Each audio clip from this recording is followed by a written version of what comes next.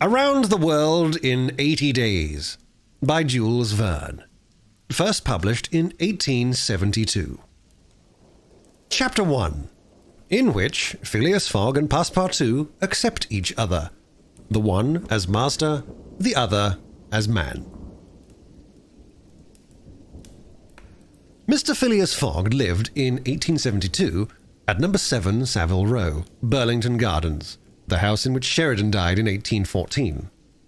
He was one of the most noticeable members of the Reform Club, though he seemed always to avoid attracting attention, an enigmatical personage about whom little was known, except that he was a polished man of the world. People said that he resembled Byron, at least that his head was Byronic, but he was a bearded, tranquil Byron who might live on 1,000 years without growing old. Certainly an Englishman, it was more doubtful whether Phileas Fogg was a Londoner. He was never seen on 'Change, nor at the bank, nor in the counting rooms of the City. No ships ever came into London docks of which he was the owner. He had no public employment. He had never been entered at any of the inns of court, either at the Temple or Lincoln's Inn or Gray's Inn, nor had his voice ever resounded in the Court of Chancery, or in the Exchequer, or the Queen's Bench, or the ecclesiastical courts. He certainly was not a manufacturer, nor was he a merchant, or a gentleman farmer. His name was strange to the scientific and learned societies, and he never was known to take part in the sage deliberations of the Royal Institution, or the London Institution, the Artisans' Association, or the Institution of Arts and Sciences. He belonged, in fact, to none of the numerous societies which swarm in the English capital, from the Harmonic to that of the entomologists, founded mainly for the purpose of abolishing pernicious insects. Phileas Fogg was a member of the Reform, and that was all. The way in which he got admission to this exclusive club was simple enough. He was recommended by Barings, with whom he had an open credit. His checks were regularly paid at sight from his account current, which was always flush. Was Phileas Fogg rich? Undoubtedly. But those who knew him best could not imagine how he had made his fortune. And Mr. Fogg was the last person to whom to apply for information. He was not lavish, nor, on the contrary, avaricious, for whenever he knew that money was needed for a noble, useful, or benevolent purpose, he supplied it quietly, and sometimes anonymously. He was, in short, the least communicative of men. He talked very little, and seemed all the more mysterious for his taciturn manner. His daily habits were quite open to observation, but wherever he did so was exactly the same thing that he had always done before, that the wits of the curious were fairly puzzled. Had he travelled? It was likely, for no one seemed to know the world more familiarly. There was no spot so secluded that he did not appear to have an intimate acquaintance with it. He often corrected with a few clear words the 1,000 conjectures advanced by members of the club as to lost and unheard-of travellers, pointing out the true probabilities and seeming as if gifted with a sort of second sight. So often did events justify his predictions. He must have travelled everywhere, at least in the spirit. It was at least certain that Phileas Fogg had not absented himself from London for many years.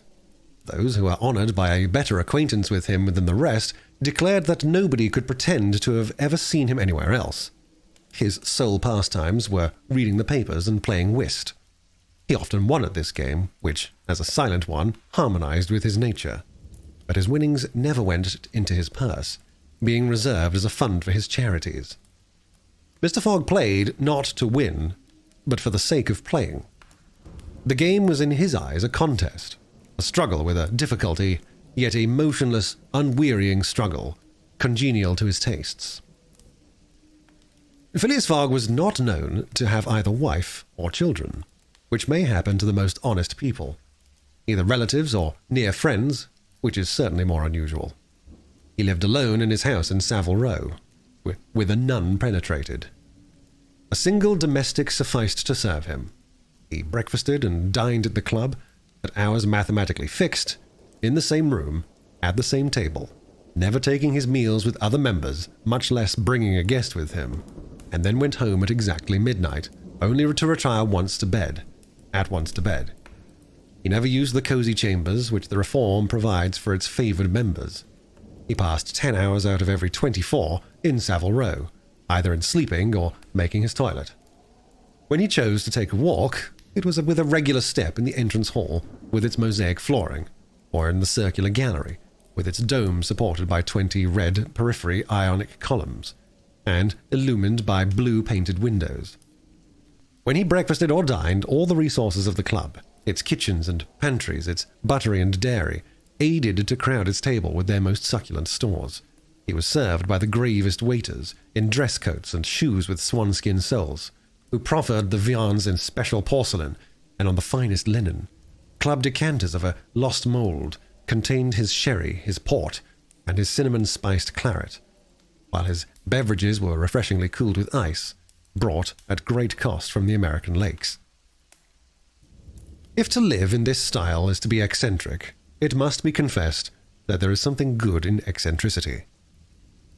The mansion in Savile Row, though not sumptuous, was exceedingly comfortable. The habits of its occupant were such as to demand but little from the sole domestic, but Phileas Fogg required him to be almost superhumanly prompt and regular. On this very 2nd of October he had dismissed James Forster, because that luckless youth had brought him shaving water at 84 degrees Fahrenheit instead of 86, and he was awaiting his successor, who was due at the house between 11 and half past.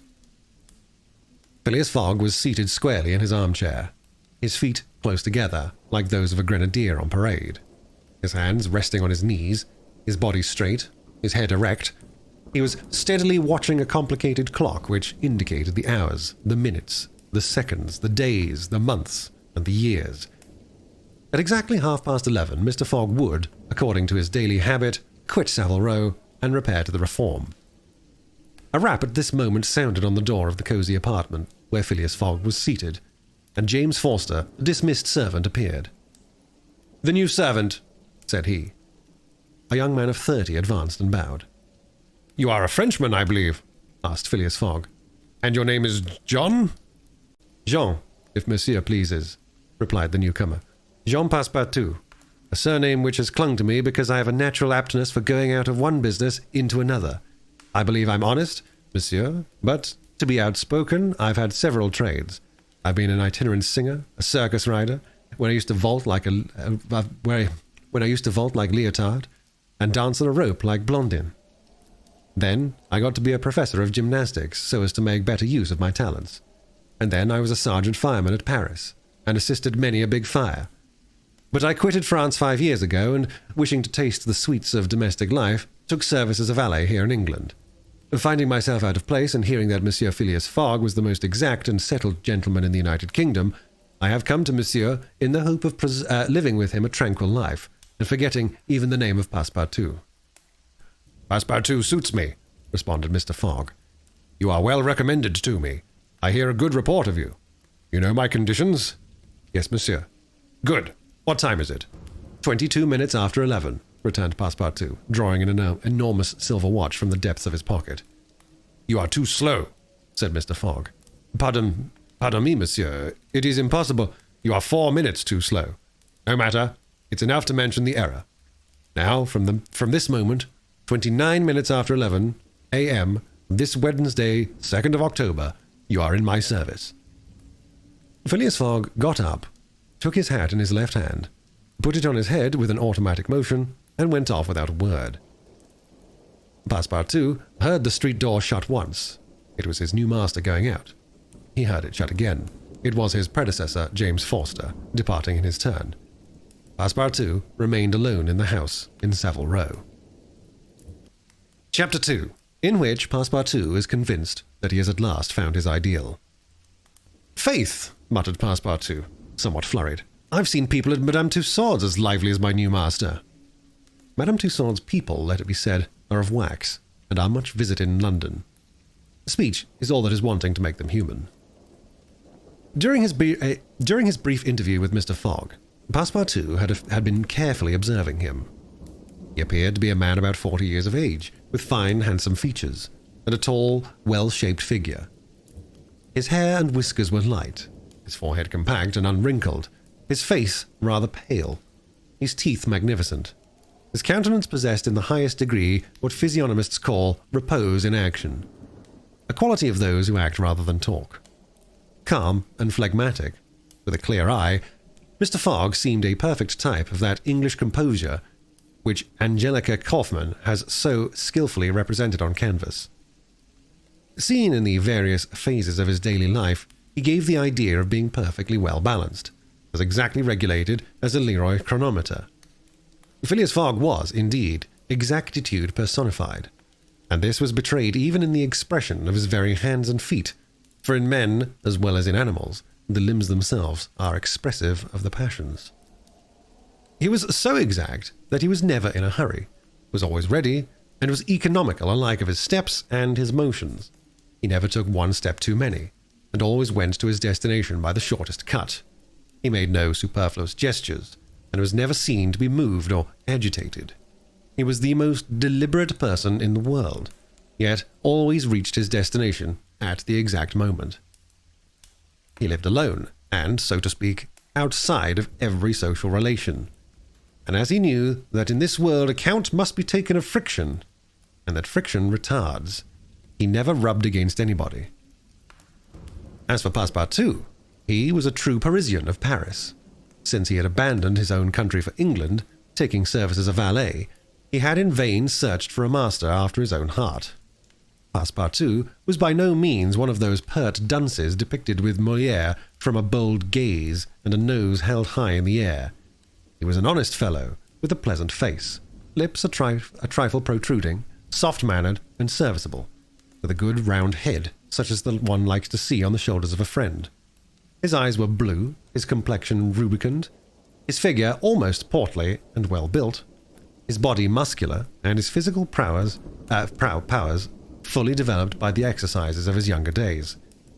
His brown hair was somewhat tumbled, for while the ancient sculptors are said to have known 18 methods of arranging Minerva's tresses, Passepartout was familiar with but one of dressing his own. 3 strokes of a large-toothed comb completed his toilet.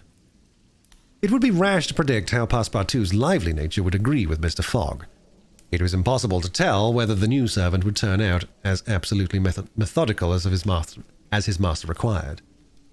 Experience alone could solve the question. Passepartout had been a sort of vagrant in his early years, and now yearned for repose. But so far he had failed to find it, though he had already served in 10 English houses. But he could not take root in any of these. With chagrin, he found his masters invariably whimsical and irregular, constantly running about the country, or on the lookout for adventure. His last master, young Lord Longferry, Member of Parliament, after passing his nights on the Haymarket taverns, was too often brought home in the morning on policemen's shoulders. Passepartout, desirous of respecting the gentleman whom he served, ventured a mild remonstrance on such conduct, which, being ill received, he took his leave.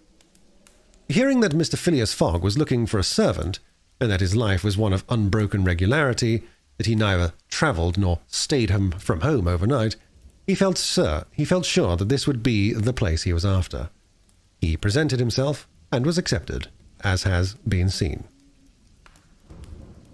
At 11:30, then, Passepartout found himself alone in the house in Savile Row. He began its inspection without delay, scouring it from cellar to garret. So clean, well-arranged, solemn a mansion pleased him. It seemed to him like a snail's shell, lighted and warmed by gas, which sufficed for both of these purposes. When Passepartout reached the second story, he recognized at once the room which he was to inhabit, and he was well satisfied with it.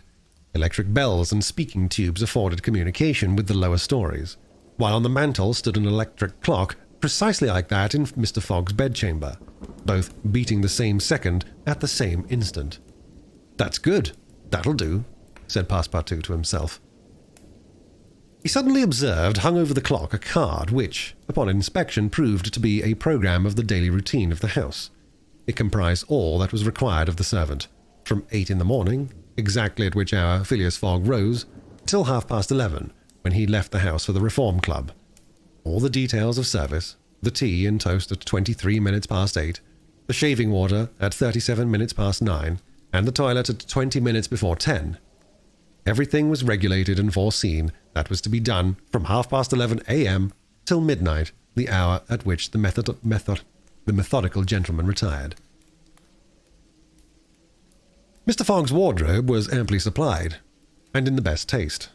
Each pair of trousers, coat, and vest bore a number, indicating the time of year and season which they were to turn to be laid out for wearing. And the same system was applied to the master's shoes. In short, the house in Savile Row, which must have been a very temple of disorder and unrest under the illustrious but dissipated Sheridan, was coziness, comfort, and method idealized. There was no study, nor were there books, which would have been quite useless to Mr. Fogg, for at the Reform 2 libraries, one of general literature and the other of law and politics, were at his service. A moderate-sized safe stood in his bedroom, constructed so as to defy fire as well as burglars. But Passepartout found neither arms nor hunting weapons anywhere. Everything betrayed the most tranquil and peaceable habits. Having scrutinized the house from top to bottom, he rubbed his hands. A broad smile overspread his features, and he said joyfully, "This is just what I wanted. Ah, we shall get on together, Mr. Fogg and I. What a domestic and regular gentleman. A real machine. Well, I don't mind serving a machine." Chapter 3, in which a conversation takes place which seems likely to cost Phileas Fogg dear. Phileas Fogg, having shut the door of his house at 11:30, and having put his right foot before his left 575 times, and his left foot before his right 576 times, reached the Reform Club, an imposing edifice in Pall Mall, which could not have cost less than 3 millions. He repaired at once to the dining room, the 9 windows of which were opened upon a tasteful garden, where the trees were already gilded with an autumn colouring, and took his place at the habitual table, the cover of which had already been laid for him. His breakfast consisted of a side dish, a broiled fish with Reading sauce, a scarlet slice of roast beef garnished with mushrooms, a rhubarb and gooseberry tart, and a morsel of Cheshire cheese. The whole being washed down with several cups of tea, for which the Reform is famous. He rose at 13 minutes to 1 and directed his steps towards the large hall, a sumptuous apartment adorned with lavishly framed paintings. A flunky handed him uncut Times, which he proceeded to cut with a skill which betrayed familiarity with this delicate operation. The perusal of this paper absorbed Phileas Fogg until a quarter before 4, whilst the Standard, his next task, occupied him until the dinner hour. Dinner passed as breakfast had done, and Mr. Fogg reappeared in the reading room and sat down to the Pall Mall at 20 minutes before 6. Half an hour later, several members of the Reform came in and drew up to the fireplace, where a coal fire was steadily burning. They were Mr. Fogg's usual partners at whist: Andrew Stewart, an engineer; John Sullivan and Samuel Fallentin, bankers; Thomas Flanagan, a brewer; and Gauthier Ralph, one of the directors of the Bank of England, all rich and highly respectable personages, even in a club which comprises the princes of English trade and finance. "Well, Ralph," said Thomas Flanagan, "what about that robbery?" "Oh," replied Stewart, "the bank will lose the money." "On the contrary," broke in Ralph, "I hope we may put our hands on the robber. Skillful detectives have been sent to all the principal ports of America and the continent, and he'll be a clever fellow if he slips through their fingers." "But have you got the robber's description?" asked Stewart. "In the first place, he's no robber at all," returned Ralph positively. "What? A fellow who makes off with £55,000? No robber?" "No." "Perhaps he's a manufacturer, then." "The Daily Telegraph says that he is a gentleman." It was Phileas Fogg, whose head now emerged from behind his newspapers, who made this remark. He bowed to his friends and entered into the conversation. The affair which formed its subject, and which was town talk, had occurred 3 days before at the Bank of England. A package of banknotes to the value of £55,000 had been taken from the principal cashier's table, that functionary being at the moment engaged in registering the receipt of 3 shillings and 6pence. Of course, he could not have his eyes everywhere. Let it be observed that the Bank of England reposes a touching confidence in the honesty of the public. There are neither guards nor gratings to protect its treasures. Gold, silver, banknotes are freely exposed at the mercy of the first comer. A keen observer of English custom relates that, being in one of the rooms at the bank one day, he had the curiosity to examine a gold ingot weighing some 7 or 8 pounds. He took it up, scrutinized it, passed it to his neighbor, he to the next man, and so on until the ingot, going from hand to hand, was transferred to the end of a dark entry, nor did it return to its place for half an hour. Meanwhile, the cashier had not so much as raised his head. But in the present instance, things had not gone so smoothly. The package of notes not being found, when 5 o'clock sounded from the ponderous clock in the drawing office, the amount was passed to the account of profit and loss. As soon as the robbery was discovered, picked detectives hastened off to Liverpool, Glasgow, Havre, Suez, Brindisi, New York, and other ports, inspired by the proffered reward of £2,000 and 5% on the sum that might be recovered. Detectives were also charged with narrowly watching those who arrived at or left London by rail, and a judicial examination was at once entered upon. There were real grounds for supposing, as the Daily Telegraph had said, that the thief did not belong to a professional band. On the day of the robbery, a well-dressed gentleman of polished manners, and with a well-to-do air, had been observed going to and fro in the paying room where the crime was committed. A description of him was easily procured and sent to the detectives, and some hopeful spirits, of whom Ralph was one, did not despair of his apprehension. The papers and clubs were full of the affair, and everywhere people were discussing the probabilities of a successful pursuit, and the Reform Club was especially agitated, several of its members being bank officials. Ralph would not concede that the work of the detectives was likely to be in vain, for he thought that the prize offered would greatly stimulate their zeal and activity. But Stewart was far from sharing this confidence, and, as they placed themselves at the whist table, they continued to argue the matter. Stewart and Flanagan played together, while Phileas Fogg and Valentine for his partner. As the game proceeded, the conversation ceased, excepting between it the rubbers, where it revived again. "I maintain," said Stewart, "that the chances are in favour of the thief, who must be a shrewd fellow." "Well, but where can he fly to?" asked Ralph. "No country is safe for him." "Pshaw! Where would he go, then?" "Oh, I don't know. The world is big enough." "It was once," said Phileas Fogg in a low tone. "Cut, sir," he added, handing the cards to Thomas Flanagan. The discussion fell during the rubber, after which Stewart took up its thread. "What do you mean by once? Has the world grown smaller?" "Certainly," returned Ralph. "I agree with Mr. Fogg. The world has grown smaller, since a man can now go round it 10 times more quickly than 100 years ago, and that is why the search for this thief will be more likely to succeed. And also why the thief can get away more easily." "Be so good as to play, Mr. Stewart," said Phileas Fogg. But the incredulous Stewart was not convinced, and when the hand was finished, said eagerly, "You have a strange way, Ralph, of proving that the world has grown smaller. So, because you can go round it in 3 months—" "In 80 days," interrupted Phileas Fogg. "That is true, gentlemen," added John Sullivan. "Only 80 days. Now that the section between Rothwell and Allahabad on the Great Indian Peninsula Railway has been opened, here's the estimate made by the Daily Telegraph. From London to Suez via Montseny and Brindisi by rail and steamboats, 7 days. From Suez to Bombay by steamer, 13 days. From Bombay to Calcutta by rail, 3 days. From Calcutta to Hong Kong by steamer, 13 days. From Hong Kong to Yokohama, Japan by steamer, 6 days. From Yokohama to San Francisco by steamer, 22 days. From San Francisco to New York by rail, 7 days. From New York to London by steamer and rail, 9 days. Total, 80 days. "Yes, in 80 days," exclaimed Stewart, who in his excitement made a false deal. "But that doesn't take into account bad weather, contrary winds, shipwrecks, railway accidents, and so on."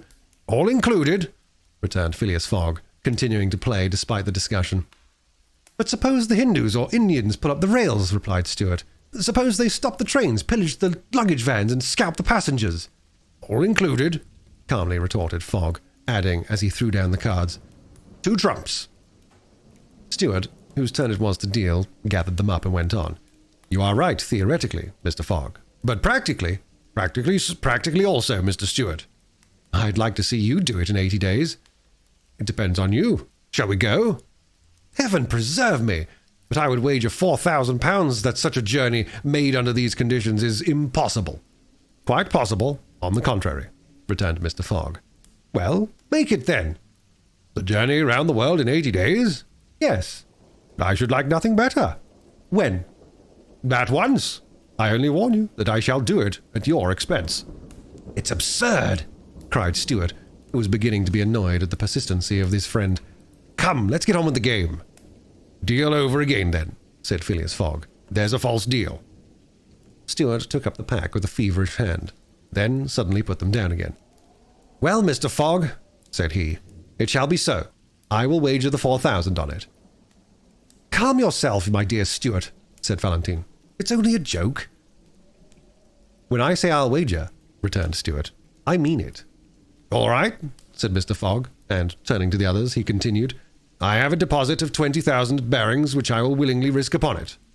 £20,000, cried Sullivan. £20,000 which you would lose by a single accidental delay.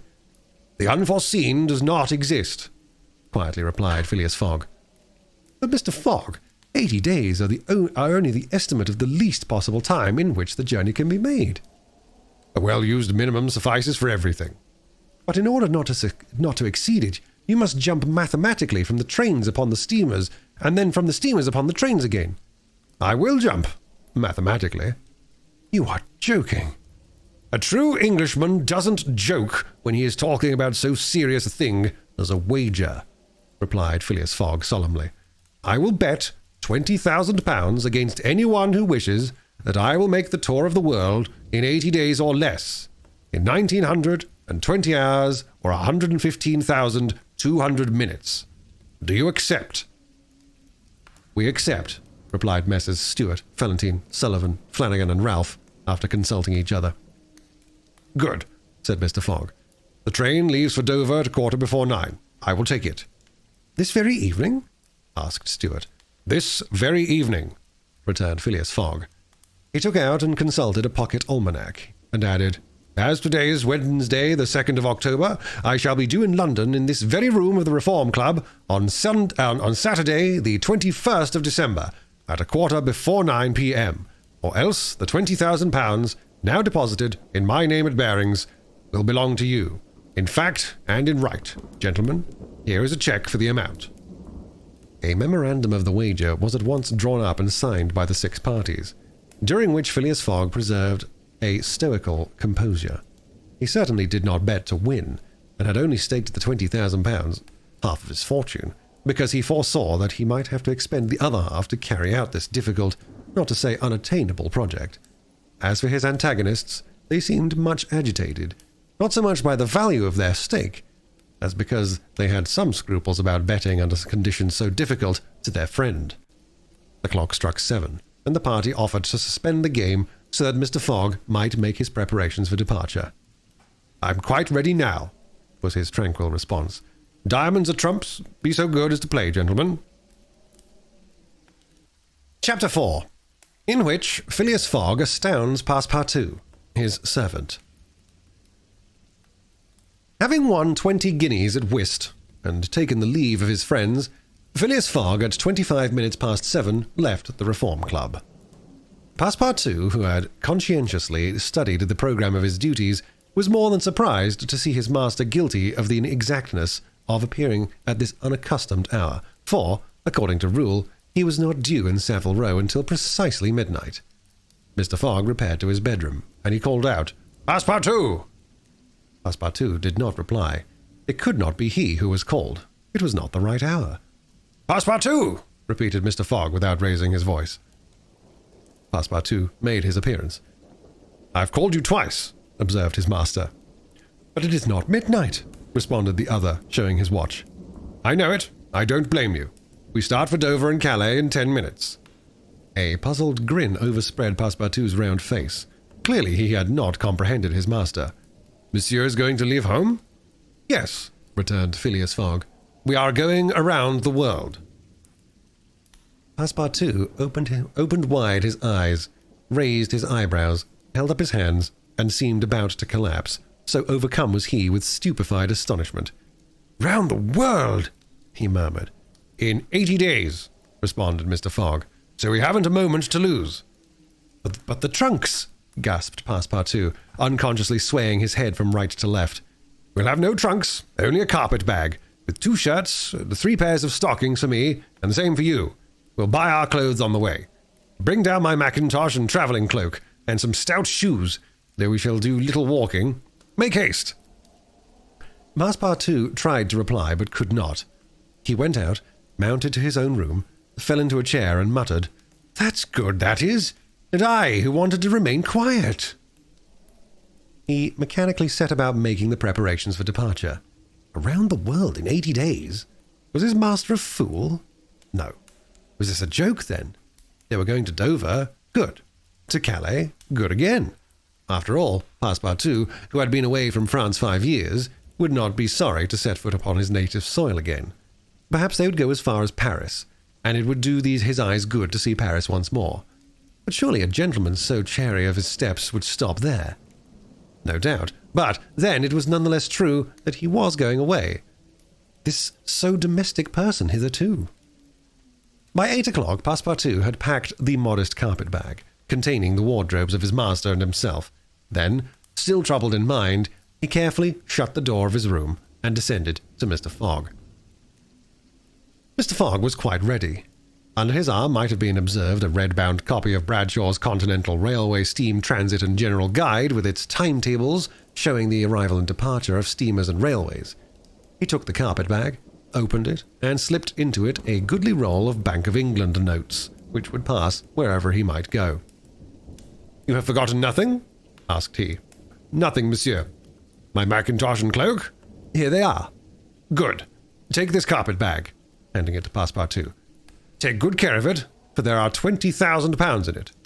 Passepartout nearly dropped the bag, as if the £20,000 were in gold and weighed him down. Master and man then descended. The street door was double-locked, and at the end of Savile Row they took a cab and drove rapidly to Charing Cross.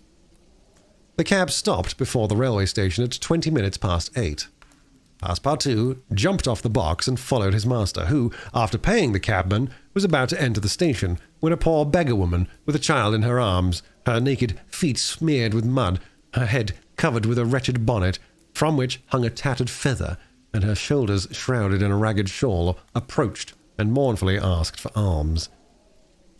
Mr. Fogg took out the 20 guineas he had just won at whist and handed them to the beggar, saying, "Here, my good woman, I am glad that I met you," and passed on. Passepartout had a moist sensation about his eyes. His master's action touched his susceptible heart. 2 first-class tickets for Paris having been speedily purchased, Mr. Fogg was crossing the station to the train when he perceived his 5 friends of the Reform. "Well, gentlemen," said he, "I'm off, you see, and if you'll examine my passport when I get back, you will be able to judge whether I have accomplished the journey agreed upon." "Oh, that would be quite unnecessary, Mr. Fogg," said Ralph politely. "We will trust your word as a gentleman of honour." You do not forget when you are due in London again?"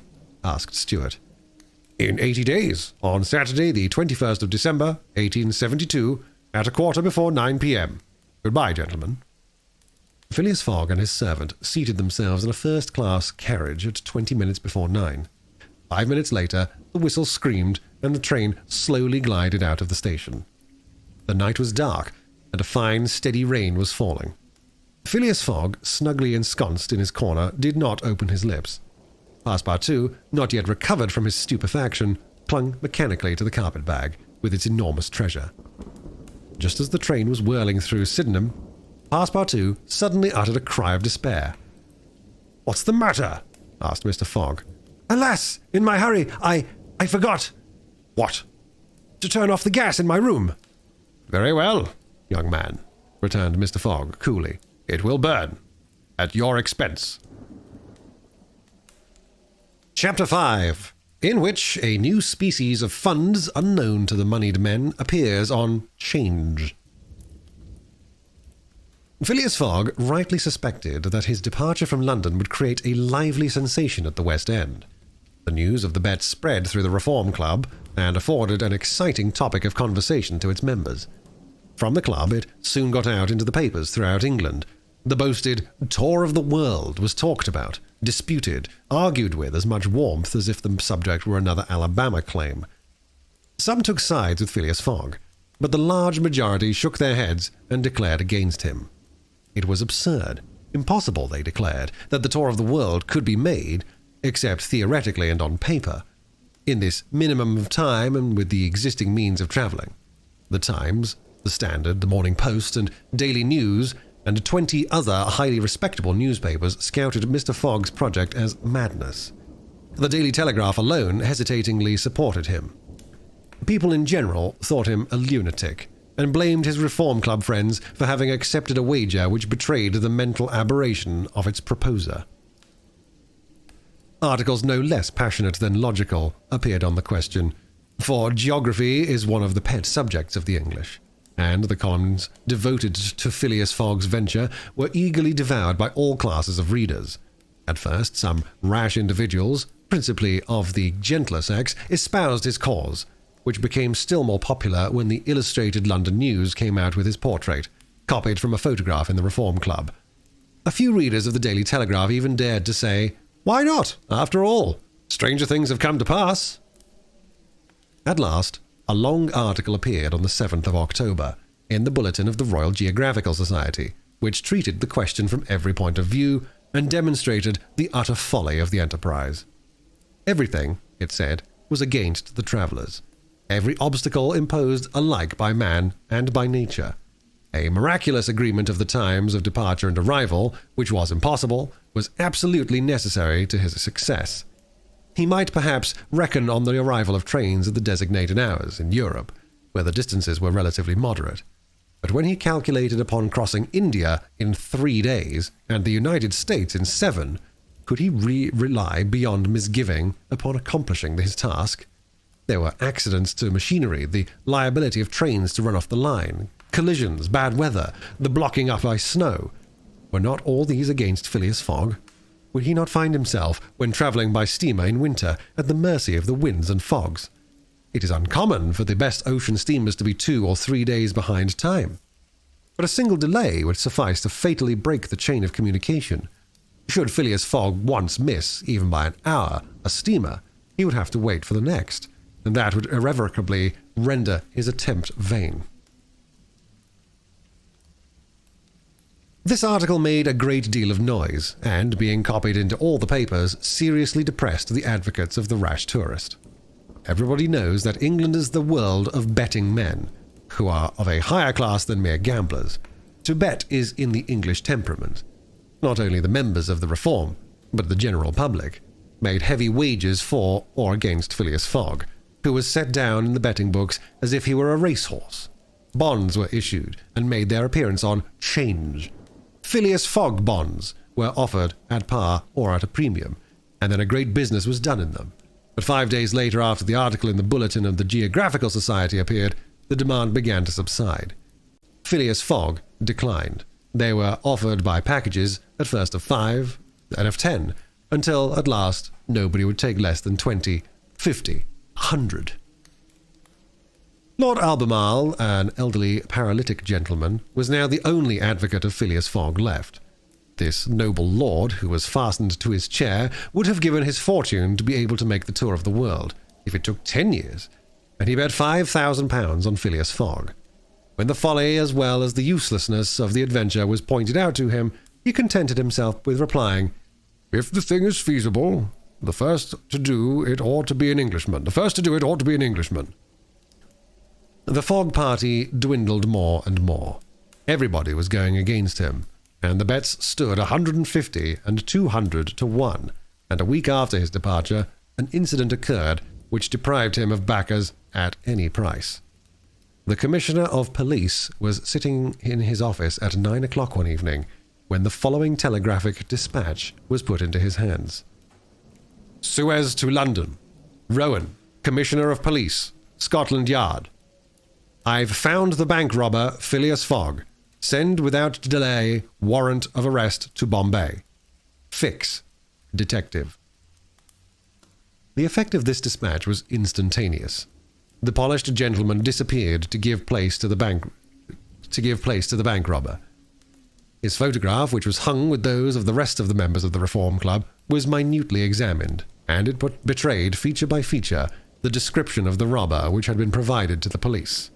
The mysterious habits of Phileas Fogg were recalled, his solitary ways, his sudden departure, and it seemed clear that in undertaking a tour around the world on the pretext of a wager, he had had no other end in view than to elude the detectives and throw them off his track. Chapter 6, in which Fix, the detective, betrays a very natural impatience. The circumstances under which this telegraphic dispatch about Phileas Fogg was sent were as follows. The steamer Mongolia, belonging to the Peninsular and Oriental Company, built of iron, of 2,800 tons burden and 500 horsepower, was due at 11 o'clock a.m. on Wednesday, the 9th of October, at Suez. The Mongolia plied regularly between Brindisi and Bombay via the Suez Canal, and was one of the fastest steamers belonging to the company, always making more than 10 knots an hour between Brindisi and Suez, and 9.5 between Suez and Bombay. Two men were promenading up and down the wharves, among the crowd of natives and strangers who were sojourning at this once straggling village, now, thanks to the enterprise of M. Lesseps, a fast-growing town. One was the British consul at Suez, who, despite the prophecies of the English government and the unfavourable predictions of Stevenson, was in the habit of seeing, from his office window, English ships daily passing to and fro on the Great Canal, by which the old roundabout route from England to India by the Cape of Good Hope was abridged by at least a half. The other was a small, slight-built personage with a nervous, intelligent face and bright eyes peering out from under eyebrows which he was incessantly twitching. He was just now manifesting unmistakable signs of impatience, nervously pacing up and down, and unable to stand still for a moment. This was Fix, one of the detectives who had been dispatched from England in search of the bank robber. It was his task to narrowly watch every passenger who arrived at Suez, and to follow up all who seemed to be suspicious characters, or bore a resemblance to the description of the criminal which he had received 2 days before from the police headquarters at London. The detective was evidently inspired by the hope of obtaining the splendid reward which would be the prize of success, and awaited with a feverish impatience, easy to understand, the arrival of the steamer Mongolia. "So you say, Consul," asked he for the 20th time, "that this steamer is never behind time?" "No, Mr. Fix," replied the consul. "She was bespoken yesterday at Port Said, and the rest of the way is of no account to such a craft. I repeat that the Mongolia has been in advance of the time required by the company's regulations, and gained the prize awarded for excess of speed." "Does she come directly from Brindisi?" "Directly from Brindisi. She takes on the Indian mails there, and she left there Saturday at 5 p.m. Have patience, Mr. Fix. She will not be late. But really, I don't see how, from the description you have, you'll be able to recognize your man, even if he is on board the Mongolia." "A man rather feels the presence of these fellows, Consul, than recognizes them. You must have a scent for them, and a scent is like a sixth sense, which combines hearing, seeing, and smelling. I've arrested more than one of these gentlemen in my time, and if my thief is on board, I'll answer for it. He'll not slip through my fingers." "I hope so, Mr. Fix, for it was a heavy robbery." "A magnificent robbery, Consul. £55,000. We don't often have such windfalls. Burglars are getting to be so contemptible nowadays. A fellow gets hung for a handful of shillings." "Mr. Fix," said the consul, "I like your way of talking, and I hope you'll succeed, but I fear you'll find it far from easy. Don't you see, the description which you have there has a singular resemblance to an honest man." "Consul," remarked the detective dogmatically, "great robbers always resemble honest folks. Fellows who have rascally faces only have one course to take, and that is to remain honest, otherwise they'd be arrested offhand. The artistic thing is to unmask honest countenances. It's no light task, I admit, but a real art." Mr. Fix evidently was not wanting in a tinge of self-conceit. Little by little, the scene on the quay became more animated. Sailors of various nations, merchants, shipbrokers, porters, fellers, busted to and fro as if the steamer were immediately expected. The weather was clear and slightly chilly. The minarets of the town loomed above the houses of the pale rays of the sun, in the pale rays of the sun. A jetty pier with some 2,000 yards along extended into the roadstead. A number of fishing smacks and coasting boats, some retaining the fantastic fashion of ancient galleys, were discernible on the Red Sea. As he passed among the busy crowd, Fix, according to habit, scrutinized the passers-by with a keen, rapid glance. It was now 10:30. "The steamer doesn't come!" he exclaimed as the port's clock struck.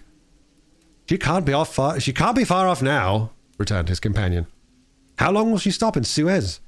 4 hours, long enough to get in her coal. It's 1,310 miles from Suez to Aden, at the other end of the Red Sea, and she has to take in a fresh coal supply." "And does she go from Suez directly to Bombay?" "Without putting in anywhere." "Good," said Fix. "If the robber is on board, he will no doubt get off at Suez, so as to read the Dutch or French colonies in Asia by some other route. He ought to know that he would not be safe for an hour in India, which is English soil." "Unless," objected the consul, "he is exceptionally shrewd. An English criminal, you know, is always better concealed in London than anywhere else." This observation furnished the detective food for thought, and meanwhile the consul went away to his office. Fix, left alone, was more impatient than ever, having a presentiment that the robber was on board the Mongolia. If it had indeed left London intending to reach the New World, he would naturally take the route via India, which was less watched and more difficult to watch than that of the Atlantic. But Fix's reflections were soon interrupted by a succession of sharp whistles, which announced the arrival of the Mongolia. The porters and fellahs rushed down the quay, and a dozen boats pushed off from the shore to go and meet the steamer. Soon her gigantic hull appeared passing along the banks, and 11 o'clock struck as she anchored in the road. She brought an unusual number of passengers, some of whom remained on deck to scan the picturesque panorama of the town, while the greater part disembarked in the boats and landed on the quay. Fix took up a position and carefully examined each face and figure which made its appearance. Presently, one of the passengers, after vigorously pushing his way through the importunate crowd of porters, came up to him and politely asked if he could point out the English consulate, at the same time showing a passport which he wished to have visaed. Fix instinctively took the passport, and with a rapid glance read the description of its bearer. An involuntary motion of surprise nearly escaped him, for the description in the passport was identical with that of the bank robber which he had received from Scotland Yard. "Is this your passport?" asked he. "No, it's my master's." "And your master is—" "He stayed on board." "But he must go to the consul's in person, so as to establish his identity." "Oh, is that necessary?" "Quite indispensable." "And where is the consulate?" "There, on the corner of the square," said Fix, pointing to a house 200 steps off. "I'll go and fetch my master, who won't be much pleased, however, to be disturbed." The passenger bowed to Fix and returned to the steamer. Chapter 7, which once more demonstrates the uselessness of passports as aids to detectives. The detective passed down the quay and rapidly made his way to the consul's office, where he was at once admitted to the presence of that official. "Consul," said he without preamble, "I have strong reasons for believing that my man is a passenger on the Mongolia," and he narrated what had just passed concerning the passport. "Well, Mr. Fix," replied the consul, "I shall not be sorry to see the rascal's face, but perhaps he won't come here. That is, if he is the person you suppose him to be. A robber doesn't quite like to leave traces of his flight behind him, and besides, he is not obliged to have his passport countersigned." "If he's as shrewd as I think he is, consul, he will come." "To have his passport visaed?" "Yes. Passports are only good for annoying honest folks, and aiding in the flight of rogues. I assure you it will be quite the thing for him to do, but I hope that you will not visa the passport." "Why not? If the passport is genuine, I've no right to refuse." "Still, I must keep this man here until I can get a warrant to arrest him from London." "Ah, that's your lookout, but I cannot—" The consul did not finish his sentence, for as he spoke a knock was heard at the door, and 2 strangers entered, one of whom was the servant whom Fix had met on the quay. The other, who was his master, held out his passport with the request that the consul would do him the favor to visa it. The consul took the document and carefully read it, whilst Fix observed, or rather devoured, the stranger with his eyes from a corner of the room. "You are Mr. Phileas Fogg," said the consul after reading the passport. "I am. And this man is your servant." "He is a Frenchman, named Passepartout." "You are from London?" "Yes." "And you're going—" "To Bombay." "Very good, sir. You know that a visa is useless and that no passport is required." "I know it, sir," replied Phileas Fogg. "But I wish to prove by your visa that I came by Suez." "Very well, sir." The consul proceeded to sign and date the passport, after which he added his official seal. Mr. Fogg paid the customary fee, coldly bowed, and went out, followed by his servant. "Well?" queried the detective. "Well, he looks and acts like a perfectly honest man," replied the consul. "Possibly, but that is not the question. Do you think, consul, that this phlegmatic gentleman resembles, feature by feature, the robber whose description I have received?" "I concede that, but then, you know, all descriptions—" "I'll make certain of it," interrupted Fix. "The servant seems to be less mysterious than the master. Besides, he's a Frenchman and can't help talking. Excuse me for a little while, consul." Fix started off in search of Passepartout. Meanwhile, Mr. Fogg, after leaving the consulate, repaired to the quay, gave some orders to Passepartout, went off to the Mongolia in a boat, and descended to his cabin. He took up his notebook, which contained the following memoranda. Left London, Wednesday, October 2nd at 8:45 p.m. Reached Paris, Thursday, October 3rd at 7:20 a.m. Left Paris, Thursday at 8:40 a.m. Reached Turin by Mont-Cenis, Friday, October 4th at 6:35 a.m. Left Turin, Friday at 7:20 a.m. Arrived at Brindisi, Saturday, October 5th at 4 p.m. Sailed on the Mongolia Saturday at 5 p.m. Reached Suez, Wednesday, October 9th at 11 a.m. Total of hours spent, 158 and a half, or, in days, 6 days and a half. These dates were inscribed in an itinerary divided into columns, indicating the month, the day of the month, and the day for the stipulated and actual arrivals at each principal point: Paris, Brindisi, Suez, Bombay, Calcutta, Singapore, Hong Kong, Yokohama, San Francisco, New York, and London, from the 2nd of October to the 21st of December, and giving a space for setting down the gain made or the loss suffered on arrival at each locality.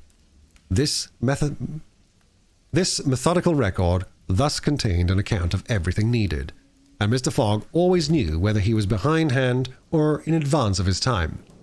On this Friday, October 9th, he noted his arrival at Suez and observed that he had as yet neither gained nor lost. He sat down quietly to breakfast in his cabin, never once thinking of inspecting the town, being one of those Englishmen who are wont to see foreign countries through the eyes of their domestics. Chapter 8, in which Passepartout talks rather more, perhaps, than is prudent. Fix soon rejoined Passepartout, who was lounging and looking about on the quay, as if he did not feel that he, at least, was obliged not to see anything. "Well, my friend," said the detective, coming up with him, "is your passport visaed?" "Ah, it's you, is it, monsieur?" responded Passepartout. "Thanks, yes, the passport is all right." "And you are looking about you?" "Yes, but we travel so fast that I seem to be journeying in a dream. So this is Suez?" "Yes." "In Egypt?" "Certainly in Egypt." "And in Africa?" "In Africa." "In Africa," repeated Passepartout. "Just think, monsieur, I had no idea that we should go further than Paris, and all I saw of Paris was between 20 minutes past 7 and 20 minutes before 9 in the morning, between the Northern and the Lyon stations, through the windows of a car, and in a driving rain. How I regret not having seen once more Père Lachaise and the circus in the Champs-Élysées." "You are in a great hurry, then?" "I am not, but my master is. By the way, I must buy some shirts and shoes. We came away without trunks, only with a carpet bag." "I will show you an excellent shop for getting what you want." "Really, monsieur? You are very kind." And they walked off together, Passepartout chatting volubly as they went along. "Above all," said he, "don't let me lose the steamer." "You have plenty of time. It's only 12 o'clock." Passepartout pulled out his big watch. 12! he exclaimed. "Why, it's only 8 minutes before 10. "Your watch is slow." "My watch? A family watch, monsieur, which has come down from my great-grandfather. It doesn't vary 5 minutes in the year. It's a perfect chronometer, look you." "I see how it is," said Fix. "You have kept London time, which is 2 hours behind that of Suez. You ought to regulate your watch at noon in each country." "I regulate my watch? Never." "Well then, it will not agree with the sun." So much the worse for the sun, monsieur. The sun will be wrong, then.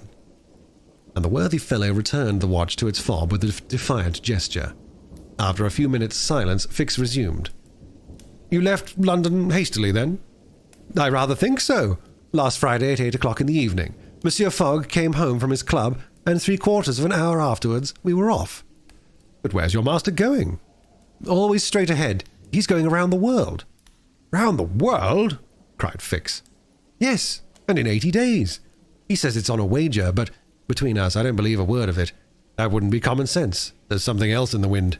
Ah, Mr. Fogg is a character, is he? I should say he was. Is he rich? No doubt, for he's carrying an enormous sum in brand new banknotes with him, and he doesn't spare the money on the way either. He's offered a large reward to the engineer of the Mongolia if he gets us to Bombay well in advance of time. And you've known your master a long time? I know. I entered his service the very day we left London. The effect of these replies upon the already suspicious and excited detective may be imagined. A hasty departure from London soon after the robbery, the large sum carried by Mr. Fogg, his eagerness to reach distant countries, the pretext of an eccentric and foolhardy bet, all confirmed Fix in his theory. He continued to pump poor Passepartout and learned that he really knew little or nothing of his master, who lived a solitary existence in London, was said to be rich, though no one knew whence came his riches, and was mysterious and impenetrable in his affairs and habits. Fix felt sure that Phileas Fogg would not land at Suez, but was really going on to Bombay. Is Bombay far from here? Asked Passepartout. Pretty far. There's a 10-day voyage by sea. And in what country is Bombay? India. In Asia? Certainly.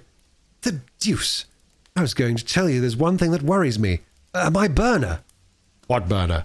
My gas burner, which I forgot to turn off, and which at this moment is burning at my expense. I've calculated, monsieur, that I will lose 2 shillings every 24 hours. Exactly 6pence more than I earn, and you'll understand that the longer our journey... Did Fix pay any attention to Passepartout's trouble about the gas? It is not probable. He was not listening, but was cogitating a project. Passepartout and he had now reached the shop, where Fix left his companion to make his purchases, after recommending him not to miss the steamer, and hurried back to the consulate. Now that he was fully convinced, Fix had quite recovered his equanimity. Equanimity, even. Consul, said he, I've no longer any doubt. I have spotted my man. He passes himself off as an odd stick who's going around the world in 80 days. Then he's a sharp fellow, returned the consul, and counts on returning to London after putting the police off 2 countries off his track. We'll see about that, replied Fix. But you are not mistaken? I am not mistaken. Why was this robber so anxious to prove by the visa that he passed through Suez? Why? I've no idea, but listen to me. He reported in a few words the most important parts of his conversation with Passepartout. In short, replied the consul, appearances are wholly against this man. And what are you going to do? Send a dispatch to London for a warrant of his arrest to be dispatched instantly to Bombay. Take passage on board the Mongolia. Follow my rogue to India, and there, on English ground, arrest him politely, with my warrant in hand, and my hand on his shoulder. Having uttered these words with cool, careless air, the detective took leave of the consul and repaired to the telegraph office, whence he sent the dispatch, which we have seen to the London police office. A quarter of an hour later found Fix, with the small bag in his hand, proceeding on board the Mongolia, and ere many moments later, the noble steamer rode out at full steam upon the waters of the Red Sea.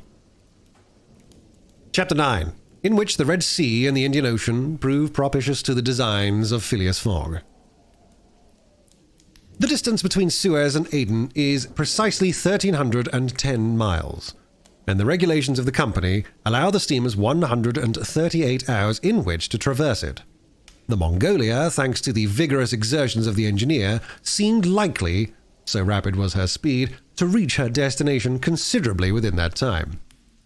The greater part of the passengers from Brindisi were bound for India, some for Bombay, others for Calcutta by the way of Bombay, the nearest route thither, now that a railway crosses the Indian peninsula.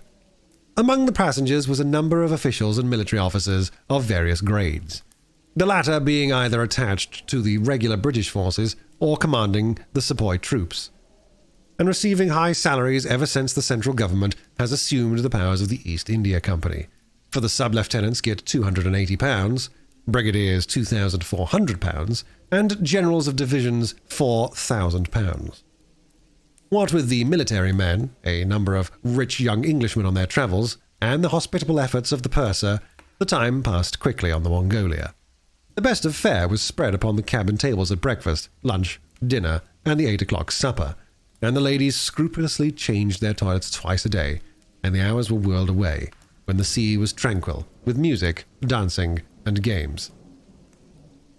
But the Red Sea is full of caprice, and often boisterous, like most long and narrow gulfs. When the wind came from the African or Asian coast, the Mongolia with her long hull rolled fearfully. Then the ladies speedily disappeared below. The pianos were silent. Singing and dancing suddenly ceased. Yet the good ship ploughed straight on, unretarded by wind or wave, towards the straits of Bab el Mandeb. What was Phileas Fogg doing all this time? It might be thought that, in his anxiety, he would be constantly watching the changes of the wind, the disorderly raging of the billows, every chance, in short, which might force the Mongolia to slacken her speed, and thus interrupt his journey. But if he thought of these possibilities, he did not betray the fact by any outward sign. Always the same impassible member of the Reform Club, whom no incident could surprise. As unvarying as the ship's chronometers, and seldom having the curiosity even to go upon the deck, he passed through the memorable scenes of the Red Sea with cold indifference. Did not care to recognize the historic towns and villages which, along its borders, raised their picturesque outlines against the sky, and betrayed no fear of the dangers of the Arabic Gulf, which the old historians always spoke of with horror, and upon which the ancient navigators never ventured without propitiating the gods by ample sacrifices. How did this eccentric personage pass his time on the Mongolia? He made his 4 hearty meals every day, regardless of the most persistent rolling and pitching on the part of the steamer. And he played whist indefatigably, for he had found partners as enthusiastic in the game as himself. A tax collector on his way to his post at Goa, the Reverend Decimus Smith returning to his parish at Bombay, and a brigadier general of the English army who was about to rejoin his brigade at Benares, made up the party, and, with Mr. Fogg, played whist by the hour together in absorbing silence. As for Passepartout, he too had escaped seasickness, and took his meals conscientiously in the forward cabin. He rather enjoyed the voyage, for he was well fed and well lodged, and took a great interest in the scenes through which they were passing, and consoled himself with the delusion that his master's whim would end at Bombay. He was pleased, on the day after leaving Suez, to find on deck the obliging person with whom he had walked and chatted on the quays. "If I'm not mistaken," said he, approaching this person with his most amiable smile, "you are the gentleman who so kindly volunteered to guide me at Suez." "Ah, I recognize you. You are the servant of the strange Englishman." "Just so, monsieur. Fix. Monsieur Fix," resumed Passepartout. "I'm charmed to find you on board. Where are you bound?" "Like you, to Bombay." "That's capital. Have you made this trip before?" "Several times. I'm one of the agents of the Peninsular Company." "Then you know India?" "Why, yes," replied Fix, who spoke cautiously. "A curious place, this India." "Oh, very curious. Mosques, minarets, temples, fakirs, pagodas, tigers, snakes, elephants. I hope you'll have ample time to see the sights." "I hope so, Monsieur Fix. You see, a man of sound sense ought not to spend his life jumping upon a steamer, upon a railway train, and from a railway train upon a steamer again, pretending to make a tour of the world in 80 days. No, all these gymnastics, you may be sure, will cease at Bombay." "And Mr. Fogg is getting on well?" asked Fix, in the most natural tone in the world. "Quite well. And I eat, too. I eat like a famished ogre. It's the sea air." "But I never see your master on deck." "Never. He hasn't the least curiosity." "Do you know, Mr. Passepartout, that this pretended tour in 80 days may conceal some secret errand? Perhaps a diplomatic mission?" "Faith, Monsieur Fix, I assure you I know nothing about it, or I would give half a crown to find out." After this meeting, Passepartout and Fix got into the habit of chatting together, the latter making it a point to gain the worthy man's confidence. He frequently offered him a glass of whiskey or pale ale in the steamer bar-room, which Passepartout never failed to accept with graceful alacrity, mentally pronouncing Fix the best of good fellows. Meanwhile, the Mongolia was pushing forward rapidly. On the 13th, Mocha, surrounded by its ruined walls whereon date trees were growing, was sighted, and on the mountains beyond were espied vast coffee fields. Passepartout was ravished to behold this celebrated place, and thought that, with its circular walls and dismantled fort, it looked like an immense coffee cup and saucer.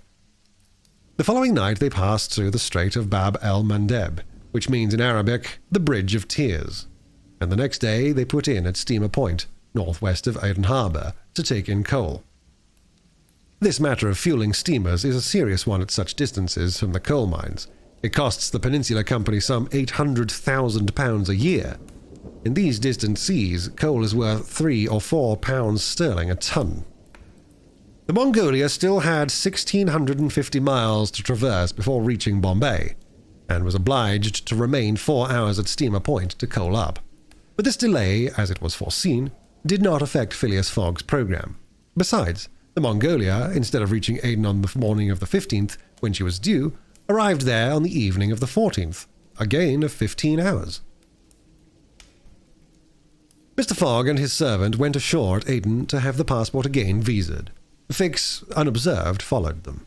The visa procured, Mr. Fogg returned on board to resume his former habits, while Passepartout, according to custom, sauntered about amongst the mixed population of Somalis, Banyans, Parsis, Jews, Arabs, and Europeans who comprised the 25,000 inhabitants of Aden. He gazed with wonder upon the fortifications which make this place the Gibraltar of the Indian Ocean, and the vast cisterns where the English engineers were still at work 2,000 years after the engineers of Solomon.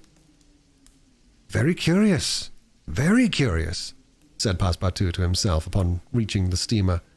I see that it is by no means useless to travel if a man wants to see something new. At 6 p.m., the Mongolia slowly moved out of the roadstead, and was soon once more on the Indian Ocean. She had 168 hours in which to reach Bombay, and the sea was favourable, the wind being in the northwest, and all sails aiding the engine. The steamer rolled but little. The ladies in fresh toilets reappeared on deck, and the singing and dancing were resumed. The trip was being accomplished most successfully, and Passepartout was enchanted with the congenial companion which chance had secured him in the person of the delightful Fix. On Sunday, October 20th, towards noon, they came in sight of the Indian coast. 2 hours later, the pilot came on board. A range of hills lay against the sky in the horizon, and soon the rows of palms which adorn Bombay came distinctly into view.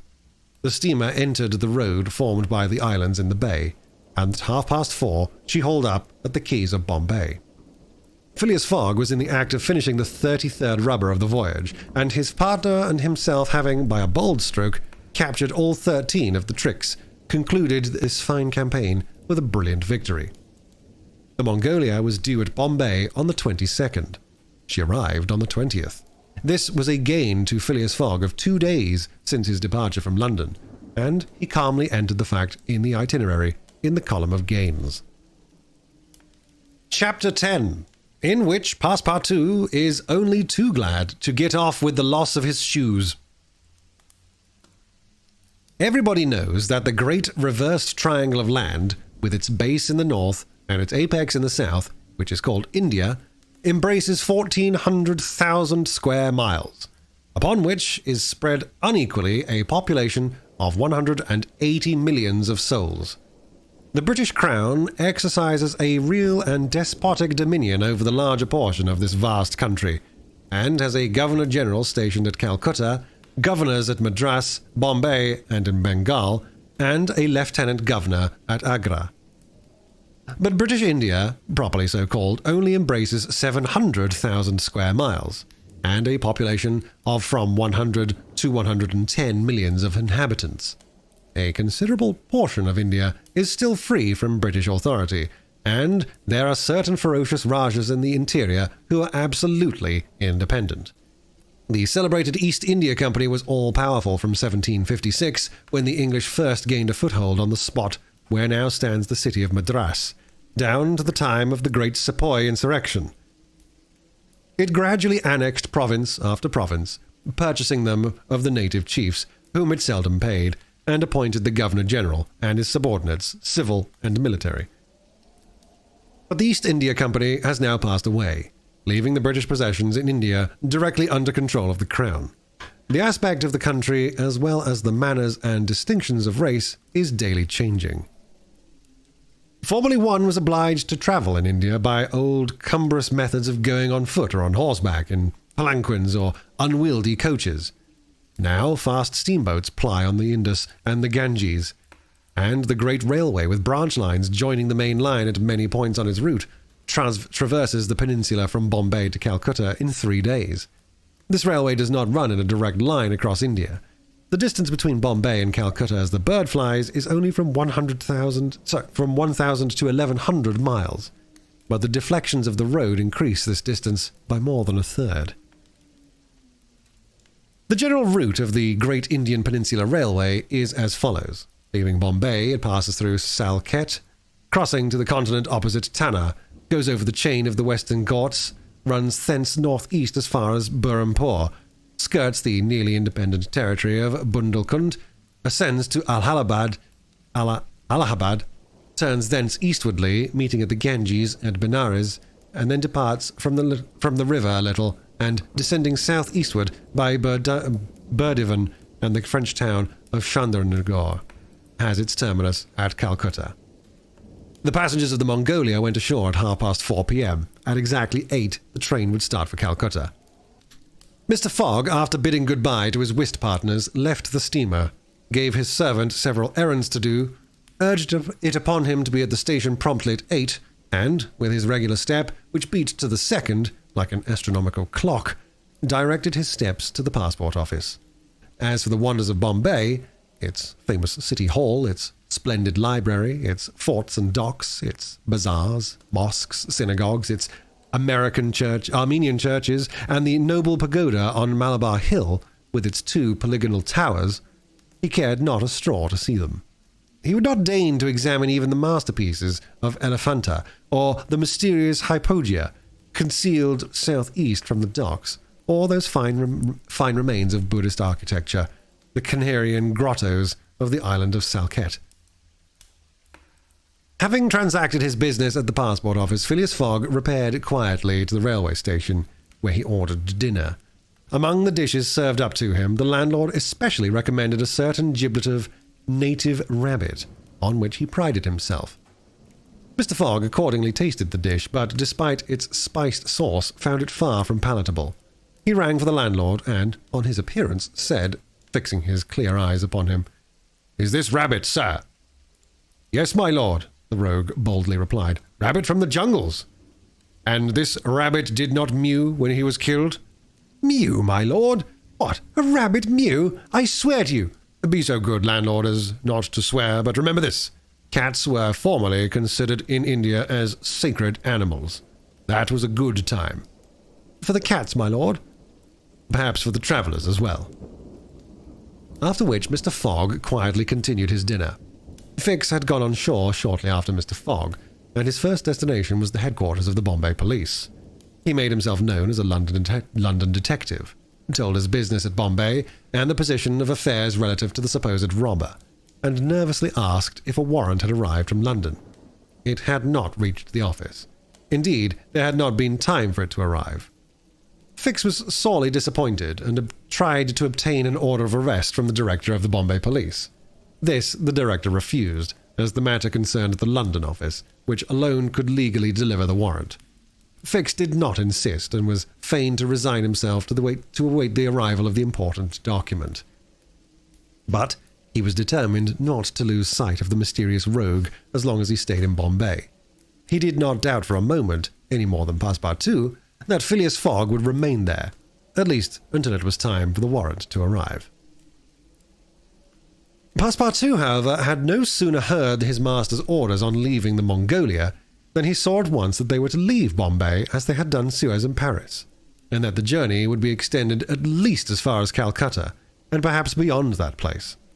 He began to ask himself if this bet that Mr. Fogg talked about was not really in good earnest, and whether his fate was not in truth forcing him, despite his love of repose, around the world in 80 days.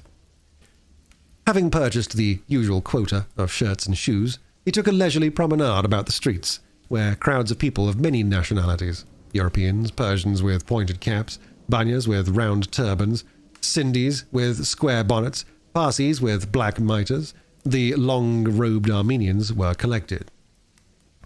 It happened to be the day of a Parsi festival. These descendants of the sect of Zoroaster, the most thrifty, civilized, intelligent, and austere of the East Indians, among whom are counted the richest native merchants of Bombay, were celebrating a sort of religious carnival, with processions and shows, in the midst of which Indian dancing girls, clothed in rose-coloured gauze, looped up with gold and silver, danced airily, but with perfect modesty, to the sound of viols and clanging of tambourines. It is needless to say that Passepartout watched these curious ceremonies with staring eyes and gaping mouth, and that his countenance was that of the greenest booby imaginable.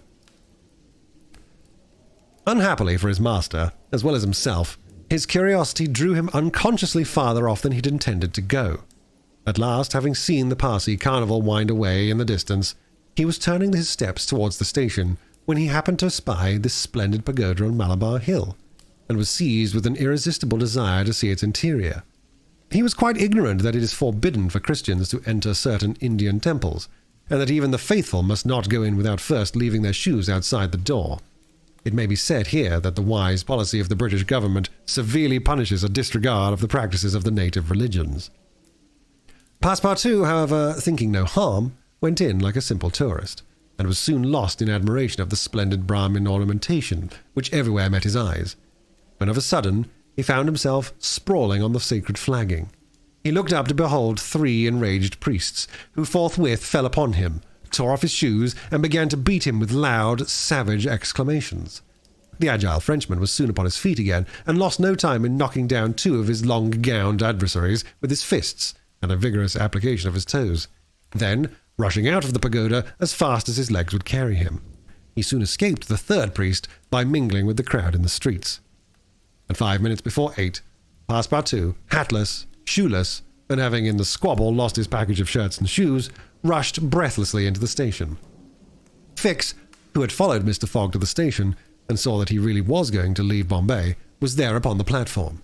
He had resolved to follow the supposed robber to Calcutta, and farther if necessary. Passepartout did not observe the detective, who stood in an obscure corner, but Fix heard him relate his adventures in a few words to Mr. Fogg. "I hope that will not happen again," said Phileas Fogg coldly as he got into the train. Poor Passepartout, quite crestfallen, followed his master without a word. Fix was on the point of entering another carriage when an idea struck him which induced him to alter his plan. "No, I'll stay," muttered he. "An offence has been committed on Indian soil. I've got my man." Just then the locomotive gave a sharp screech, and the train passed out into the darkness of the night. Chapter 11, in which Phileas Fogg secures a curious means of conveyance at a fabulous price. The train had started punctually. Among the passengers were a number of officers, government officials, and opium and indigo merchants, whose business called them to the eastern coast. Passepartout rode in the same carriage with his master, and a 3rd passenger occupied a seat opposite to them. This was Sir Francis Cromarty, one of Fogg's whist partners on the Mongolia, now on his way to join his corps at Benares. Sir Francis was a tall, fair man of 50, who had greatly distinguished himself in the last Sepoy revolt. He made India his home, only paying brief visits to England at rare intervals, and was almost as familiar as a native with the customs, history, and character of India and its people. But Phileas Fogg, who was not travelling, but only describing a circumference, took no pains to inquire into these subjects.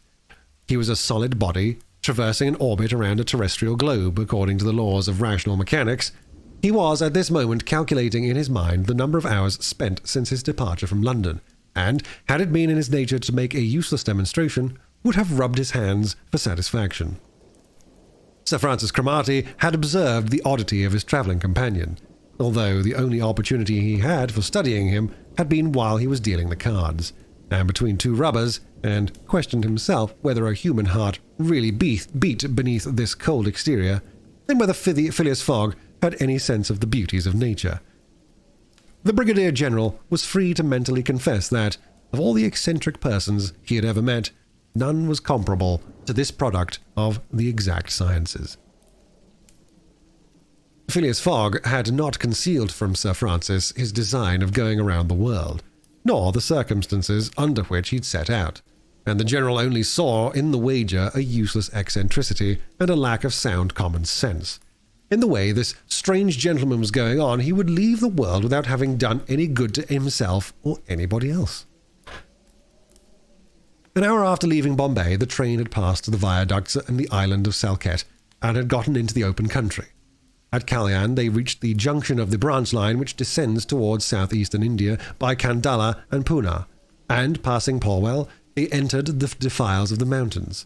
With their basalt bases and their summits crowned with thick and verdant forests, Phileas Fogg and Sir Francis Cromarty exchanged a few words from time to time, and now Sir Francis, reviving the conversation, observed, "Some years ago, Mr. Fogg, you would have met with a delay at this point, which would have probably lost you your wager." "How so, Sir Francis?" "Because the railway stopped at the base of these mountains, which the passengers were obliged to cross in palanquins or on ponies to Kandala on the other side." "Such a delay would not have deranged my plans in the least," said Mr. Fogg. "I have constantly foreseen the likelihood of certain obstacles." "But, Mr. Fogg," pursued Sir Francis, "you run the risk of having some difficulty about this worthy fellow's adventure at the pagoda." Passepartout, his feet comfortably wrapped in his travelling blanket, was sound asleep and did not dream that anybody was talking about him. "The government is very severe upon that kind of offence.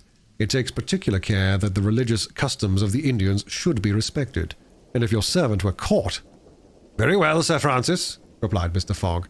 "If he had been caught, he would have been condemned and punished, and then would have quietly returned to Europe. I don't see how this affair could have delayed his master." The conversation fell again. During the night, the train left the mountains behind, and passed Nasik. The next day proceeded over the flat, well-cultivated country of the Khandeish, with its straggling villages, above which rose the minarets of the pagodas. This fertile territory is watered by the numerous small rivers and limpid streams, mostly tributaries of the Godavari. Passepartout, on waking and looking out, could not realize that he was actually crossing India in a railway train. The locomotive, guided by an English engineer and fed with English coal, threw out its smoke upon cotton, coffee, nutmeg, clove, and pepper plantations, while the steam curled in spirals around groups of palm trees, in the midst of which were seen picturesque bungalows, viharis, sort of abandoned monasteries, and marvellous temples enriched by the exhaustless ornamentation of Indian architecture. Then they came upon vast tracts extending to the horizon, with jungles inhabited by snakes and tigers, which fled at the noise of the train, succeeded by forests penetrated by the railway, and still haunted by elephants which, with pensive eyes, gazed at the train as it passed. The travellers crossed beyond Milligorm, the fatal country so often stained with blood by the sectaries of the goddess Kali. Not far off rose Ellora, with its graceful pagodas, and the famous Aurungabad, capital of the ferocious Aurangzeb, now the chief town of one of the detached provinces of the kingdom of the Nizam. It was thereabouts that Feringa, the Thuggee chief, king of the stranglers, held his sway. These ruffians, and united by a secret bond, strangled victims of every age in honor of the goddess Death, without ever shedding blood. There was a period when this part of the country could scarcely be travelled over without corpses being found in every direction. The English government has succeeded in greatly diminishing these murders, though the Thuggees still exist and pursue the exercise of their horrible rights. At 12:30, the train stopped at Burrampore, where Passepartout was able to purchase some Indian slippers, ornamented with false pearls, in which, with evident vanity, he proceeded to encase his feet. The travellers made a hasty breakfast and started off for Azurgur. After skirting, for a little while, the banks of the small river Tapti, which empties into the Gulf of Cambrai, near Surat, Passepartout was now plunged into absorbing reverie. Up to his arrival at Bombay, he had entertained hopes that their journey would end there. But, Now that they were plainly whirling across India at full speed, a sudden change had come over the spirit of his dreams. His old vagabond nature returned to him. The fantastic ideas of his youth once more took possession of him. He came to regard his master's project, as intended, in good earnest, believed in the reality of the bet, and therefore in the tour of the world and the necessity of making it without fail within the designated period. Already he began to worry about possible delays and accidents which might happen along the way. He recognized himself as being personally interested in the wager and trembled at the thought that he might have been the means of losing it by his unpardonable folly of the night before. Being much less cool-headed than Mr. Fogg, he was much more restless, counting and recounting the days passed over, uttering maledictions when the train stopped, and accusing it of sluggishness, and mentally blaming Mr. Fogg for not having bribed the engineer. The worthy fellow was ignorant that, while it was possible by such means to hasten the ride of a steamer, it could not be done on the railway. The train entered the defiles of the Sutpur Mountains, which separated the Khandesh from Bundelkund towards evening. The next day, Sir Francis Cromarty asked Passepartout what time it was, to which, on consulting his watch, he replied that it was 3 a.m. This famous timepiece, always regulated on the Greenwich meridian, which was now some 77 degrees westward, was at least 4 hours slow.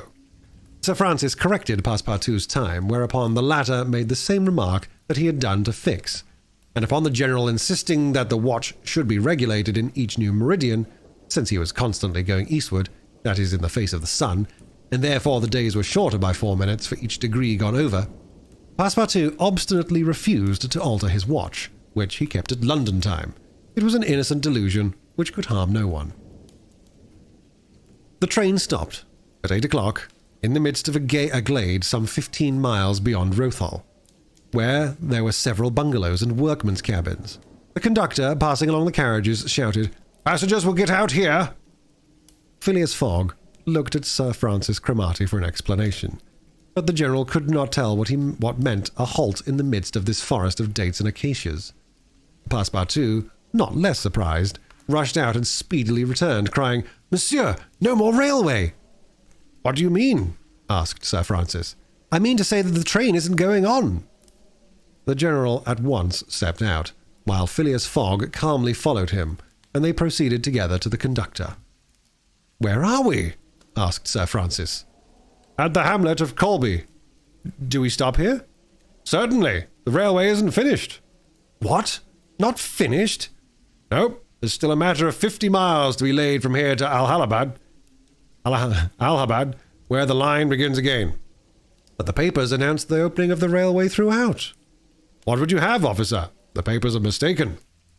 "Yet you sell tickets for Bombay to Calcutta," retorted Sir Francis, who was growing warm. "No doubt," replied the conductor, "but the passengers know that they must provide means of transportation for themselves from Colby to Allahabad." Sir Francis was furious. Passepartout would willingly have knocked the conductor down, and did not dare to look at his master.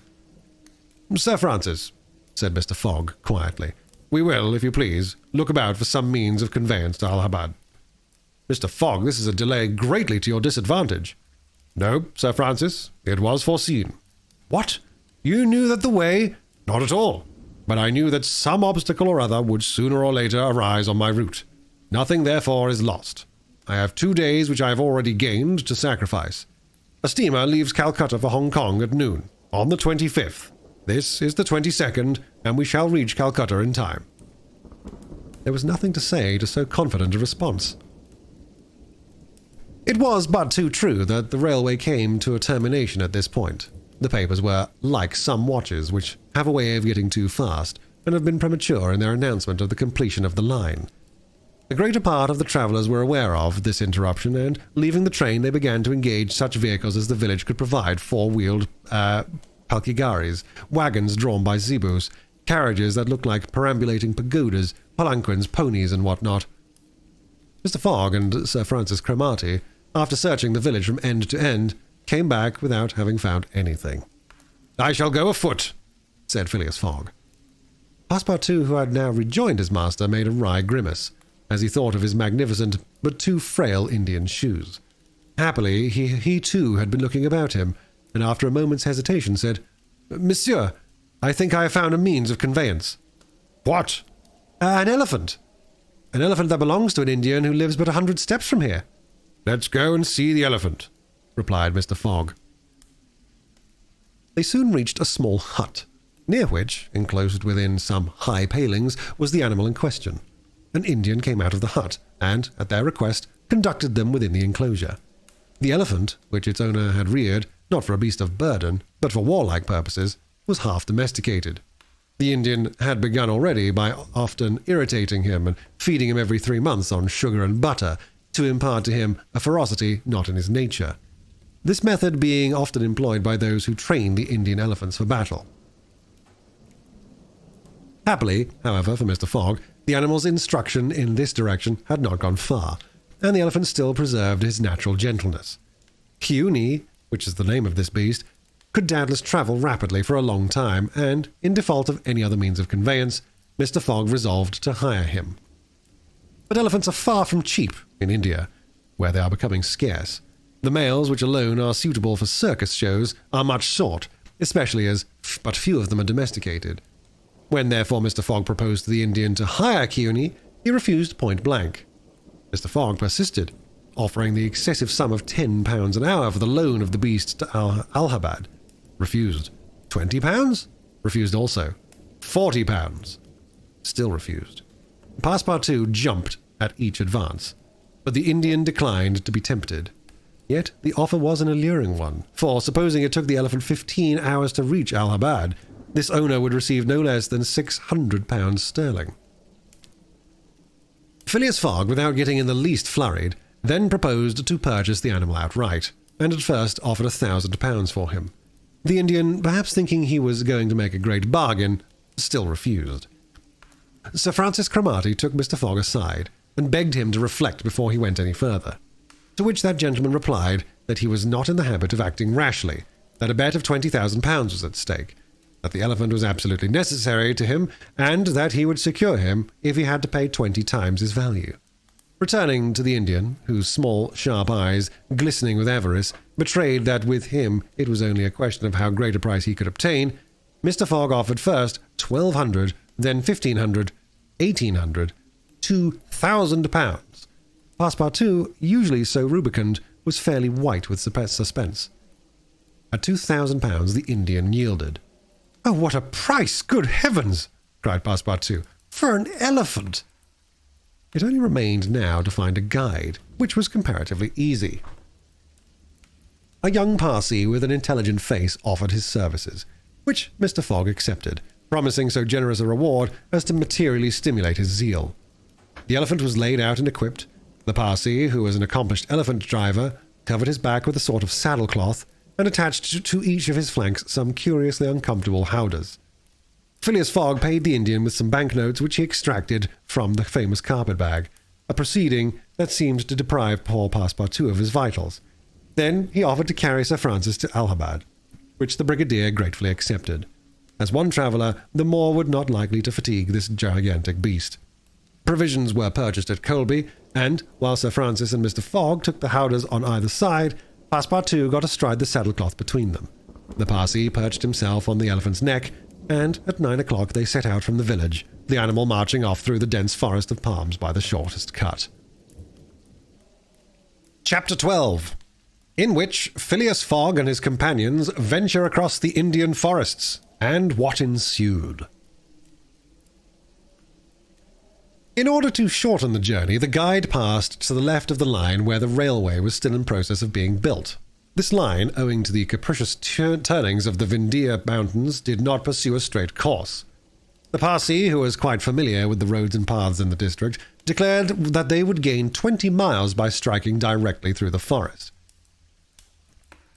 Phileas Fogg and Sir Francis Cromarty, plunged to the neck in the peculiar howdahs provided for them, were horribly jostled by the swift trotting of the elephant. Spurred on as he was by the skilful Parsee, but they endured the discomfort with true British phlegm, talking little and scarcely able to catch a glimpse of each other. As for Passepartout, who was mounted on the beast's back and received the direct force of each concussion as he trod along, was very careful, in accordance with his master's advice, to keep his tongue from between his teeth, as it would otherwise have been bitten off short. The worthy fellow bounced from elephant's neck to his rump and vaulted like a clown on a springboard. Yet he laughed in the midst of his bouncing, and from time to time took a piece of sugar out of his pocket and inserted it in Keaweney's trunk, who received it without in the least slackening his regular trot. After 2 hours, this guide stopped the elephant and gave him for an hour to rest, during which Keaweney, after quenching his thirst at a neighbouring spring, set to devouring the branches and shrubs around him. Neither Sir Francis nor Mr. Fogg regretted the delay, and both descended with a feeling of relief. "Why, he's made of iron!" exclaimed the general, gazing admiringly on Keaweney. "Of forged iron," replied Passepartout, as he set about preparing a hasty breakfast. At noon, the Parsi gave the signal of departure. The country soon presented a very savage aspect. Copses of dates and dwarf palms succeeded the dense forests. Then vast, dry plains dotted with scanty shrubs, and sown with great blocks of syenite. All this portion of Bundelkund, which is little frequented by travellers, is inhabited by a fanatical population, hardened in the most horrible practices of the Hindu faith. The English have not been able to secure complete dominion over this territory, which is subjected to the influence of Rajas, whom it is almost impossible to reach in their inaccessible mountain fastnesses. The travellers several times saw bands of ferocious Indians, who, when they perceived the elephant striding cross-country, made angry and threatening motions. The Parsi avoided them as much as possible. Few animals were observed on the route. Even the monkeys hurried from their path with contortions and grimaces which convulsed Passepartout with laughter. In the midst of his gaiety, however, one thought troubled the worthy servant. What would Mr. Fogg do with the elephant when he got to Allahabad? Would he carry him on with him? Impossible! The cost of transporting him would make him ruinously expensive. Would he sell him or set him free? The estimable beast certainly deserved some consideration. Should Mr. Fogg choose to make him, Passepartout, a present of Keaweney, he would be very much embarrassed, and these thoughts did not cease worrying him for a long time. The principal chain of the Vindhyas were crossed by 8 in the evening, and another halt was made on the northern slope, in a ruined bungalow. They had gone nearly 25 miles that day, and an equal distance still separated them from the station at Allahabad. The night was cold. The Parsi lit a fire in the bungalow with a few dry branches, and the warmth was very grateful. Provisions purchased at Colby's sufficed for supper, and the travellers ate ravenously. The conversation, beginning with a few disconnected phrases, soon gave place to loud and steady snores. The guide watched Keaweney, who slept standing, bolstering himself against the trunk of a large tree. Nothing occurred during the night to disturb the slumberers, although occasional growls from panthers and chatterings of monkeys broke the silence. The more formidable beasts made no cries or hostile demonstration against the occupants of the bungalow. Sir Francis slept heavily, like an honest soldier overcome with fatigue. Passepartout was wrapped in uneasy dreams of the bouncing of the day before. As for Mr. Fogg, he slumbered as peacefully as if he had been in his serene mansion in Savile Row. The journey was resumed at 6 in the morning. The guide hoped to reach Allahabad by evening. In that case, Mr. Fogg would only lose a part of the 48 hours saved since the beginning of the tour. Keaweney, resuming his rapid gait, soon descended the lower spurs of the Vindhyas, and towards noon they passed the village of Callinger on the Cani, one of the branches of the Ganges. The guide avoided inhabited places, thinking it safer to keep the open country, which lies along the first depressions of the basin of the great river. Allahabad was now only 12 miles to the northeast. They stopped under a clump of bananas, the fruit of which, as healthy as bread, as succulent as cream, was amply partaken of and appreciated. At 2 o'clock, the guide entered a thick forest, which extended several miles. He preferred to travel under cover of the woods. They had not as yet had any unpleasant encounters, and the journey seemed on the point of being successfully accomplished, when the elephant, becoming restless, suddenly stopped. It was then 4 o'clock. "What's the matter?" asked Sir Francis, putting out his head. "I don't know, officer," replied the Parsi, listening attentively to a confused murmur which came through the thick branches. The murmur soon became more distinct. It now seemed like a distant concert of human voices accompanied by brass instruments. Passepartout was all eyes and ears. Mr. Fogg patiently waited without a word. The Parsi jumped to the ground. fastened the elephant to a tree and plunged into the thicket. He soon returned, saying, "A procession of Brahmins is coming this way. We must prevent their seeing us if possible." The guide unloosed the elephant and led him into a thicket, at the same time asking the travellers not to stir. He held himself ready to bestride the animal at a moment's notice, should flight become necessary. But he evidently thought that the procession of the faithful would pass without perceiving them amid the thick foliage in which they were wholly concealed. The discordant tones of the voices and instruments drew nearer, and now droning songs mingled with the sound of the tambourines and cymbals. The head of the procession soon appeared beneath the trees 100 paces away, and the strange figures who performed the religious ceremony were easily distinguished through the branches. First came the priests with mitres on their heads and clothed in long lace robes. They were surrounded by men, women, and children who sang a kind of lugubrious psalm, interrupted at regular intervals by the tambourines and cymbals, while behind them was drawn a car with large wheels, the spokes of which represented serpents entwined with each other. Upon the car, which was drawn by 4 richly caparisoned zebus, stood a hideous statue with 4 arms. The body coloured a dull red, with haggard eyes, dishevelled hair, protruding tongue, and lips tainted with betel. It stood upright upon the figure of a prostrate and headless giant. Sir Francis, recognizing the statue, whispered, "The goddess Kali, the goddess of love and death." "Of death, perhaps," muttered back Passepartout, "but of love? That ugly old hag? Never." The Parsi made a motion to keep silence. A group of old fakirs were capering and making a wild ado around the statue. These were striped with ochre, and covered with cuts where their blood issued drop by drop. Stupid fanatics who, in the great Indian ceremonies, still throw themselves under the wheels of Juggernaut. Some Brahmins, clad in all the sumptuousness of Oriental appeal, and leading a woman who faltered at every step, followed. This woman was young, and as fair as a European. Her head and neck, shoulders, ears, arms, hands, and toes were laden down with jewels and gems, with bracelets, earrings, and rings, while a tunic bordered with gold and covered with a light muslin robe betrayed the outline of her form. The guards who followed the young woman presented a violent contrast to her, armed as they were with naked sabres hung at their waists, and long Damascene pistols, and bearing a corpse on a palanquin. It was the body of an old man, gorgeously arrayed in the habiliments of a Rajah, wearing, as in life, a turban embroidered with pearls, a robe of tissue of silk and gold, a scarf of cashmere sewed with diamonds, and the magnificent weapons of a Hindu prince. Next came the musicians and a rearguard of capering fakirs, whose cries sometimes drowned the noise of the instruments. These closed the procession. Sir Francis watched the procession with a sad countenance, and, turning to the guide, said, "A suttee." The Parsi nodded and put his finger to his lips. The procession slowly wound under the trees, and soon its last ranks disappeared in the depths of the wood. The songs gradually died away.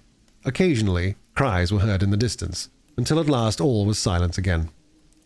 Phileas Fogg had heard what Sir Francis said, and as soon as the procession disappeared, asked, "What is a suttee?" "A suttee," returned the general, "is a human sacrifice, but a voluntary one. The woman you have just seen will be burned tomorrow at the dawn of day." "Oh, the scoundrels!" cried Passepartout, who could not repress his indignation. "And the corpse?" asked Mr. Fogg. "Is that of the prince, her husband," said the guide, "an independent Rajah of Bundelkund." "Is it possible," resumed Phileas Fogg, his voice betraying not the least emotion, "that these barbarous customs still exist in India, and that the English still have been unable to put a stop to them?" "These sacrifices do not occur in the larger portion of India," replied Sir Francis, "but we have no power over these savage territories, and especially here in Bundelkund. The whole district north of the Vindhyas is theatre of incessant murders and pillage." "The poor wretch!" exclaimed Passepartout. "To be burned alive!" "Yes," returned Sir Francis, "burned alive. And if she were not, you cannot conceive what treatment she would be obliged to submit to from her relatives. They would shave off her hair, feed her on scanty allowance of rice, treat her with contempt. She would be looked upon as an unclean creature and would die in some corner like a scurvy dog. The prospect of so frightful an existence drives these poor creatures to the sacrifice much more than love or religious fanaticism. Sometimes, however, the sacrifice is really voluntary, and it requires the active interference of the government to prevent it. Several years ago, when I was living at Bombay, a young widow asked permission of the governor to be burned along with her husband's body, but, as you may imagine, he refused. The woman left the town, took refuge with an independent Raja, and there carried out her self-devoted purpose. While Sir Francis was speaking, the guide shook his head several times, and now said, "The sacrifice which will take place tomorrow at dawn is not a voluntary one." "How do you know?" "Everybody knows about this affair in Bundelkund." "But the wretched creature did not seem to be making any resistance," observed Sir Francis. "That was because they had intoxicated her with fumes of hemp and opium." "But where are they taking her?" "To the pagoda of Pilaji, 2 miles from here. She will pass the night there." "And the sacrifice will take place?" "Tomorrow, at the first light of dawn." The guide now led the elephant out of the thicket and leapt upon his neck. Just at that moment that he was about to urge Kearney forward with a peculiar whistle, Mr. Fogg stopped him, and, turning to Sir Francis Cromarty, said, "Suppose we save this woman." "Save the woman, Mr. Fogg? I have yet 12 hours to spare. I can devote them to that." "Why, you are a man of heart." "Sometimes," replied Phileas Fogg quietly, "when I have the time." Chapter 13, in which Passepartout receives a new proof that fortune favors the brave. The project was a bold one, full of difficulty, perhaps impracticable. Mr. Fogg was going to risk life, or at least liberty, and therefore the success of his tour. But he did not hesitate, and he found in Sir Francis Cromarty an enthusiastic ally. As for Passepartout, he was ready for anything that might be proposed. His master's idea charmed him. He perceived a heart, a soul under that icy exterior. He began to love Phileas Fogg. There remained the guide. What course would he adopt? Would he not take part with the Indians? In default of his assistance, it would be necessary to be assured of his neutrality. Sir Francis frankly put the question to him. "Officers," replied the guide, "I am a Parsee, and this woman is a Parsee. Command me as you will." "Excellent," said Mr. Fogg. "However," resumed the guide, "it is certain not only that we shall risk our lives, but horrible tortures if we are taken." "That is foreseen," replied Mr. Fogg. "I think we must wait until night before acting." "I think so," said the guide. The worthy Indian then gave some account of the victim, who, he said, was a celebrated beauty of the Parsee race, and the daughter of a wealthy Bombay merchant. She had received a thoroughly English education in that city, and, from her manners and intelligence, was thought to be an European. Her name was Aouda. Left an orphan, she was married against her will to the old Rajah of Bundelkund, and, knowing the fate that awaited her, she escaped, was retaken, and devoted by the Rajah's relatives, who had an interest in her death, to the sacrifice from which it seemed she could not escape. The Parsee's narrative only confirmed Mr. Fogg and his companions in their generous design. It was decided that the guide should direct the elephant towards the pagoda of Pilaji, which he accordingly approached as quickly as possible. They halted, half an hour afterwards, in a copse, some 500 feet from the pagoda, where they were well concealed, but they could hear the groans and cries of the fakirs distinctly. They then discussed the means of getting at the victim. The guide was familiar with the pagoda of Pilaji, in which, as he declared, the young woman was imprisoned. Could they enter any of its doors while the whole party of Indians was plunged in a drunken sleep, or was it safer to attempt to make a hole in the walls? This could only be determined at the moment and the place themselves. But it was certain that the abduction must be made that night, and not when, at the break of day, the victim was led to her funeral pyre. Then no human intervention could save her.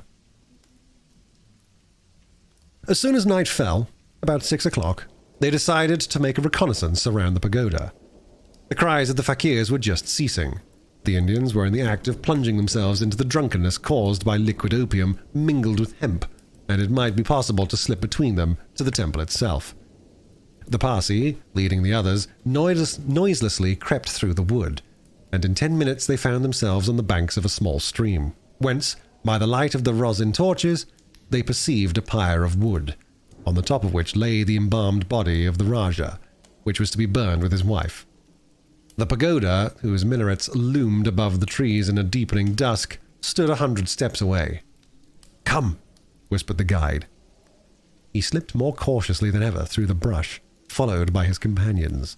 The silence around was only broken by the low murmuring of the wind among the branches. Soon, the Parsi stopped on the borders of the glade, which was lit up by the torches. The ground was covered by groups of the Indians, motionless in their drunken sleep. It seemed a battlefield strewn with the dead. Men, women, and children lay together. In the background among the trees, the pagoda of Pelagie loomed distinctly. Much to the guide's disappointment, the guards of the Rajah, lighted by torches, were watching at the doors and marching to and fro with naked sabres. Probably the priests, too, were watching within. The Parsi now, convinced that it was impossible to force an entrance to the temple, advanced no further, but led his companions back again. Phileas Fogg and Sir Francis Cromarty also saw that nothing could be attempted in that direction. They stopped and engaged in whispered colloquy. "It's only 8 now," said the brigadier, "and these guards may also go to sleep." "It is not impossible," returned the Parsi. They lay down at the foot of a tree and waited. The time seemed long. The guide ever and anon left them to take an observation on the edge of the wood, but the guards watched steadily by the glare of the torches, and a dim light crept through the windows of the pagoda. They waited until midnight, but no change took place among the guards, and it became apparent that their yielding to sleep could not be counted on. The other plan must be carried out. An opening in the walls of the pagoda must be made. It remained to ascertain whether the priests were watching by the side of their victim as assiduously as were the soldiers at the door. After a last consultation, the guide announced that he was ready for the attempt, and advanced, followed by the others. They took a roundabout way so as to get to the pagoda at the rear. They reached the walls about 12:30, without having met anyone.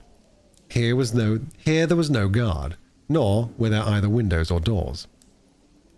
The night was dark, the moon on the wane, and scarcely left the horizon, and was covered with heavy clouds. The height of the trees deepened the darkness. It was not enough to reach the walls. An opening in them must be accomplished, and to attain this purpose the party only had their pocket knives. Happily, the temple walls were built of brick and wood, which could be penetrated with little difficulty. After one brick had been taken out, the wrist would yield easily. They set noiselessly to work, and the Parsi on the one side and Passepartout on the other began to loosen the bricks so as to make an aperture 2 feet wide. They were getting on rapidly when suddenly a cry was heard in the interior of the temple, followed almost instantly by other cries replying from the outside. Passepartout and the guide stopped. Had they been heard? Was the alarm being given? Common prudence urged them to retire, and they did so, followed by Phileas Fogg and Sir Francis. They again hid themselves in the wood and waited till the disturbance, whatever it might be, ceased, holding themselves ready to resume their attempt without delay. But, awkwardly enough, the guards now appeared at the rear of the temple, and there installed themselves in readiness to prevent a surprise. It would be difficult to describe the disappointment of the party. Thus interrupted in their work, they could now not reach the victim. How then could they save her? Sir Francis shook his fists. Passepartout was beside himself, and the guide gnashed his teeth with rage. The tranquil Fogg waited, without betraying any emotion. "We have nothing to do but go away," whispered Sir Francis. "Nothing to do but go away," echoed the guide. "Stop," said Fogg. "I am only due at Allahabad tomorrow before noon." "But what can you hope to do?" asked Sir Francis. "In a few hours it'll be daylight, and—" "The chance of which now seems lost may present itself at the last moment." Sir Francis would have liked to have read Phileas Fogg's eyes. What was this cool Englishman thinking of? Was he planning to make a rush for the young woman at the very moment of the sacrifice and boldly snatch her from her executioners? This would be utter folly, and it was hard to admit that Fogg was such a fool. Sir Francis consented, however, to remain to the end of this terrible drama. The guide led them to the rear of the glade, where they were able to observe the sleeping groups. Meanwhile, Passepartout, who had perched himself on the lower branches of a tree, was resolving an idea which had struck at him like a flash, and which was now firmly lodged in his brain. He had commenced by saying to himself, "What folly!" and then repeated, "Why not after all? It's a chance, perhaps the only one, and with such sots." Thinking thus, he slipped with the suppleness of a serpent to the lowest branches, the ends of which bent almost to the ground. The hours passed, and the light of shades now announced the approach of day, though it was not yet light. This was the moment the slumbering multitude became animated. The tambourines sounded, songs and cries arose. The hour of the sacrifice had come. The doors of the pagoda swung open, and a bright light escaped from its interior, in the midst of which Mr. Fogg and Sir Francis espied the victim. She seemed, having shaken off the stupor of intoxication, to be striving to escape from her executioner. Sir Francis' heart throbbed, and, convulsively seizing Mr. Fogg's hand, found in it an open knife. Just at this moment, the crowd began to move. The young woman had fallen again into a stupor caused by the fumes of hemp, and passed among the fakirs, who escorted her with their wild, religious cries. Phileas Fogg and his companions, mingling in the rear ranks of the crowd, followed, and in 2 minutes they reached the banks of the stream, and stopped 50 paces from the pyre, upon which still lay the Rajah's corpse. In the semi-obscurity they saw the victim, quite senseless, stretched out beside her husband's body. Then a torch was brought, and the wood, heavily soaked with oil, instantly took afire. At this moment Sir Francis and the guide seized Phileas Fogg, who, in an instant of mad generosity, was about to rush upon the pyre. But he had quickly pushed them aside, when the whole scene suddenly changed. A cry of terror arose. The whole multitude prostrated themselves terror-stricken on the ground. The old Rajah was not dead. Then, since he rose of a sudden, like a spectre, took up his wife in his arms and descended from the pyre in the midst of the clouds of smoke, which only heightened his ghostly appearance. Fakirs and soldiers and priests, seized with instant terror, lay there with their faces on the ground, not daring to lift their eyes and behold such a prodigy. The inanimate victim was borne along by the vigorous arms which supported her, and which she did not seem in the least to burden. Mr. Fogg and Sir Francis stood erect. The Parsi bowed his head, and Passepartout was, no doubt, scarcely less stupefied. The resuscitated Rajah approached Sir Francis and Mr. Fogg, and in an abrupt tone said, "Let us be off." It was Passepartout himself, who had slipped upon the pyre in the midst of the smoke, and, profiting by the still overhanging darkness, had delivered the young woman from death. It was Passepartout who, playing his part with a happy audacity, had passed through the crowd amidst the general terror. A moment after, all 4 of the party had disappeared in the woods, and the elephant was bearing them away at a rapid pace. But the cries and noise, and a ball which whizzed through Phileas Fogg's hat, apprised them that the trick had been discovered. The old Rajah's body indeed now appeared upon the burning pyre, and the priests, recovered from their terror, perceived that an abduction had taken place. They hastened into the forest, followed by the soldiers, who fired a volley after the fugitives, but the latter rapidly increased the distance between them, and ere long found themselves beyond the reach of bullets and arrows. Chapter 14, in which Phileas Fogg descends the whole length of the beautiful valley of the Ganges without ever thinking of seeing it. The rash exploit had been accomplished, and for an hour Passepartout laughed gaily at his success. Sir Francis pressed the worthy fellow's hand, and his master said, "Well done," which from him was high commendation. To which Passepartout replied that all the credit of the affair belonged to Mr. Fogg. As for him, he had only been struck with a queer idea, and he laughed to think that for a few moments he, Passepartout, the ex-gymnast, ex-sergeant fireman, had been the spouse of a charming woman, a venerable embalmed Rajah. As for the young Indian woman, she had been unconscious throughout of what was passing, and now, wrapped up in a travelling blanket, was reposing in one of the howdahs. The elephant, thanks to the skillful guidance of the Parsi, was advancing rapidly through the still darksome forest, and, an hour after leaving the pagoda, had crossed a vast plain. They made a halt at 7 o'clock, the young woman being still in a state of complete prostration. The guide made her drink a little brandy and water, but the drowsiness which stupefied her could not yet be shaken off. Sir Francis, who was familiar with the effects of the intoxication produced by the fumes of hemp, reassured his companions on her account, but he was more disturbed at the prospect of her future fate. He told Phileas Fogg that, should Aouda remain in India, she would inevitably fall again into the hands of her executioners. These fanatics were scattered throughout the country, and would, despite the English police, recover the victim at Madras, Bombay, or Calcutta. She would only be safe by quitting India forever. Phileas Fogg replied that he would reflect upon the matter. The station at Allahabad was reached at about 10 o'clock, and the interrupted line of railway being resumed would enable them to reach Calcutta in less than 24 hours. Phileas Fogg would thus be able to arrive in time to take the steamer which left Calcutta the next day, October 25th, at noon, for Hong Kong. The young woman was placed in one of the waiting rooms of the station, whilst Passepartout was charged with purchasing for her various articles of toilet, a dress, shawl, and some furs, for which his master gave him unlimited credit. Passepartout started off forthwith and found himself in the streets of Allahabad, that is, the City of God, one of the most venerated in India. Being built at the junction of the two sacred rivers, Ganges and Jumna, the waters of which attract pilgrims from every part of the peninsula. The Ganges, according to the legends of Ramayana, rises in heaven, whence, owing to Brahma's agency, it descends to the earth. Passepartout made it a point, as he made his purchases, to take a good look at the city. It was formerly defended by a noble fort, which has since become a state prison. Its commerce has dwindled away, and Passepartout in vain looked about him for such a bazaar as he used to frequent in Regent Street. At last he came upon an elderly, crusty Jew who sold second-hand articles, and from whom he purchased a dress of Scotch stuff, a large mantle, and a fine otter-skin pelisse, for which he did not hesitate to pay £75. He then returned triumphantly to the station.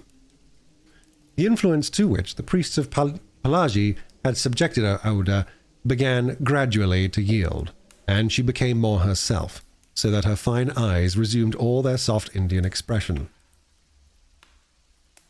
When the poet-king Ukar Fadal celebrates the charms of the queen of Ahmenagra, I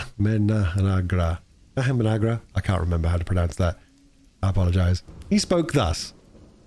Her shining tresses, divided in two parts, encircle the harmonious contour of her white and delicate cheeks. Brilliant in their glow and freshness, her ebony brows have the form and charm of the bow of Kama, the god of love. And beneath her long silken lashes, the purest reflections in a celestial light swim, as in the sacred lakes of Himalaya, in the black pupils of her great clear eyes. Her teeth, fine, equal, and white, glitter between her smiling lips like dewdrops in a passion flower's half-enveloped breast. Her delicately formed ears, her vermilion hands, her little feet, curved and tender as the lotus bud, glitter with the brilliancy of the loveliest pearls of Ceylon. The most dazzling diamonds of Golconda, her narrow and supple waist, which a hand may clasp around, sets forth the outline of her rounded figure and the beauty of her bosom, where youth in its flower displays the wealth of its treasures, and beneath the silken folds of her tunic she seems to have been modelled in pure silver by the godlike hand of Vikvarkama, the immortal sculptor. It is enough to say, without applying this poetical rhapsody to Aouda, that she was a charming woman. In all the European acceptation of the phrase, she spoke English with great purity, and the guide had not exaggerated in saying that the young Parsi had been transformed by her bringing up. The train was about to start from Allahabad, and Mr. Fogg proceeded to pay the guide the price agreed upon for his service, and not a farthing more, which astonished Passepartout, who remembered all that his master owed to the guide's devotion. He had indeed risked his life in the adventure in Pelagie, and, if he should be caught afterwards by the Indians, he would with difficulty escape their vengeance. Kiuni must also be disposed of. What should be done with the elephant, which had been so dearly purchased? Phileas Fogg had already determined this question. "Parsi," said he to the guide, "you have been serviceable and devoted. I have paid for your service, but not for your devotion. Would you like to have this elephant? He is yours." The guide's eyes glistened. "Your honor is giving me a fortune," cried he. "Take him, guide," returned Mr. Fogg, "and I shall still be your debtor." "Good," exclaimed Passepartout. "Take him, friend. Kearney is a brave and faithful beast." And, going up to the elephant, he gave him several lumps of sugar, saying, "Here, Kearney, here, here." The elephant grunted out his satisfaction, and, clasping Passepartout around the waist with his trunk, lifted him as high as his head. Passepartout, not in the least alarmed, caressed the animal, which replaced him gently on the ground. Soon after, Phileas Fogg, Sir Francis Cromarty, and Passepartout, installed in a carriage with Aouda, who had their best seat, were whirling at full speed towards Benares. It was a run of 80 miles and was accomplished in 2 hours. During the journey, the young woman fully recovered her senses. What was her astonishment to find herself in this carriage, on the railway, dressed in European habiliments, and with her travellers who were quite strangers to her.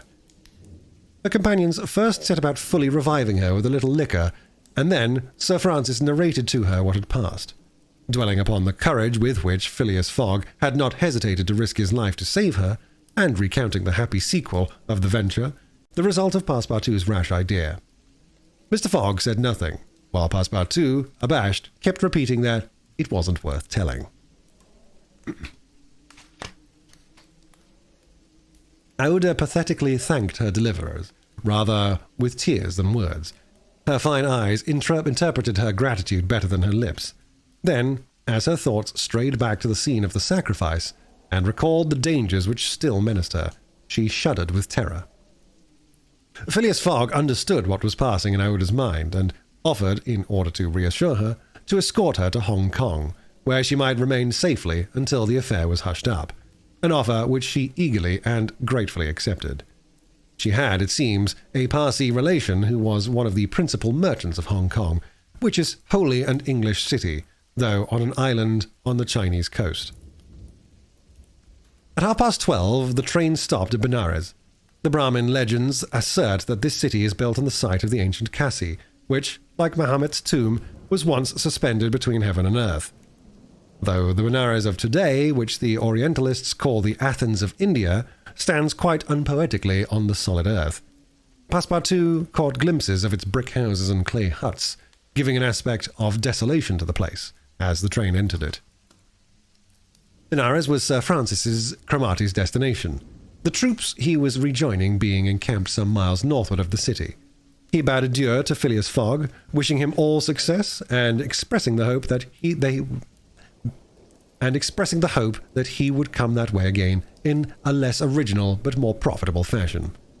Mr. Fogg lightly pressed him by the hand.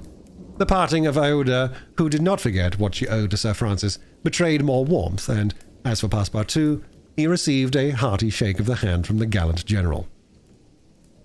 The railway, on leaving Benares, passed for a long while along the valley of the Ganges. Through the windows of their carriage, the travellers had glimpses of the diversified landscape of Bihar, with its mountains clothed in verdure, its fields of barley, wheat, and corn, its jungles peopled with green alligators, its neat villages, and its still thickly leaved forests. Elephants were bathing in the waters of the sacred river, and groups of Indians, despite the advanced season and chilly air, were performing solemnly their pious ablutions.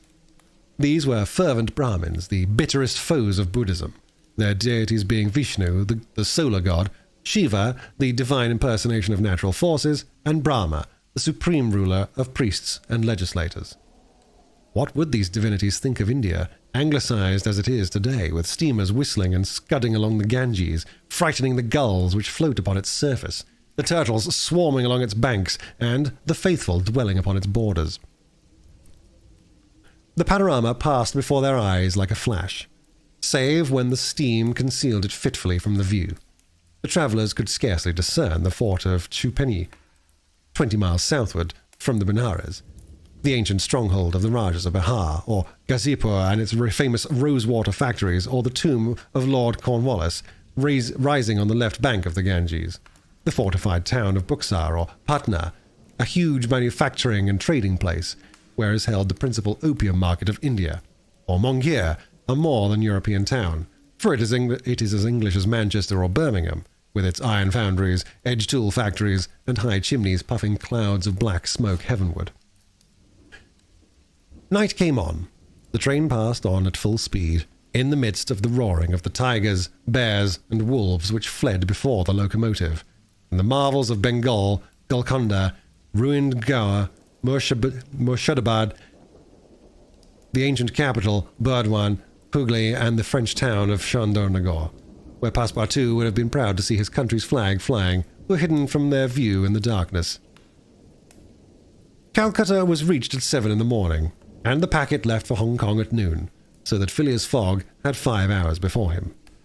According to his journal, he was due at Calcutta on the 25th of October, and that was the exact date of his actual arrival. He was therefore neither behindhand nor ahead of time. The 2 days gained between London and Bombay had been lost, as has been seen in the journey across India, but it is not to be supposed that Phileas Fogg regretted them. Chapter 15, in which the bag of banknotes disgorges some thousands of pounds more. The train entered the station, and Passepartout, jumping out first, was followed by Mr. Fogg, who assisted his fair companion to descend. Phileas Fogg intended to proceed at once to the Hong Kong steamer, in order to get Aouda comfortably settled for the voyage. He was unwilling to leave her while they were still on dangerous ground. Just as he was leaving the station, a policeman came up to him and said, "Mr. Phileas Fogg, I am he.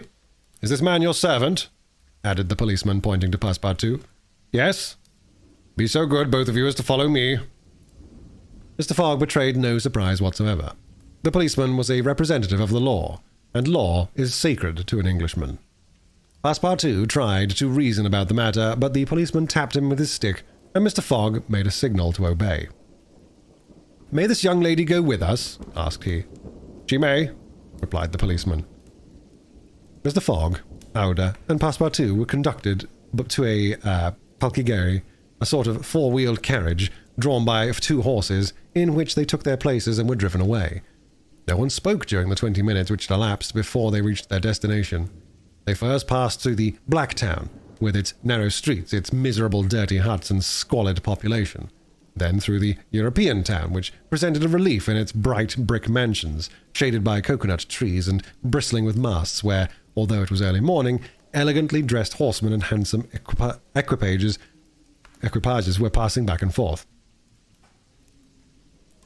The carriage stopped before a modest-looking house, which, however, did not have the appearance of a private mansion. The policeman, having requested his prisoners, for so truly they might be called, to descend, conducted them into a room with barred windows, and said, "You will appear before Judge Obadiah at 8:30. He then retired and closed the door. "Why, are we prisoners?" exclaimed Passepartout, falling into a chair. Aouda, with an emotion she tried to conceal, said to Mr. Fogg, "Sir, you must leave me to my fate. It is on my account that you receive this treatment. It is for having saved me." Phileas Fogg contented himself with saying that it was impossible. It was quite unlikely that he should be arrested for preventing a suttee. The complainants would not dare present themselves with such a charge. There was some mistake. Moreover, he would not, in any event, abandon Aouda, but would escort her to Hong Kong. "But the steamer leaves at noon," observed Passepartout nervously. "We shall be on board by noon," replied his master placidly.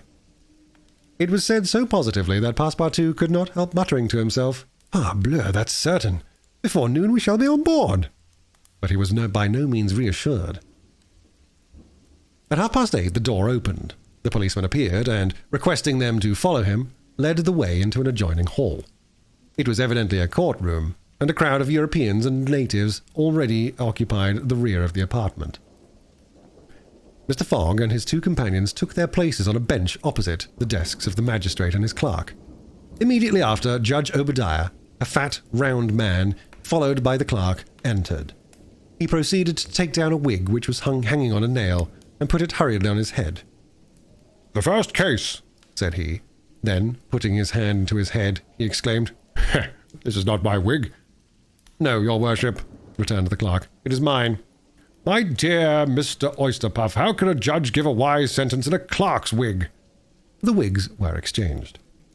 Passepartout was getting nervous, for the hands on the face of the big clock over the judge seemed to go round with terrible rapidity.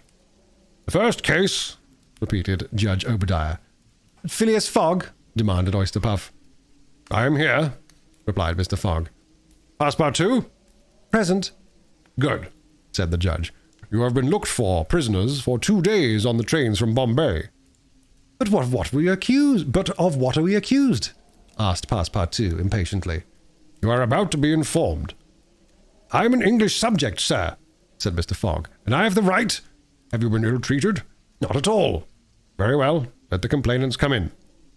A door was swung open by order of the judge, and 3 Indian priests entered. "That's it," muttered Passepartout. "These are the rogues who are going to burn our young lady." The priests took their places in front of the judge, and the clerk proceeded to read in a loud voice a complaint of sacrilege against Phileas Fogg and his servant, who were accused of having violated a place held consecrated by the Brahmin religion. "You hear the charge?" asked the judge. "Yes, sir," replied Mr. Fogg, consulting his watch, "and I admit it." "You admit it?" "I admit it, and I wish to hear these priests admit in their turn what they were going to do at the pagoda of Pelagie." The priests looked at each other. They did not seem to understand what was said. "Yes," cried Passepartout warmly, "at the pagoda of Pelagie, where they were on the point of burning their victim." The judge stared with astonishment, but the priests were stupefied. "What victim?" said Judge Obadiah. "Burn whom? In Bombay itself?" "Bombay?" cried Passepartout. "Certainly. We're not talking of the pagoda of Pelagie, but the pagoda of Malabar Hill at Bombay." "And as a proof," added the clerk, "here are the desecrator's very shoes which he left behind him." Whereupon he placed a pair of shoes on his desk. "My shoes!" cried Passepartout, in his surprise permitting this imprudent exclamation to escape him. The confusion of master and man, who had quite forgotten the affair at Bombay, for which they were now detained at Calcutta, may be imagined. Fix, the detective, had foreseen the advantage which Passepartout's escape gave him, and, delaying his departure for 12 hours, had consulted the priests of Malabar Hill. Knowing that the English authorities dealt very severely with this kind of misdemeanor, he promised them a goodly sum in damages, and sent them forward to Calcutta by the next train. Owing to a delay caused by the rescue of the young widow, Fix and the priests reached the Indian capital before Mr. Fogg and his servant, the magistrates having been already warned by a dispatch to arrest them should they arrive. Fix's disappointment when he learned that Phileas Fogg had not made his appearance in Calcutta may be imagined. He made up his mind that the robber had stopped somewhere on the route and taken refuge in the southern provinces. For 24 hours, Fix watched the station with feverish anxiety. At last he was rewarded by seeing Mr. Fogg and Passepartout arrive, accompanied by a young woman, whose presence he was wholly at a loss to explain. He hastened for a policeman, and this was how the party came to be arrested and brought before Judge Obadiah. Had Passepartout been a little less preoccupied, he would have espied the detective ensconced in a corner of the courtroom, watching the proceedings with an interest easily understood, for the warrant had failed to reach him at Calcutta, as it had done at Bombay and Suez. Judge Obadiah had unfortunately caught Passepartout's rash exclamation, which the poor fellow would have given the world to recall. "The facts are admitted?" asked the judge. "Admitted," replied Mr. Fogg coldly. "Inasmuch," resumed the judge, "as the English law protects equally and sternly the religions of the Indian people, and as the man Passepartout has admitted that he violated the sacred pagoda of Malabar Hill at Bombay on the 20th of October, I condemn the said Passepartout to imprisonment for 15 days and a fine of £300. £300! cried Passepartout, startled at the largeness of the sum. "Silence!" shouted the constable. "Inasmuch," continued the judge, "as it is not proved that the act was not done by the connivance of the master with the servant, and as the master in any case must be held responsible for the acts of his paid servant, I condemn Phileas Fogg to a week's imprisonment and a fine of £150. Fix rubbed his hands softly with satisfaction. If Phileas Fogg could be detained in Calcutta a week, it would be more than time for the warrant to arrive. Passepartout was stupefied. This sentence ruined his master. A wager of £20,000 lost, because he, like a precious fool, had gone into that abominable pagoda. Phileas Fogg, as self-composed as if the judgment did not in the least concern him, did not even lift his eyebrows while it was being pronounced. Just as the clerk was calling the next case, He rose and said, "I offer bail." "You have that right," returned the judge. Fix's blood ran cold, but he resumed his composure when he heard the judge announce that the bail required for each prisoner would be £1,000. "I will pay it at once," said Mr. Fogg, taking a roll of bank bills from the carpet bag, which Passepartout had by him, and placing them on the clerk's desk. "This sum will be restored to you upon your release from prison," said the judge. "Meanwhile, you are liberated on bail." "Come," said Phileas Fogg to his servant. "But let them at least give me back my shoes," cried Passepartout angrily. "Ah, these are pretty dear shoes," he muttered, as they were handed to him. "More than £1,000 apiece. Besides, they pinch my feet." Mr. Fogg, offering his arm to Aouda, then departed, followed by the crestfallen Passepartout. Fix still nourished hopes that the robber would not, after all, leave the £2,000 behind him, but would decide to serve out his week in jail, and issued forth on Mr. Fogg's traces. That gentleman took a carriage, and the party was soon landed on one of the quays. The Rangoon was moored half a mile off in the harbour, its signal of departure hoisted at the masthead. 11 o'clock was striking. Mr. Fogg was an hour in advance of time. Fix saw them leave the carriage and push off in a boat for the steamer, and stamped his feet with disappointment. "The rascal is off after all!" he exclaimed. £2,000 sacrificed! He's as prodigal as a thief! I'll follow him to the end of the world if necessary, but at the rate he's going on, the stolen money will be exhausted. The detective was not far wrong in making this conjecture. Since leaving London, what with travelling expenses, bribes, the purchase of the elephant, bails and fines, Mr. Fogg had already spent more than £5,000 on the way, and the percentage of the sum recovered from the bank robber promised to the detectives was rapidly diminishing. Chapter 16, in which Fix does not seem to understand in the least what is said to him. The Rangoon, one of the Peninsular and Oriental Company's boats plying in the Chinese and Japanese seas, was a screw steamer, built of iron, weighing about 1,770 tons, and with engines of 400 horsepower. She was as fast, but not as well fitted up, as the Mongolia, and Aouda was not as comfortably provided for on board of her as Phileas Fogg could have wished. However, the trip from Calcutta to Hong Kong only comprised some 3,500 miles, occupying from 10 to 12 days, and the young woman was not difficult to please. During the first days of the journey, Aouda became better acquainted with her protector, and constantly gave evidence of her deep gratitude for what he had done. The phlegmatic gentleman listened to her, apparently at least with coldness, neither his voice nor his manner betraying the slightest emotion. But he seemed to be always on the watch that nothing should be wanting for Aouda's comfort. He visited her regularly each day at certain hours, not so much to talk himself as to sit and hear her talk. He treated her with the strictest politeness, but with the precision of an automaton, the movements of which had been arranged for this purpose. Aouda did not quite know what to make of him, though Passepartout had given her some hints of his master's eccentricity, and made her smile by telling her of the wager which was sending him around the world.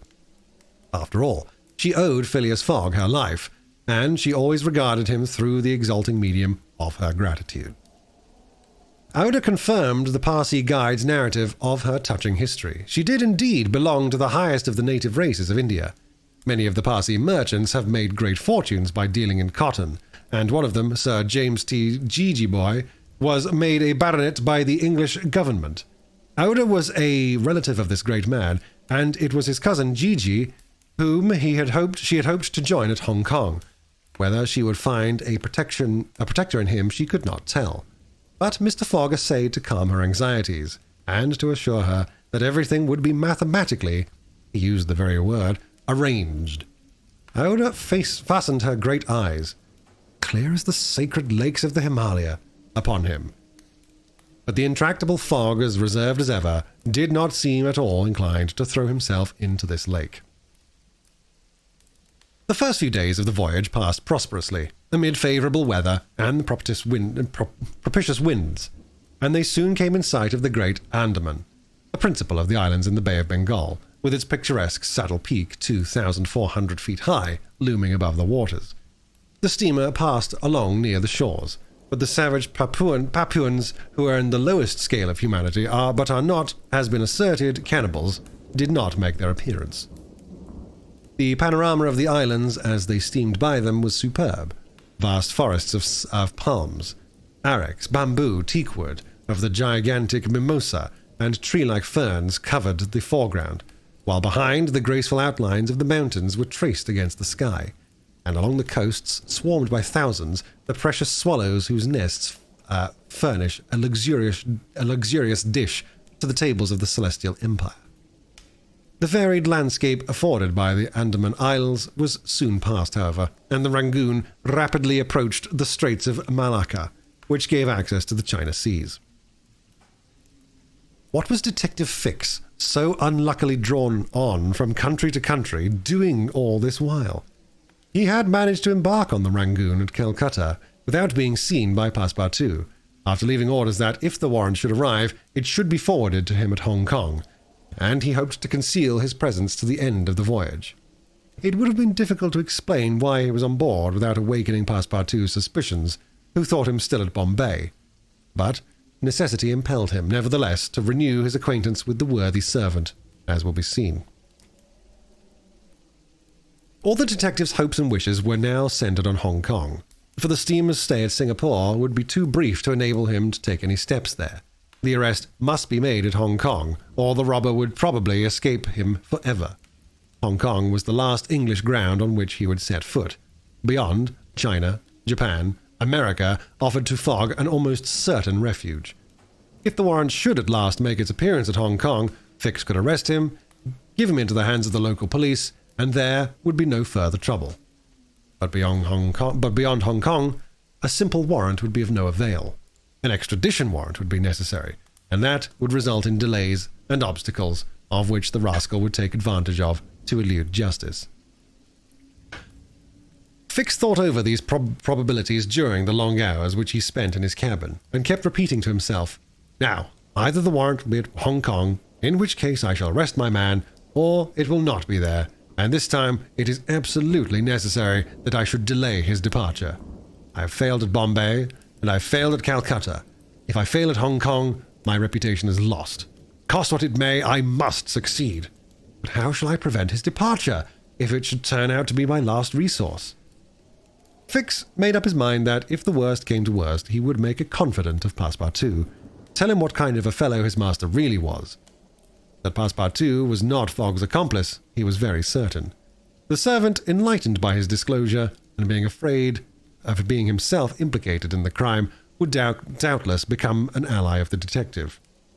But this method was a dangerous one, only to be employed when everything else had failed. A word from Passepartout to his master would ruin all. The detective was therefore in a sore strait. But suddenly a new idea struck him. The presence of Aouda on the Rangoon in company with Phileas Fogg gave him new material for reflection. Who was this woman? What combination of events made her Fogg's travelling companion? They'd evidently met somewhere between Bombay and Calcutta, but where? Had they met accidentally, or had Fogg gone into the interior purposely in quest of this charming damsel? Fix was fairly puzzled. He asked himself whether or not there had been a wicked elopement, and this idea so impressed itself upon his mind that he determined to make use of the supposed intrigue.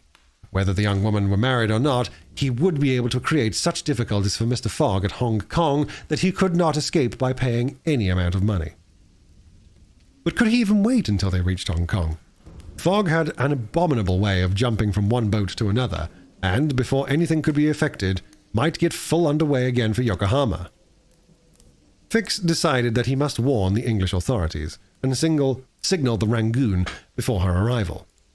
This was easy to do, since the steamer stopped at Singapore, whence there is a telegraphic wire to Hong Kong. He finally resolved, moreover, before acting, more positively, to question Passepartout. It would not be difficult to make him talk, and, as there was no time to lose, Fix prepared to make himself known. It was now the 30th of October, and on the following day the Rangoon was due at Singapore. Fix emerged from his cabin and went on deck. Passepartout was promenading up and down in the forward part of the steamer. The detective rushed forward with every appearance of extreme surprise and exclaimed, "You here? On the Rangoon? What, Monsieur Fix, you are on board? Returned the really astonished Passepartout, recognizing his crony of the Mongolia. Why, I left you at Bombay, and here you are on the way to Hong Kong. Are you going around the world too? No, replied Fix. I shall stop at Hong Kong, at least for some days. Said Passepartout, who seemed for an instant perplexed. But how is it I have not seen you on board since we left Calcutta? Oh, a trifle of seasickness. I've been staying in my berth. The Gulf of Bengal does not agree with me as well as the Indian Ocean. And how is Mr. Fogg? As well and as punctual as ever, not a day behind time. But, Monsieur Fix, you don't know that we have a young lady with us. A young lady, replied the detective, not seeming to comprehend what was said. Passepartout thereupon recounted Aouda's history, the affair at the Bombay Pagoda, the purchase of the elephant for £2,000, the rescue, the arrest, and sentence of the Calcutta court, and the restoration of Mr. Fogg and himself to liberty on bail. Fix, who was familiar with the last events, seemed to be equally ignorant of all that Passepartout related, and the later was charmed to find so interested a listener. But does your master propose to carry this young woman to Europe? Not at all. We are simply going to place her under the protection of one of her relatives, a rich merchant at Hong Kong. Nothing to be done there, said Fix to himself, concealing his disappointment. A glass of gin, Mr. Passepartout? Willingly, Monsieur Fix. We must at least have a friendly glass on board the Rangoon. Chapter 17. Showing what happened on the voyage from Singapore to Hong Kong. The detective and Passepartout met often on deck after this interview. Though Fix was reserved, and did not attempt to induce his companion to divulge any more facts concerning Mr. Fogg, he caught a glimpse of that mysterious gentleman once or twice. But Mr. Fogg usually confined himself to the cabin, where he kept Aouda company, or, according to his inveterate habit, took a hand at whist. Passepartout began very seriously to conjecture what strange chance kept Fix still on the route that his master was pursuing. It was really worth considering why this certainly very amiable and complacent person, whom he had first met at Suez, had then encountered on board the Mongolia, who disembarked at Bombay, which he announced as his destination, and now turned up so unexpectedly on the Rangoon, was following Mr. Fogg's tracks step by step. What was Fix's object? Passepartout was ready to wager his Indian shoes, which he religiously preserved, that Fix would also leave Hong Kong at the same time with them, and probably on the same steamer. Passepartout might have cudgelled his brain for a century without hitting upon the real object which the detective had in view. He never could have imagined that Phileas Fogg was being tracked as a robber around the globe, but, as it is human in nature to attempt the solution of every mystery, Passepartout suddenly discovered an explanation of Fix's movements, which was in truth far from unreasonable. Fix, he thought, could only be an agent of Mr. Fogg's friends at the Reform Club, sent to follow him up, and to ascertain that he really went around the world, as had been agreed upon. "It's clear," repeated the worthy servant to himself, proud of his shrewdness. "He's a spy sent to keep us in view. That isn't quite the thing either to be spying on Mr. Fogg, who is so honourable a man. Ah, gentlemen of the Reform, this shall cost you dear."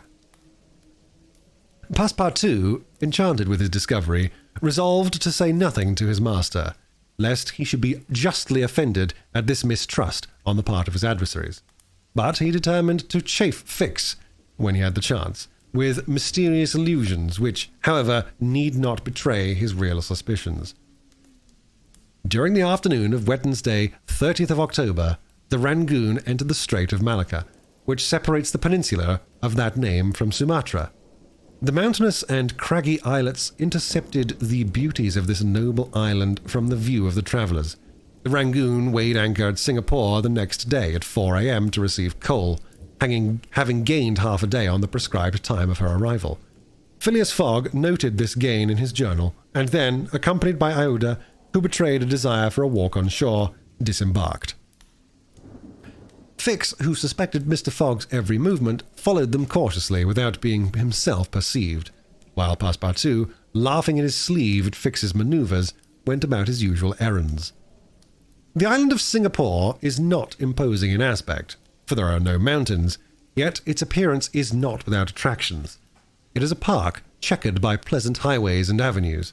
A handsome carriage drawn by a sleek pair of New Holland horses carried Phileas Fogg and Aouda into the midst of rows of palms with brilliant foliage, and of clove trees, whereof the cloves form the heart of the half-open flower. Pepper plants replaced the prickly hedges of European fields. Sago bushes, large ferns with gorgeous branches varied the aspect of this tropical clime, while nutmeg trees in full foliage filled the air with a penetrating perfume. Agile and grinning bands of monkeys skipped about in the trees, nor were tigers wanting in the jungles.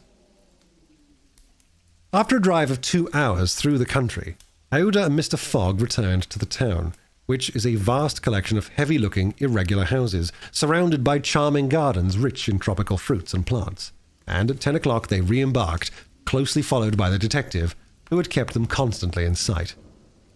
Passepartout, who had been purchasing several dozen mangoes, a fruit as large as good-sized apples, of a dark brown colour outside and a red within, and whose white pulp melting in the mouth affords gourmands a delicious sensation, was waiting for them on deck. He was only too glad to offer some mangoes to Aouda, who thanked him very gracefully for them.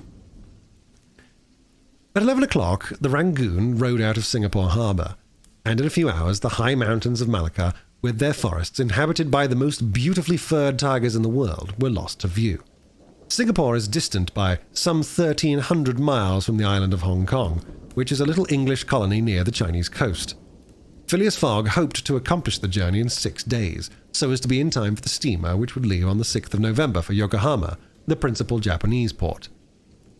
The Rangoon had a large quota of passengers, many of whom disembarked at Singapore, many among them a number of Indians, Ceylonese, Chinamen, Malayans, and Portuguese, mostly second-class travellers. The weather, which had hitherto been fine, changed with the last quarter of the moon. The sea rolled heavily, and the wind at intervals rose almost to a storm, but happily blew from the southwest, and thus aided the steamer's progress. The captain, as often as possible, put up his sails, and under the double action of steam and sail, the vessel made rapid progress along the coasts of Annam and Cochin China. Owing to the defective construction of the Rangoon, however, unusual precautions became necessary in unfavourable weather, but the loss of time which resulted from this cause, while it nearly drove Passepartout out of his senses, did not seem to affect his master in the least. Passepartout blamed the captain, the engineer and the crew, and consigned all who were connected with the ship to the land where the pepper grows. Perhaps the thought of the gas which was remorselessly burning at his expense in Savile Row had something to do with this hot impatience. "You are in a great hurry, then," said Fix to him one day, "to reach Hong Kong." "A very great hurry." "Mr. Fogg, I suppose, is anxious to catch the steamer for Yokohama?" "Terribly anxious." "You believe in this journey around the world, then?" "Absolutely. Don't you, Monsieur Fix?"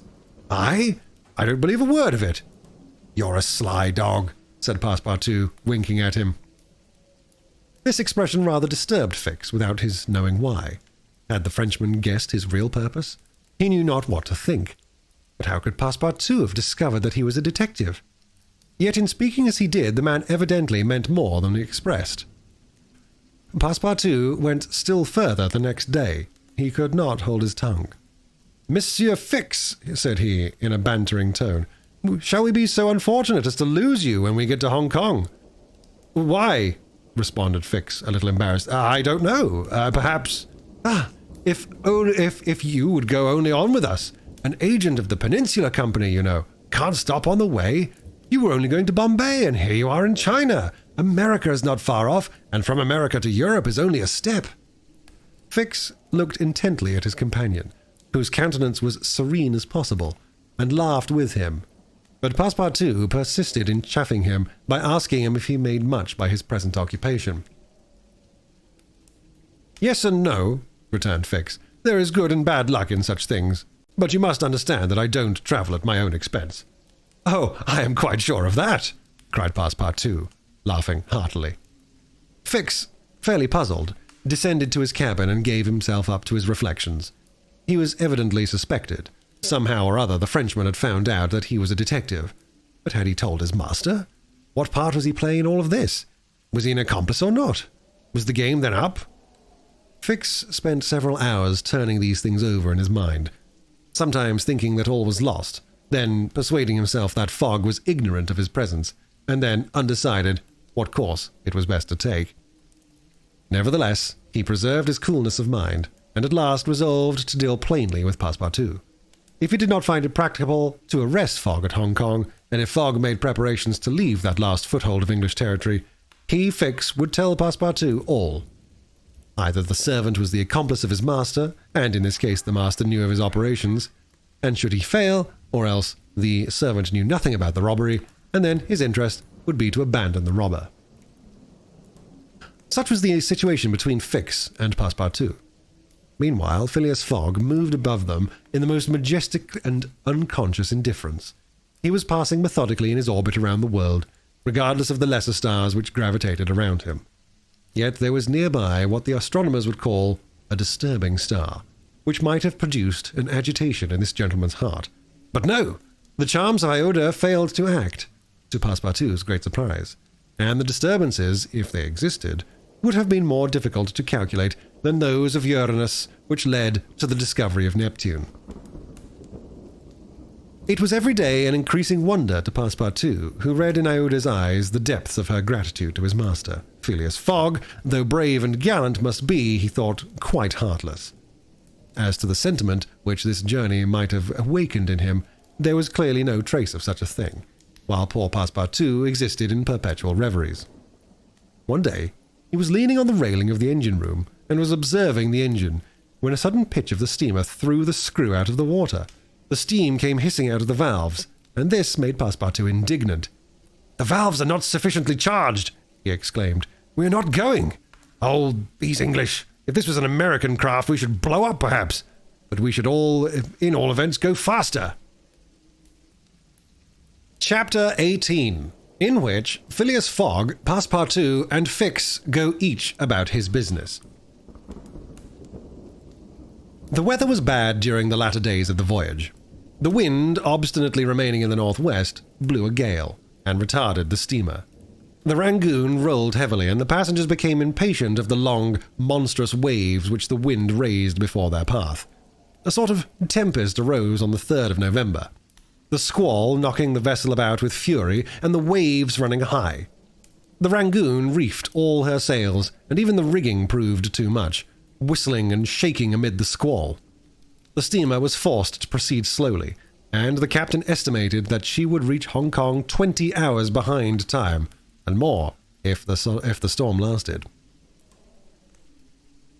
Phileas Fogg gazed at the tempestuous sea, which seemed to be struggling especially to delay him, with his habitual tranquillity. He never changed countenance for an instant, though a delay of 20 hours, by making him too late for the Yokohama boat, would almost inevitably cause the loss of the wager. But this man of nerve manifested neither impatience nor annoyance. It seemed as if the storm were part of his program, and had been foreseen.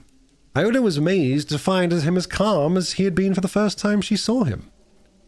Fix did not look at the state of things in the same light. The storm greatly pleased him. His satisfaction would have been complete had the Rangoon been forced to retreat before the violence of wind and waves. Each delay filled him with hope, for it became more and more probable that Fogg would be obliged to remain some days at Hong Kong. And now the heavens themselves became his allies, with the gusts and squalls. It mattered not that they made him seasick. He made no account of this inconvenience, and whilst his body was writhing under the effects, his spirit bounded with hopeful exultation. Passepartout was enraged beyond expression by the unpropitious weather. Everything had gone so well till now. Earth and sea had seemed to be at his master's service. Steamers and railways obeyed him. Wind and steam united to speed his journey. Had the hour of adversity come? Passepartout was as much excited as if the £20,000 were to come from his own pocket. The storm exasperated him. The gale made him furious, and he longed to lash the obstinate sea into obedience. Poor fellow! Fix carefully concealed from him his own satisfaction, for, had he betrayed it, Passepartout could scarcely have restrained himself from personal violence. Passepartout remained on deck as long as the tempest lasted, being unable to remain quiet below and taking it into his head to aid the progress of ship by lending a hand with the crew. He overwhelmed the captain, officers, and sailors, who could not help laughing at his impatience, with all sorts of questions. He wanted to know exactly how long the storm was going to last, whereupon he was referred to the barometer, which seemed to have no intention of rising. Passepartout shook it, but with no perceptible effect, for neither shaking nor maledictions could prevail upon it to change its mind. On the 4th, however, the sea became more calm, and the storm lessened its violence. The wind veered southward, and was once more favourable. The Passepartout cleared up with the weather. Some of the sails were unfurled, and the Rangoon resumed its most rapid speed. The time lost could not, however, be regained. Land was not signalled until 5 o'clock on the morning of the 6th. The steamer was due on the 5th. Phileas Fogg was 24 hours behindhand, and the Yokohama steamer would, of course, be missed. The pilot went on board at 6 and took his place at the bridge to guide the Rangoon through the channels to the port of Hong Kong. Passepartout longed to ask him if the steamer had left for Yokohama, but he dared not, for he wished to preserve the spark of hope which still remained till the last moment. He had confided his anxiety to Fix, who, the sly rascal, tried to console him by saying that Mr. Fogg would be in time if he took the next boat. But this only put Passepartout in a passion. Mr. Fogg, bolder than his servant, did not hesitate to approach the pilot, and tranquilly ask him if he knew when a steamer would leave for Hong Kong for Yokohama. "At high tide tomorrow morning," answered the pilot. "Ah!" said Mr. Fogg, without betraying any astonishment. Passepartout, who had heard what had passed, would willingly have embraced the pilot, while Fix would have been glad to twist his neck. "What is the steamer's name?" asked Mr. Fogg. "The Carnatic." "Ought not she have gone yesterday?" "Yes, sir, but they had to repair one of her boilers, so her departure was postponed till tomorrow." "Thank you," returned Mr. Fogg, descending mathematically to the saloon. Passepartout clasped the pilot's hand and shook it heartily in his delight, exclaiming, "Pilot, you are the best of good fellows!" The pilot probably does not know to this day why his responses won him this enthusiastic greeting. He remounted the bridge and guided the steamer through the flotilla of junks, tankers, and fishing boats which crowded the harbour of Hong Kong. At 1 o'clock, the Rangoon was at the quay, and the passengers were going ashore. Chance had strangely favoured Phileas Fogg, for had not the Carnatic been forced to lie over for repairing her boilers, she would have left on the 6th of November, and the passengers for Japan would have been obliged to wait for a week the sailing of the next steamer. Mr. Fogg was, it is true, 24 hours behind his time, but this could not seriously imperil the remainder of his tour. The steamer which crossed from Pacific to Yokohama to San Francisco made a direct connection with that from Hong Kong, and it could not sail until the latter reached Yokohama. And if Mr. Fogg was 24 hours late on reaching Yokohama, this time would no doubt be easily regained in the voyage of 22 days across the Pacific.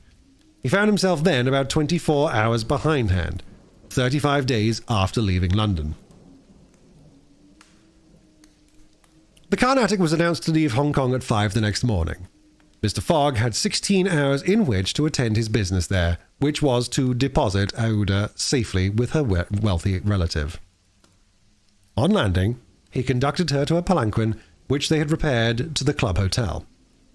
A room was engaged for the young woman, and Mr. Fogg, after seeing that she wanted for nothing, set out in search of her cousin Gigi. He instructed Passepartout to remain at the hotel until his return, that Aouda may not be left entirely alone. Mr. Fogg repaired to the exchange, where he did not doubt everyone would know so wealthy and considerable a personage as the Parsi merchant. Meeting a broker, he made the inquiry to learn that Gigi had left China 2 years before, and, retiring from business with an immense fortune, had taken up his residence in Europe. In Holland, the broker thought, with the merchants of which country he had principally traded.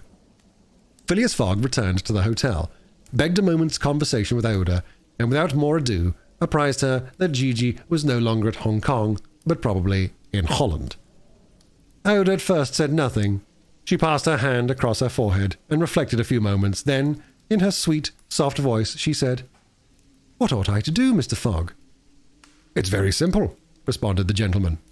"Go on to Europe." "But I cannot intrude." "You do not intrude, nor do you in the least embarrass my project. Passepartout, monsieur, go to the Carnatic and engage 3 cabins." Passepartout, delighted that the young woman, who was very gracious to him, was going to continue the journey with them, went off at a brisk gait to obey his master's order. Chapter 19, in which Passepartout takes a too great interest in his master, and what comes of it. Hong Kong is an island which came into the possession of the English by the Treaty of Nankin after the War of 1842, and the colonizing genius of the English has created upon it an important city and an excellent port. The island is situated at the mouth of the Canton River and is separated by about 60 miles from the Portuguese town of Macau, on the opposite coast. Hong Kong has beaten Macau in the struggle for the Chinese trade, and now the greater part of the transportation of Chinese goods finds its depot at the former place. Docks, hospitals, wharves, a Gothic cathedral, a government house, macadamized streets give to Hong Kong the appearance of a town in Kent or Surrey, transferred by some strange magic to the Antipodes. Passepartout wandered with his hands in his pockets towards the Victoria port, gazing as he went at the curious palanquins and other modes of conveyance, and the groups of Chinese, Japanese, and Europeans who passed to and fro in the streets. Hong Kong seemed to him not unlike Bombay, Calcutta, and Singapore, since, like them, it betrayed everywhere the evidence of English supremacy. At the Victoria port he found a confused mass of ships of all nations, English, French, American, and Dutch, men of war and trading vessels, Japanese and Chinese junks, sempers, tankers, and flower boats, which formed so many floating parterres. Passepartout noticed in the crowd a number of the natives who seemed very old and were dressed in yellow. On going to a barber's to get shaved, he learned that these ancient men were all at least 80 years old, at which age they are permitted to wear yellow, which is the imperial color.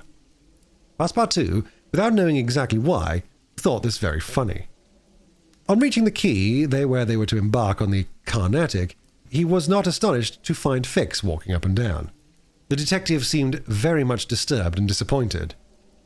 "This is bad," muttered Passepartout, "for the gentlemen of the Reform Club." He accosted Fix with a merry smile, as if he had not perceived that gentleman's chagrin. The detective had indeed good reasons to inveigh against the bad luck which pursued him. The warrant had not come. It was certainly on the way, but as certainly as it could not now reach Hong Kong for several days, and, this being the last English territory on Mr. Fogg's route, the robber would escape, unless he could manage to detain him. "Ah, well, Monsieur Fix," said Passepartout, "have you decided to go with us as far as America?" "Yes," returned Fix through his set teeth. "Good!" exclaimed Passepartout, laughing heartily. "I knew you could not persuade yourself to separate from us. Come and engage your berth." They entered the steamer office and secured cabins for 4 persons. The clerk, as he gave them the tickets, informed them that the repairs on the Carnatic having been completed, the steamer would leave that very evening, and not next morning as had been announced. "This will suit my master all the better," said Passepartout. "I will go and let him know." Fix now decided to make a bold move. He resolved to tell Passepartout all. It seemed to be the only possible means of keeping Phileas Fogg several days longer at Hong Kong. He accordingly invited his companion into a tavern, which caught his eye on the quay. On entering, they found themselves in a large room handsomely decorated, at the end of which was a large camp bed furnished with cushions. Several persons lay upon this bed in a deep sleep. At the small tables, which were arranged about the room, some 30 customers were drinking English beer, porter, gin, and brandy, smoking the while long red clay pipes stuffed with little balls of opium mingled with essence of rose. From time to time, one of the smokers, overcome with the narcotic, would slip under the table, whereupon the waiters, taking him by the head and feet, carried and laid him upon the bed. The bed already supported 20 of these stupefied sots. Fix and Passepartout saw that they were in a smoking-house haunted by those wretched, cadaverous, idiotic creatures to whom the English merchants sell every year the miserable drug called opium, to the amount of £1,400,000, thousands devoted to one of the most despicable vices which afflict humanity. The Chinese government has in vain attempted to deal with the evil by stringent laws. It passed gradually from the rich, to whom it was at first exclusively reserved, to the lower classes, and then its ravages could not be arrested. Opium is smoked everywhere, at all times, by men and women. In the Celestial Empire, and once accustomed to it, the victims cannot dispense with it, except by suffering horrible bodily contortions and agonies. A great smoker can smoke as many as 8 pipes a day, but he dies in 5 years. It is in one of these dens that Fix and Passepartout, in search of a friendly glass, found themselves. Passepartout had no money, but willingly accepted Fix's invitation in the hope of returning the obligation at some future time. They ordered 2 bottles of port, to which the Frenchman did ample justice, whilst Fix observed him with close attention. They chatted about the journey, and Passepartout was especially merry at the idea that Fix was going to continue it with them. When the bottles were empty, however, he rose to go and tell his master of the change in the time of the sailing of the Carnatic. Fix caught him by the arm and said, "Wait a moment." "What for, Monsieur Fix?" "I want to have a serious talk with you." "A serious talk?" cried Passepartout, drinking up the little wine that was left in the bottom of his glass. "Well, we'll talk about it tomorrow. I haven't time now." "Stay. What I have to say concerns your master." Passepartout at this looked attentively at his companion. Fix's face seemed to have a singular expression. He resumed his seat. "What is it you have to say?" Fix placed his hand upon Passepartout's arm and, lowering his voice, said, "You have guessed who I am?" "Parbleu," said Passepartout, smiling. "Then I'm going to tell you everything." "Now that I know everything, my friend." "Ha, that's very good, but do go on. First, though, let me tell you that those gentlemen have put themselves to a useless expense." "Useless?" said Fix. "You speak confidently. It's clear you don't know how large the sum is." "Of course I do," returned Passepartout. £20,000. "55,000, answered Fix, pressing his companion's hand. "What?" cried the Frenchman. "Has Monsieur Fogg dared? £55,000? Well, there's all the more reason for not losing an instant," he continued, getting up hastily. Fix pushed Passepartout back in his chair and resumed. £55,000. And if I succeed, I get £2,000. If you help me, I'll let you have 500 of them." "Help you?" cried Passepartout, whose eyes were standing wide open. "Yes. Help me keep Mr. Fogg here for 2 or 3 days." "Why, what are you saying? Those gentlemen are not satisfied with following my master and suspecting his honor, but they try to put obstacles in his way? I blush for them." "What do you mean?" "I mean that it is a small piece of shameful trickery. They might as well waylay Mr. Fogg and put his money in their pockets." "That's just what they count on doing." "It's a conspiracy, then," cried Passepartout, who became more and more excited as the liquor mounted in his head, for he drank without perceiving it. "A real conspiracy, and gentlemen too. Bah!" Fix began to be puzzled. "Members of the Reform Club," continued Passepartout. "You must know, Monsieur Fix, that my master is an honest man, and that when he makes a wager he tries to win it fairly." "But who do you think I am?" asked Fix, looking at him intently. "Parbleu, an agent of the members of the Reform Club, sent here to interrupt my master's journey. But though I found you out some time ago, I've taken good care to say nothing to Mr. Fogg." "He knows nothing, then?" "Nothing," replied Passepartout, again emptying his glass. The detective passed his hand across his forehead, hesitating before he spoke again. What should he do? Passepartout's mistake seemed sincere, but it made his design more difficult. It was evident that the servant was not the master's accomplice, as Fix had been inclined to suspect. "Well," said the detective to himself, "as he is not as an accomplice, he will help me."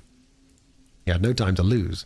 Fogg must be detained at Hong Kong, so he resolved to make a clean breast of it. "Listen to me," said Fix abruptly. "I am not, as you think, an agent of the members of the Reform Club." "Bah!" retorted Passepartout, with an air of raillery. "I am a police detective sent here by the London office."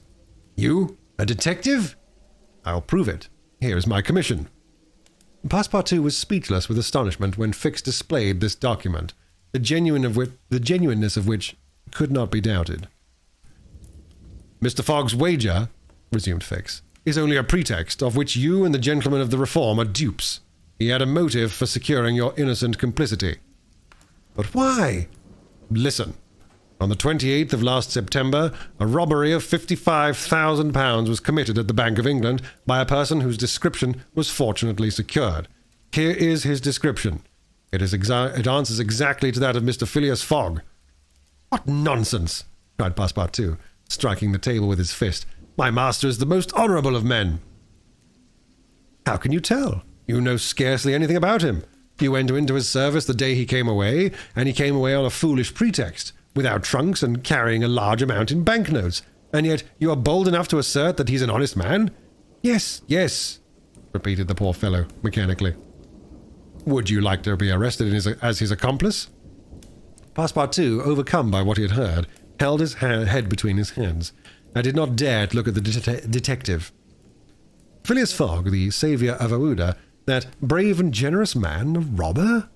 And yet how many presumptions there were against him! Passepartout essayed to reject the suspicions which forced themselves upon his mind. He did not wish to believe that his master was guilty. "Well, what do you want of me?" said he, at last, with an effort. "See here," replied Fix. "I've tracked Mr. Fogg to this place, but as yet I've failed to receive the warrant of arrest for which I sent to London. You must help me to keep him here in Hong Kong." But I... "I will share with you the £2,000 reward offered by the Bank of England." "Never!" replied Passepartout, who tried to rise, but fell back, exhausted in mind and body. "Mr. Fix," he stammered, "even should what you say be true, if my master really is the robber you're looking for, which I deny, I am in his service. I have seen his generosity and goodness, and I will never betray him, not for all the gold in the world. I come from a village where they don't eat that kind of bread." "You refuse?" "I refuse." "Consider that I've said nothing," said Fix, "and let us drink." "Yes, let us drink." Passepartout felt himself yielding more and more to the effects of the liquor. Fix, seeing that he must at all hazards be separated from his master, wished to entirely overcome him. Some pipes full of opium lay upon the table. Fix slipped one into Passepartout's hand. He took it, put it between his lips, lit it, drew several puffs, and his head, becoming heavy under the influence of the narcotic, fell upon the table. "At last!" cried Fix, seeing Passepartout's unconscious. "Mr. Fogg will not be informed of the Carnatic's departure, and if he is, he'll have to go without this cursed Frenchman." And after paying the bill, Fix left the tavern. Chapter 20, in which Fix comes face to face with Phileas Fogg. While these events were passing at the opium house, Mr. Fogg, unconscious of the danger he was of losing the steamer, was quietly escorting Aouda in the streets of the English quarter, making the necessary purchases for the long voyage before them. It was all very well for an Englishman like Mr. Fogg to make the tour of the world with a carpet bag. A lady could not be expected to travel comfortably under such conditions. He acquitted his task with characteristic serenity, and invariably replied to the remonstrances of his fair companion, who was confused by his patience and generosity. "It is in the interest of my journey, a part of my programme."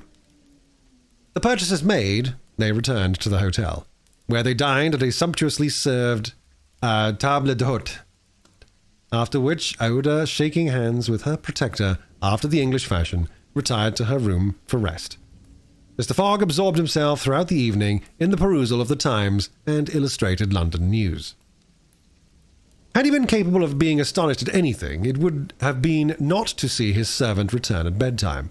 But, knowing that the steamer was not to leave for Yokohama until the morning, he did not disturb himself about the matter. When Passepartout did not appear the next morning to answer his master's bell, Mr. Fogg, not betraying the least vexation, contented himself with taking his carpet-bag, calling Aouda, and sending for a palanquin. It was then 8 o'clock. At 9:30, it then being high tide, the Carnatic would leave the harbour. Mr. Fogg and Aouda got into the palanquin, their luggage being brought on a wheelbarrow, and half an hour later stepped upon the quay whence they were to embark. Mr. Fogg then learned that the Carnatic had sailed the evening before. He had expected to find not only the steamer, but his domestic, and was forced to give up both. But no sign of disappointment appeared on his face, and he merely remarked to Aouda, "It is an accident, madam, nothing more." At this moment a man who had been observing him attentively approached. It was Fix, who, bowing, addressed Mr. Fogg. Were you not, like me, sir, a passenger by the Rangoon which arrived yesterday? I was, sir, replied Mr. Fogg coldly, but I have not the honour. Pardon me, but I thought I should find your servant here. Do you know where he is, sir? asked Oda anxiously. What? Responded Fix, feigning surprise. Is he not with you? No, said Oda. He has not made his appearance since yesterday. Could he have gone on board the Carnatic without us? Without you, madam, answered the detective. Excuse me, did you intend to sail in the Carnatic? Yes, sir. So did I, madam, and I'm excessively disappointed. The Carnatic, his repairs being completed, left Hong Kong 12 hours before the stated time, without any notice being given, and now we must wait a week for another steamer. As he said a week, Fix felt his heart leap for joy. Fogg detained at Hong Kong for a week! There would be time for the warrant to arrive, and fortune at last favoured in the representative of the law. His horror may be imagined when he heard Mr. Fogg say in his placid voice, "But there are other vessels beside the Carnatic, it seems to me, in the harbour of Hong Kong." And, offering his arm to Oda, he followed his steps towards the docks in search of some craft about to start. Fix, stupefied, followed. It seemed as if he were attached to Mr. Fogg by an invisible thread. Chance, however, appeared really to have abandoned the man it had hitherto served so well. For 3 hours, Phileas Fogg wandered about the docks, with the determination, if necessary, to charter a vessel to carry him to Yokohama. But he could only find vessels which were loading or unloading, and which would therefore not set sail. Fix began to hope again. But Mr. Fogg, far from being discouraged, was continuing his search, resolved not to stop if he had to resort to Macau, when he was accosted by a sailor on one of the wharves. "Is your honour looking for a boat?" "Have you a boat ready to sail?" "Yes, your honour. A pilot boat, number 43, the best in the harbour." "Does she go fast?" "Between 8 and 9 knots the hour." "Will you look at her?" "Yes." "Your honour will be satisfied with her. Is it for a sea excursion?" "No, for a voyage." "A voyage?" "Yes. Will you agree to take me to Yokohama?" The sailor leaned on the railing, opened his eyes wide, and said, "Is your honour joking?" "No, I have missed the Carnatic, and I must get to Yokohama by the 14th at the latest, to take the boat to San Francisco." "I am sorry," said the sailor, "but it is impossible." "I offer you £100 per day, and an additional reward of £200 if I reach Yokohama in time." "Are you in earnest?" "Very much so." The pilot walked away a little distance and gazed out to sea, evidently struggling between the anxiety to gain a large sum and the fear of venturing so far. Fix was in mortal suspense. Mr. Fogg turned to Oda and asked her, "You would not be afraid, would you, madam?" "Not with you, Mr. Fogg," was her answer. The pilot now returned, shuffling his hat in his hands. "Well, pilot?" said Mr. Fogg. "Well, your honour," replied he, "I could not risk myself, my men, or my little boat of scarcely 20 tons on so long a voyage at this time of year. Besides, we would not reach Yokohama in time, for it's 1,660 miles from Hong Kong." "Only 1,600, said Mr. Fogg. "It's the same thing." Fix breathed more freely. "But," added the pilot, "it might be arranged another way." Fix ceased to breathe at all. "How?" asked Mr. Fogg. "By going to Nagasaki, at the extreme south of Japan, or even to Shanghai, which is only 800 miles from here. In going to Shanghai, we should not be forced to sail wide of the Chinese coast, which would be a great advantage as the currents run northward, and would aid us." "Pilot," said Mr. Fogg, "I must take the American steamer at Yokohama, and not at Shanghai or Nagasaki." "Why not?" returned the pilot. "The San Francisco steamer does not start from Yokohama. It puts in at Yokohama and Nagasaki, but it starts from Shanghai." "You are sure of that?" "Perfectly." "And when does the boat leave Shanghai?" "On the 11th, at 7 in the evening. We have therefore 4 days before us. That is 96 hours. And in that time, if we had good luck and a southwest wind and the sea was calm, we could make those 800 miles to Shanghai." "And you could go—" "In an hour, as soon as provisions could get aboard the boat and the sails put up." "It is a bargain.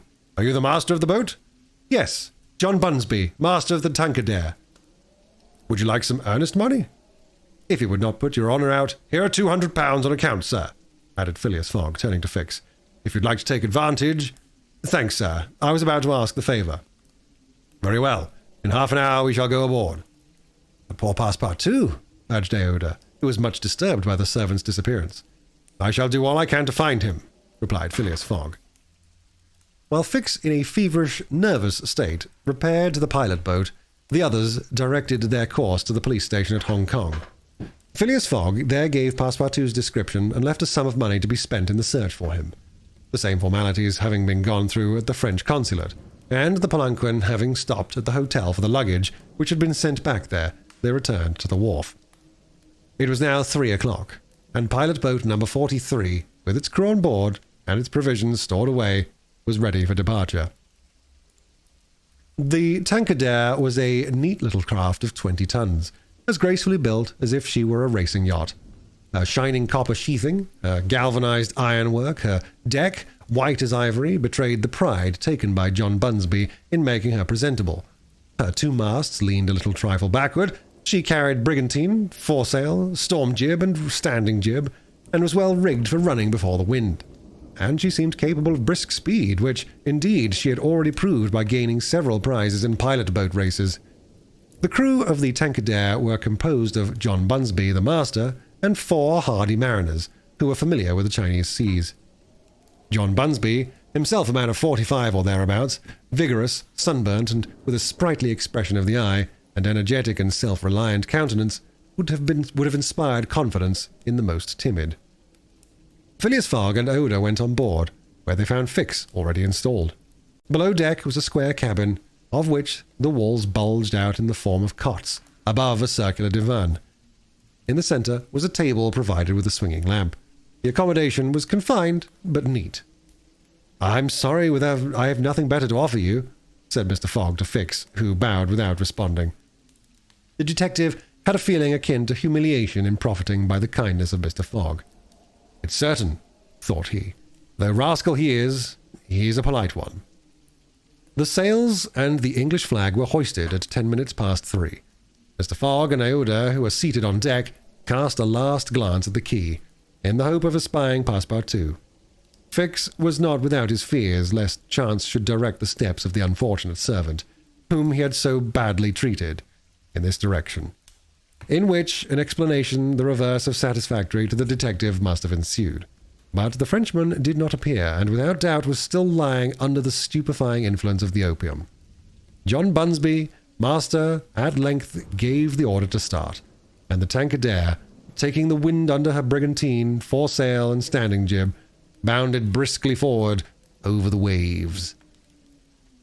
Chapter 21, in which the master of the Tankadere runs great risk of losing a reward of £200. This voyage of 800 miles was a perilous venture on a craft of 20 tons, and at that season of the year. The Chinese seas are usually boisterous, subject to terrible gales of wind, and especially during the equinoxes. And it was now early November. It would clearly have been to the master's advantage to carry his passengers to Yokohama, since he was paid a certain sum per day. But he would have had to have been rash to attempt such a voyage, and it was imprudent even to attempt to reach Shanghai. But John Bunsby believed in the Tankadere, which rode on the waves like a seagull, and perhaps he was not wrong. Late in the day they passed through the capricious channels of Hong Kong, and the Tankadere, impelled by favourable winds, conducted herself admirably. "I do not need, pilot," said Phileas Fogg, when they got into the open sea, "to advise you to use all possible speed. Trust me, Your Honour, we are carrying all the sail the wind will let us. The poles would add nothing, and they are only used when we are going to port. It's your trade, not mine, pilot, and I confide in you." Phileas Fogg, with body erect and legs wide apart, standing like a sailor, gazed without staggering at the swelling waters. The young woman, who was seated aft, was profoundly affected as she looked out upon the ocean, darkening now with the twilight, on which she had ventured in so frail a vessel. Above her head rustled the white sails, which seemed like great white wings. The boat, carried forward by the wind, seemed to be flying in the air. Night came. The moon was entering her first quarter, and her insufficient light would soon die out in the mist on the horizon. Clouds were rising from the east, and already overcast a part of the heavens. The pilot had hung out his lights, which was very necessary in these seas crowded with vessels bound landward, for collisions are not uncommon occurrences, and, at the speed she was going, the least shock would shatter the gallant little craft. Fix, seated in the bow, gave himself up to meditation. He kept apart from his fellow travellers, knowing Mr. Fogg's taciturn tastes. Besides, he did not quite like to talk to the man whose favours he had accepted. He was thinking, too, of the future. It seemed certain that Mr. Fogg would not stop at Yokohama, but would at once take the boat to San Francisco, and the vast extent of America would ensure him impunity and safety. Fogg's plan appeared to him the simplest in the world. Instead of sailing directly from England to the United States, like a common villain, he had traversed 3/4 of the globe so as to gain the American continent more surely, and there, after throwing the police off his track, he would quietly enjoy himself with the fortune stolen from the bank. But, once in the United States, what should he, Fix, do? Should he abandon this man? No, 100 times no. Until he had secured his extradition, he would not lose sight of him for an hour. It was his duty, and he would fulfill it to the end. At all events, there was one thing to be thankful for. Passepartout was not with his master, and it was above all important, after the confidences Fix had imparted to him, that the servant should never have speech with his master. Phileas Fogg was also thinking of Passepartout, who had so strangely disappeared. Looking at the matter from every point of view, it did not seem to him impossible that, by some mistake, the man might have embarked on the Carnatic at the last moment. And this was also Aouda's opinion, who regretted very much the loss of the worthy fellow to whom she owed so much. They might then find him at Yokohama, for if the Carnatic was carrying them thither, it would be easy to ascertain if he had been aboard. A brisk breeze arose around 10 o'clock, but though it might have been prudent to take in a reef, the pilot, after carefully examining the heavens, let the craft remain rigged as before. The Tankadere bore sail admirably as she drew a great deal of water, and everything was prepared for a high speed in case of a gale. Mr. Fogg and Aouda descended into the cabin at midnight, having been already preceded by Fix, who had lain down on one of the cots. The pilot and crew remained on deck all night. At sunrise the next day, which was the 8th of November, the boat had made more than 100 miles. The log indicated a mean speed of between 8 and 9 miles.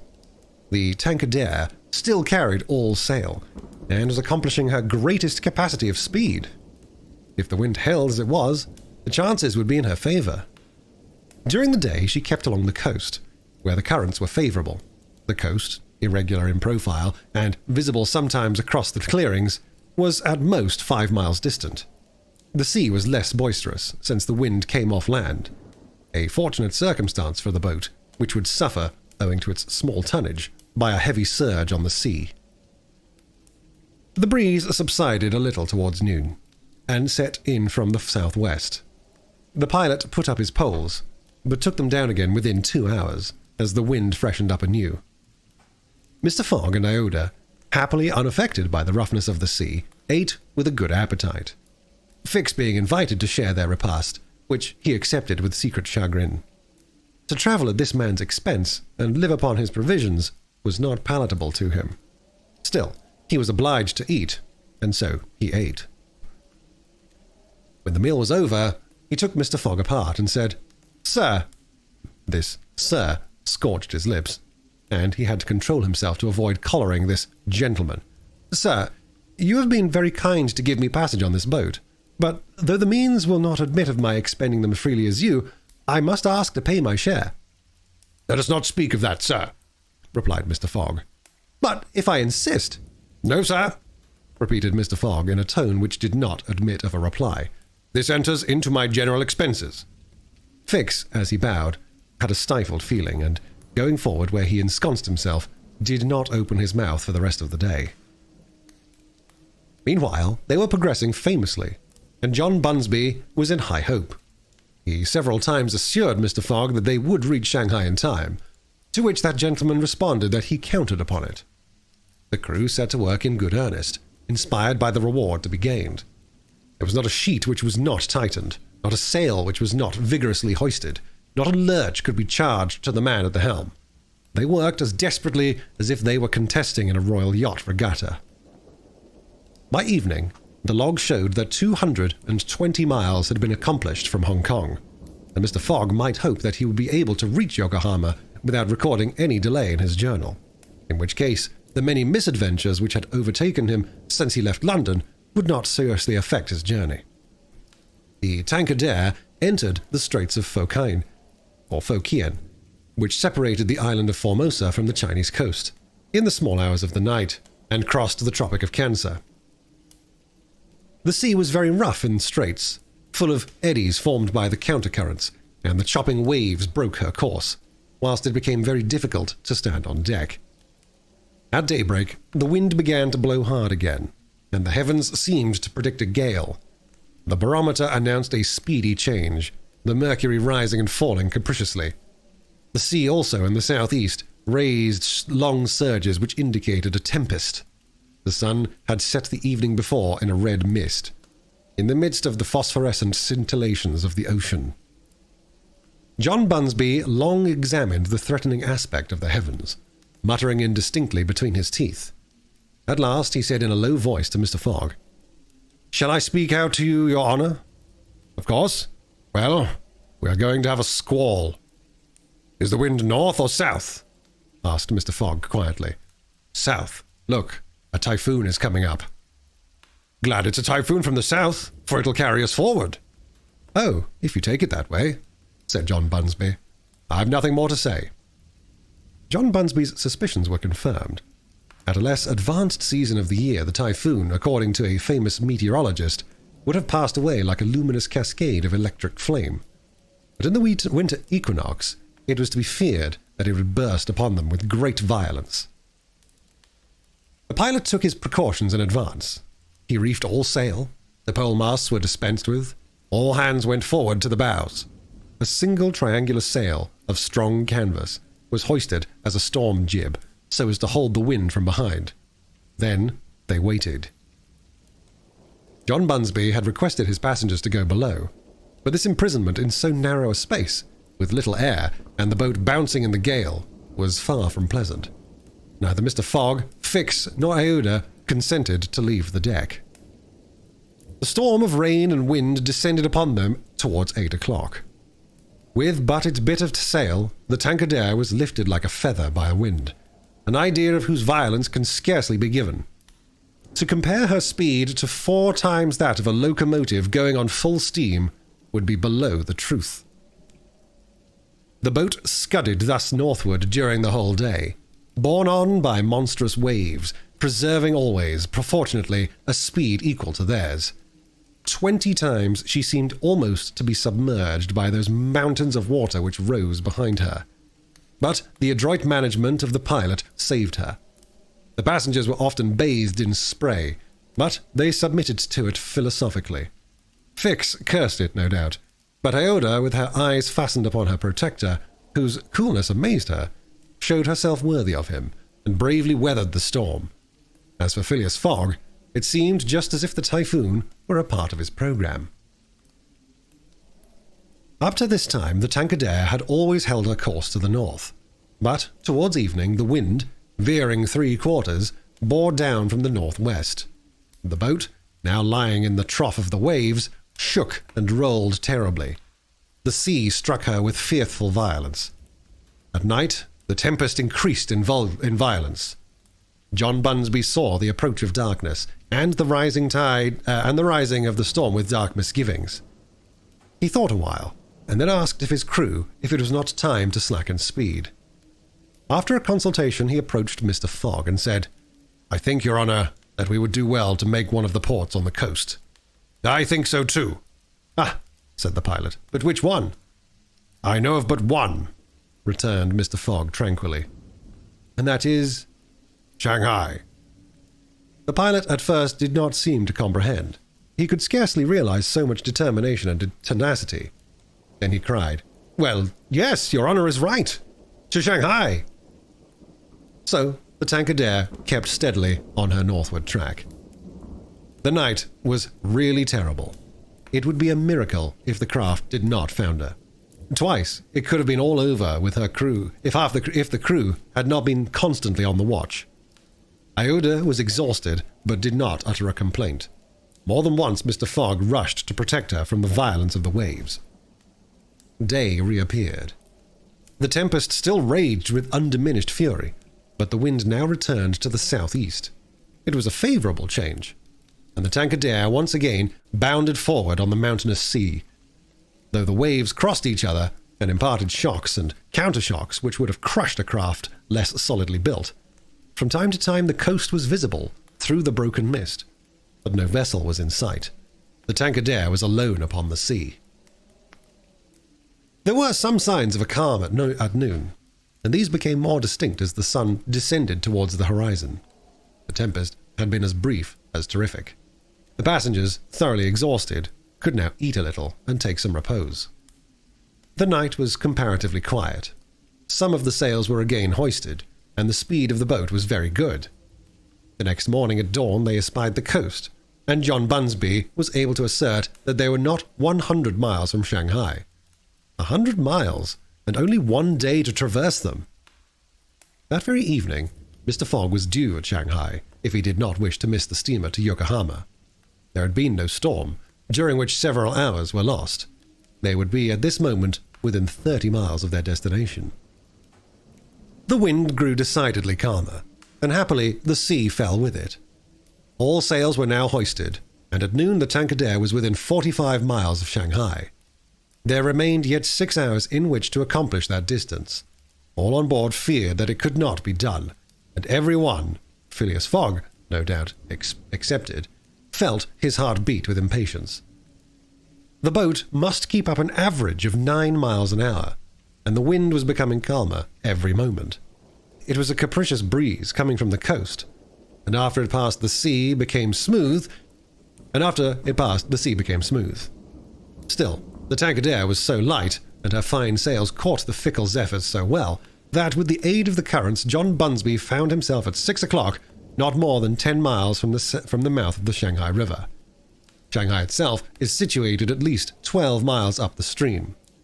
At 7, they were still 3 miles from Shanghai. The pilot swore an angry oath. The reward of £200 was evidently on the point of escaping him. He looked at Mr. Fogg. Mr. Fogg was perfectly tranquil, and yet his whole fortune was at this moment at stake. At this moment, also, a long black funnel, crowned with wreaths of smoke, appeared on the edge of the waters. It was the American steamer, leaving for Yokohama at the appointed time. "Confound her!" cried John Bunsby, pushing back the rudder with a desperate jerk. "Signal her," said Phileas Fogg quietly.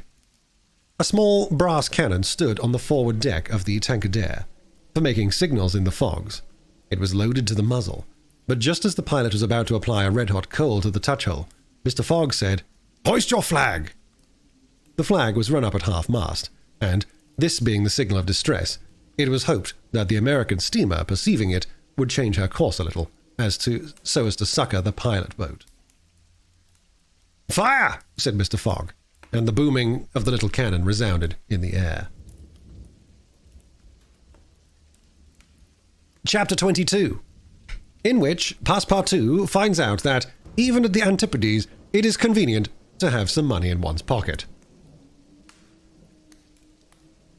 The Carnatic, setting sail from Hong Kong at 6:30 on the 7th of November, directed her course at full steam towards Japan. She carried a large cargo and a well-filled cabin of passengers.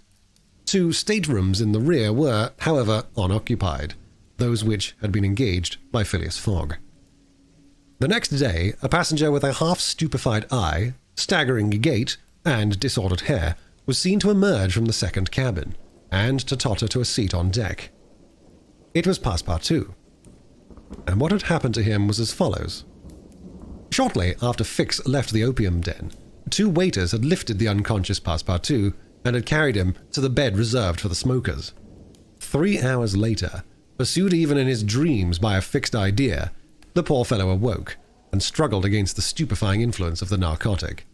The thought of a duty unfulfilled, shook off his torpor, and he hurried from the abode of drunkenness, staggering and holding himself up by keeping against the walls, falling down and creeping up again, and irresistibly impelled by a kind of instinct, he kept crying out, "The Carnatic!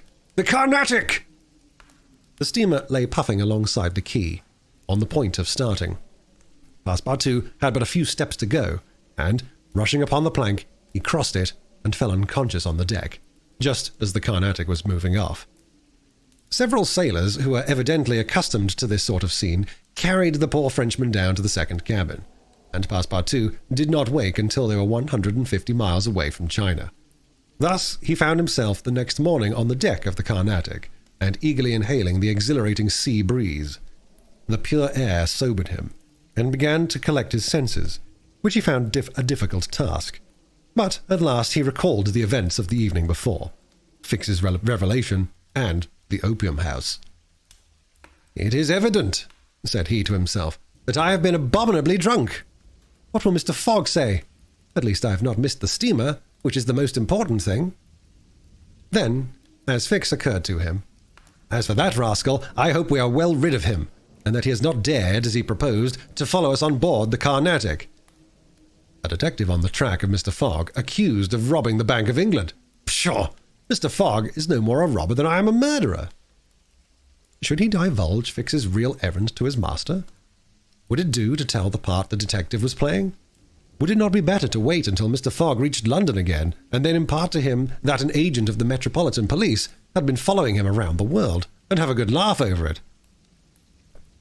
No doubt, at least, it was worth considering. The first thing to do was find Mr. Fogg, and apologize for his singular behavior. Passepartout got up and proceeded as well as he could with the rolling of the steamer to the after-deck. He saw no one who resembled either his master or Aouda. "Good," muttered he. "Aouda has not got up yet, and Mr. Fogg has probably found some partners at whist." He descended to the saloon. Mr. Fogg was not there. Passepartout had only, however, to ask the purser the number of his master's stateroom. The purser replied that he did not know any passenger by the name of Fogg. "I beg your pardon," said Passepartout persistently. "He is a tall gentleman, quiet and not very talkative. He has with him a young lady." "There is no young lady on board," interrupted the purser. "Here are a list of passengers. You may see for yourself." Passepartout scanned the list, but his master's name was not upon it. All at once an idea struck him. "Ah, I am on the Carnatic." "Yes." "On the way to Yokohama?" "Certainly." Passepartout had for an instant feared that he was on the wrong boat, but though he was really on the Carnatic, his master was not there. He fell thunderstruck on a seat. He saw it all now.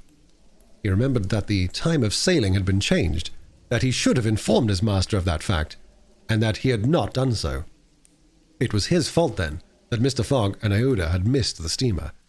Yes, but it was still more the fault of the traitor who, in order to separate him from his master and to detain the latter at Hong Kong, had inveigled him into getting drunk. He now saw the detective's trick, and at this moment Mr. Fogg was certainly ruined. His bet was lost, and he himself perhaps arrested and imprisoned. At this thought, Passepartout tore his hair. Ah, if Fix ever came within his reach, what a settling of accounts there would be. After his first depression, Passepartout became calmer and began to study his situation. It was certainly not an enviable one. He found himself on the way to Japan. And what should he do when he got there? His pocket was empty. He had not a solitary shilling, not so much as a penny. His passage had fortunately been paid for in advance, and he had 5 or 6 days in which to decide upon his future course. He fell to at meals with an appetite, and ate for Mr. Fogg, Aouda, and himself. He helped himself as generously as if Japan were a desert, where nothing to eat was to be looked for. At dawn on the 13th, the Carnatic entered the port of Yokohama. This is an important port of call in the Pacific, where all the mail steamers of those carrying travelers between North America, China, Japan, and the Oriental Islands put in. It is situated in the Bay of Yedo, and at but a short distance from that second capital of the Japanese Empire, and the residence of the Tycoon, the civil emperor, before the Mikado, the spiritual emperor absorbed his office in his own. The Carnatic anchored at the quay near the customs house, near in the midst of a crowd of ships bearing the flags of all nations. Passepartout went timidly ashore on this so curious territory of the Sons of the Sun. Had he nothing better to do than, taking chance for his guide, to wander aimlessly through the streets of Yokohama. He found himself at first in a thoroughly European quarter, the houses having low fronts and being adorned with verandas, beneath which he caught glimpses of neat peristyles. This quarter occupied, with its streets, squares, docks, and warehouses, all the space between the promontory of the treaty and the river. Here, as at Hong Kong and Calcutta, were mixed crowds of all races, Americans and English, Chinamen and Dutchmen, mostly merchants ready to buy or sell anything. The Frenchman felt himself as much alone among them as if he had dropped down in the midst of Hottentots. He had at least one resource, to call on the French and English consuls at Yokohama for assistance, but he shrank from telling the story of his adventures, intimately connected as it was with that of his master, and before doing so, he determined to exhaust all other means of aid. As chance did not favor him in the European quarter, he penetrated that inhabited by the native Japanese, determined, if necessary, to push on for Yedo.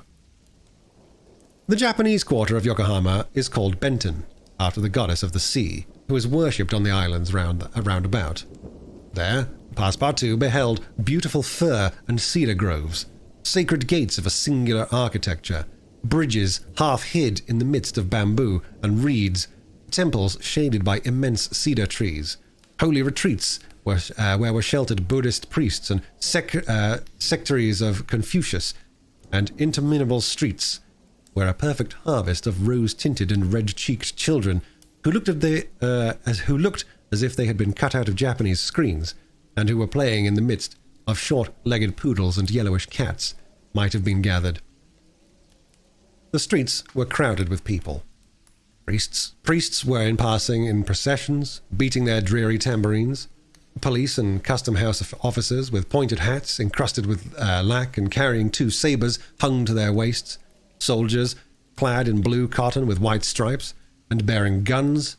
The Mikado's guards, enveloped in silken doubles, hauberks, and coats of mail, and numbers of military folk of all ranks, for the military profession is as much respected in Japan as it is despised in China, went hither and thither in groups and pairs. Passepartout saw, too, begging friars, long-robed pilgrims, and simple civilians with their warped and jet-black hair, big heads, long busts, slender legs, short stature, and complexions varying from copper color to a dead white, but never yellow, like the Chinese from whom the Japanese widely differ. He did not fail to observe the curious equipages, carriages and palanquins, barrows supplied with sails, and litters made of bamboo, nor the women, whom he thought not especially handsome, who took little steps with their little feet, whereon they wore canvas shoes, straw sandals and clogs of worked wood, and who displayed tight-looking eyes, flat chests, teeth fashionably blackened, and gowns crossed with silken scarves tied in an enormous knot behind an ornament which the modern Parisian ladies seem to have borrowed from the dames of Japan. Passepartout wandered for several hours in the midst of this motley crowd, looking in at the windows of the rich and curious shops, the jewelry establishments glittering with quaint Japanese ornaments, the restaurants decked with streamers and banners, the tea-houses where the odorous beverage was being drunk with sake, a liquor concocted from the fermentation of rice, and the very comfortable smoking houses where they were puffing, not opium, which is almost unknown in Japan, but a very fine, stringy tobacco. He went on until he found himself in the fields, in the midst of vast rice plantations. There he saw dazzling camellias expanding themselves with flowers which were giving forth their last colours and perfumes, not on bushes but on trees, and within bamboo enclosures, cherry, plum, and apple trees which the Japanese cultivate rather for their blossoms than their fruit, and which queerly fashioned grinning scarecrows protected from the sparrows, pigeons, ravens, and other voracious birds. On the branches of the cedars were perched large eagles. Amid the foliage of the weeping willows were herons, solemnly standing on one leg, and on every hand were crows, ducks, hawks, wild birds, and a multitude of cranes, which the Japanese consider sacred, and which to their minds symbolize long life and prosperity. As he was strolling along, Passepartout espied some violets among the shrubs. "Good," said he, "I'll have some supper." But on smelling them, he found that they were odorless. No chance there, thought he. The worthy fellow had certainly taken good care to eat as hearty a breakfast as possible before leaving the Carnatic, but, as he had been walking about all day, the demands of hunger were becoming importunate. He observed that the butcher's stalls contained neither mutton, goat, nor pork, and knowing that this is sacrilege to kill cattle, which are preserved solely for farming, he made up his mind that meat was far from plentiful in Yokohama. Nor was he mistaken, and in default of butcher's meat, he could have wished for a quarter of wild boar or deer, a partridge or some quails, some game or fish, which, with rice, the Japanese eat almost exclusively. But he found it necessary to keep up a stout heart, and to postpone the meal he craved until the following morning. Night came, and Passepartout re-entered the native quarter, where he wandered through the streets, lit by vari-coloured lanterns, looking on at the dancers who were executing skillful steps and boundings, and the astrologers who stood in the open air with their telescopes. Then he came to the harbour, which was lit up by the resin torches of the fishermen, who were fishing from their boats. The streets at last became quiet, and the patrol, the officers of which, in their splendid costumes and surrounded by their suites, Passepartout thought seemed like ambassadors, succeeding the bustling crowd. Each time a company passed, Passepartout chuckled and said to himself, "Good! Another Japanese embassy departing for Europe." Chapter 23, in which Passepartout's nose becomes outrageously long. The next morning, poor, jaded, famished Passepartout said to himself that he might get something to eat at all hazards, and the sooner he did so, the better. He might indeed sell his watch, but he would have starved first. Now or never he must use the strong, if not melodious voice which nature had bestowed upon him.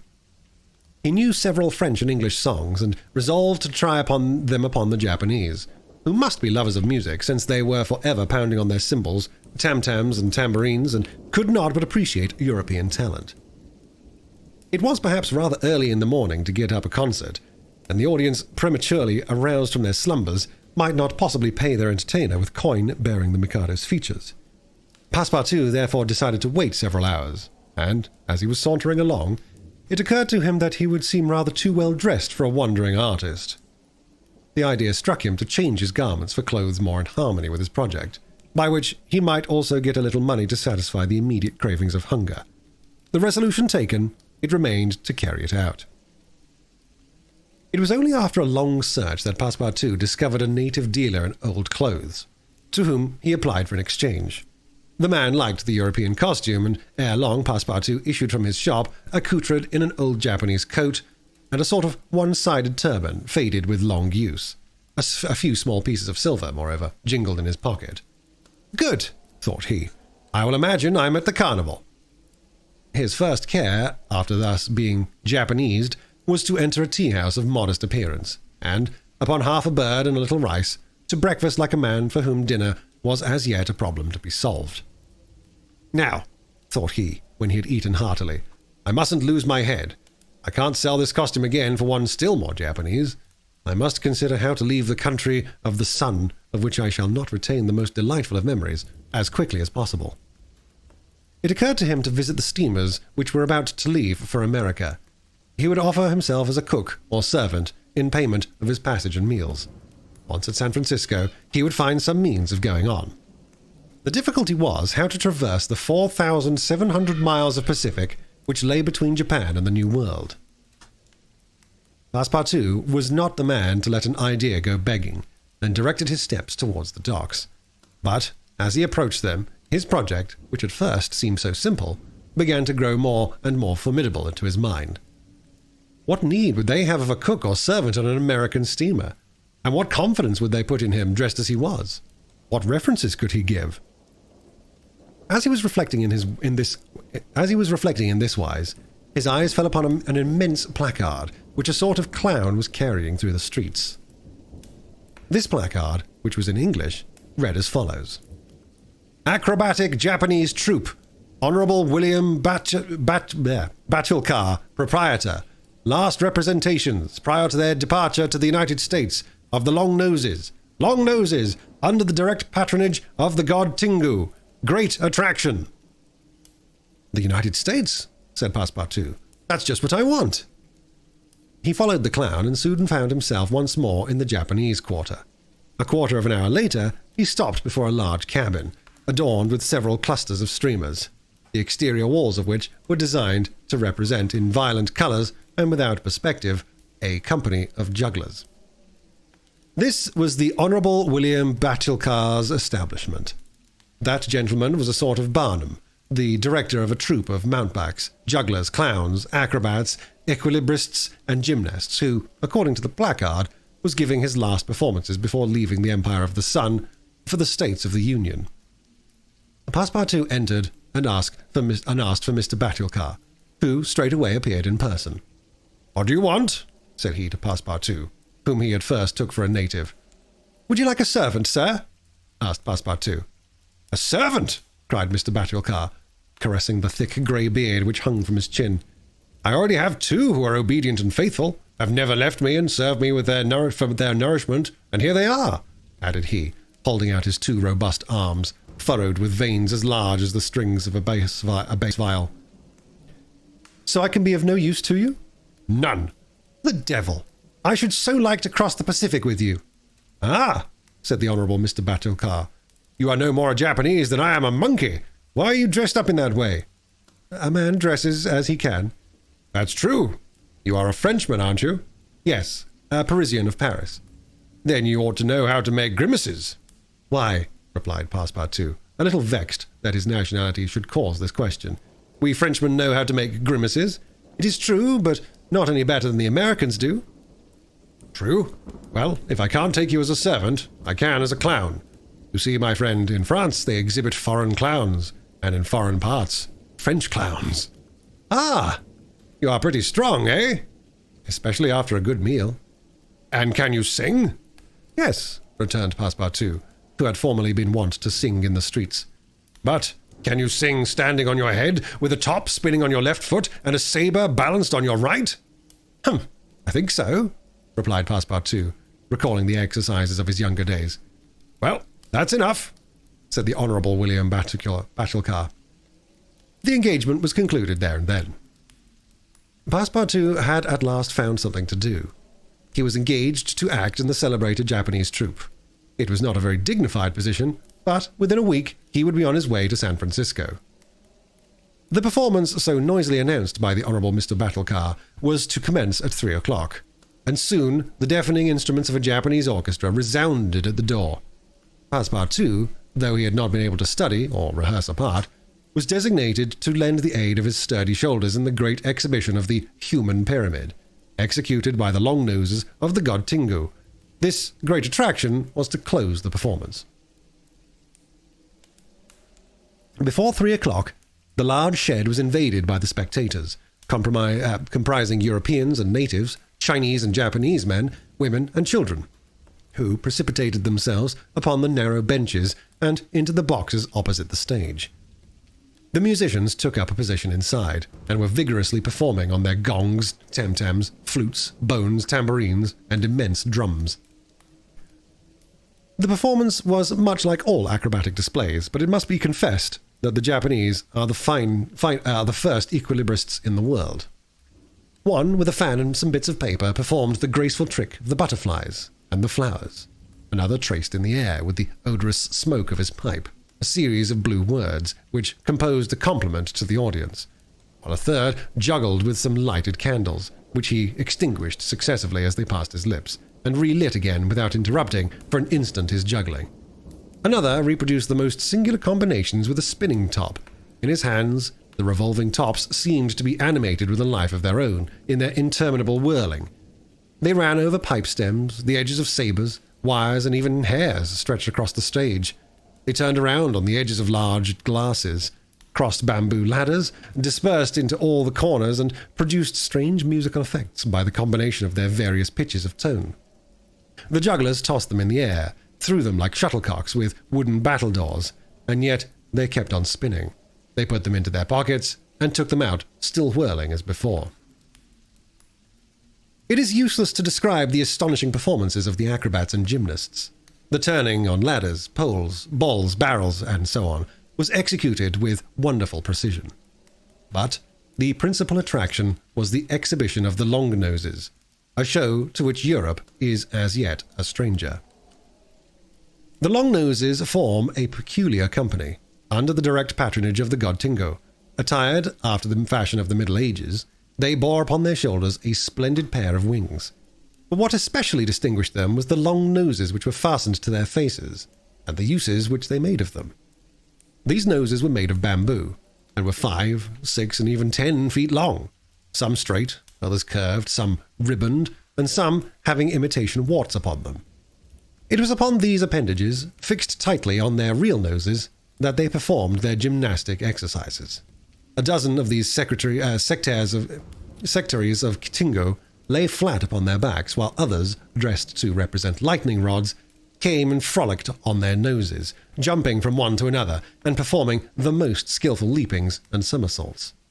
As a last scene, a human pyramid had been announced, in which 50 long noses were to represent the car of Juggernaut.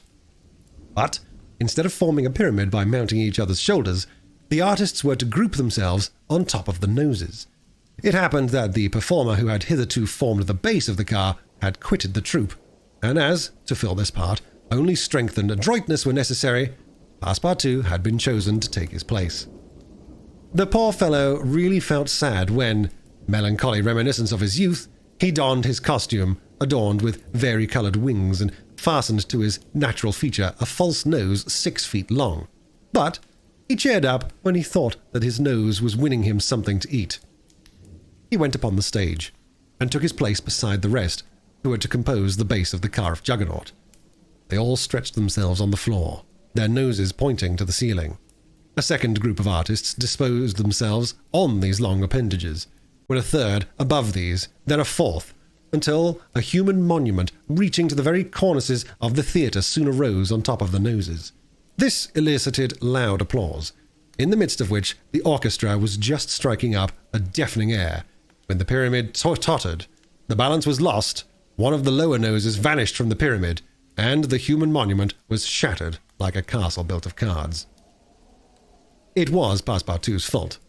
Abandoning his position, clearing the footlights without the aid of his wings, and clambering up to the right-hand gallery, he fell at the feet of one of the spectators, crying, "Ah, my master! My master!" "You here?" "Myself." "Very well. Then let us go to the steamer, young man." Mr. Fogg, Aouda, and Passepartout passed through the lobby of the theatre to the outside, where they encountered the Honourable Mr. Battlecar, furious with rage. He demanded damages for the breakage of the pyramid, and Mr. Fogg appeased him by giving him a handful of banknotes. At 6:30, the very hour of departure, Mr. Fogg and Aouda, followed by Passepartout, who in his hurry had retained his wings, and nose 6 feet long, stepped upon the American steamer. Chapter 24, during which Mr. Fogg and party cross the Pacific Ocean. What happened when the pilot boat came in sight of Shanghai will be easily guessed. The signals made by the Tankadere had been seen by the captain of the Yokohama steamer, who, espying the flag at half-mast, had directed his course towards the little craft. Phileas Fogg, after paying the stipulated price of his passage to John Busby, and rewarding that worthy with the additional sum of £550, ascended the steamer with Aouda and Fix, and they started at once for Nagasaki and Yokohama. They reached their destination on the morning of the 14th of November. Phileas Fogg lost no time in going aboard the Carnatic, where he learned, to Aouda's great delight, and perhaps to his own, though he betrayed no emotion, that Passepartout, a Frenchman, had really arrived on her the day before. The San Francisco steamer was announced to leave that very evening, and it became necessary to find Passepartout, if possible, without delay. Mr. Fogg applied in vain to the French and English consuls, and after wandering through the streets a long time, began to despair of finding his missing servant. Chance, or perhaps a kind of presentiment, at last led him to the Honourable Mr. Batulcar's theatre. He certainly would not have recognized Passepartout in the eccentric mountebank's costume, but the latter, lying on his back, perceived his master in the gallery. He could not help starting, which so changed the position of his nose as to bring the pyramid pell-mell upon the stage. All this Passepartout learned from Aouda, who recounted to him what had taken place on the voyage from Hong Kong to Shanghai on the Tankadere, in company with one Mr. Fix. Passepartout did not change countenance on hearing this name. He thought that the time had not yet arrived to divulge to his master what had taken place between the detective and himself, and, in the account he gave of his absence, he simply excused himself for having been overtaken by drunkenness in smoking opium at a tavern in Hong Kong. Mr. Fogg heard this narrative coldly, without a word, and then furnished his man with funds necessary to obtain clothing in harmony with his position.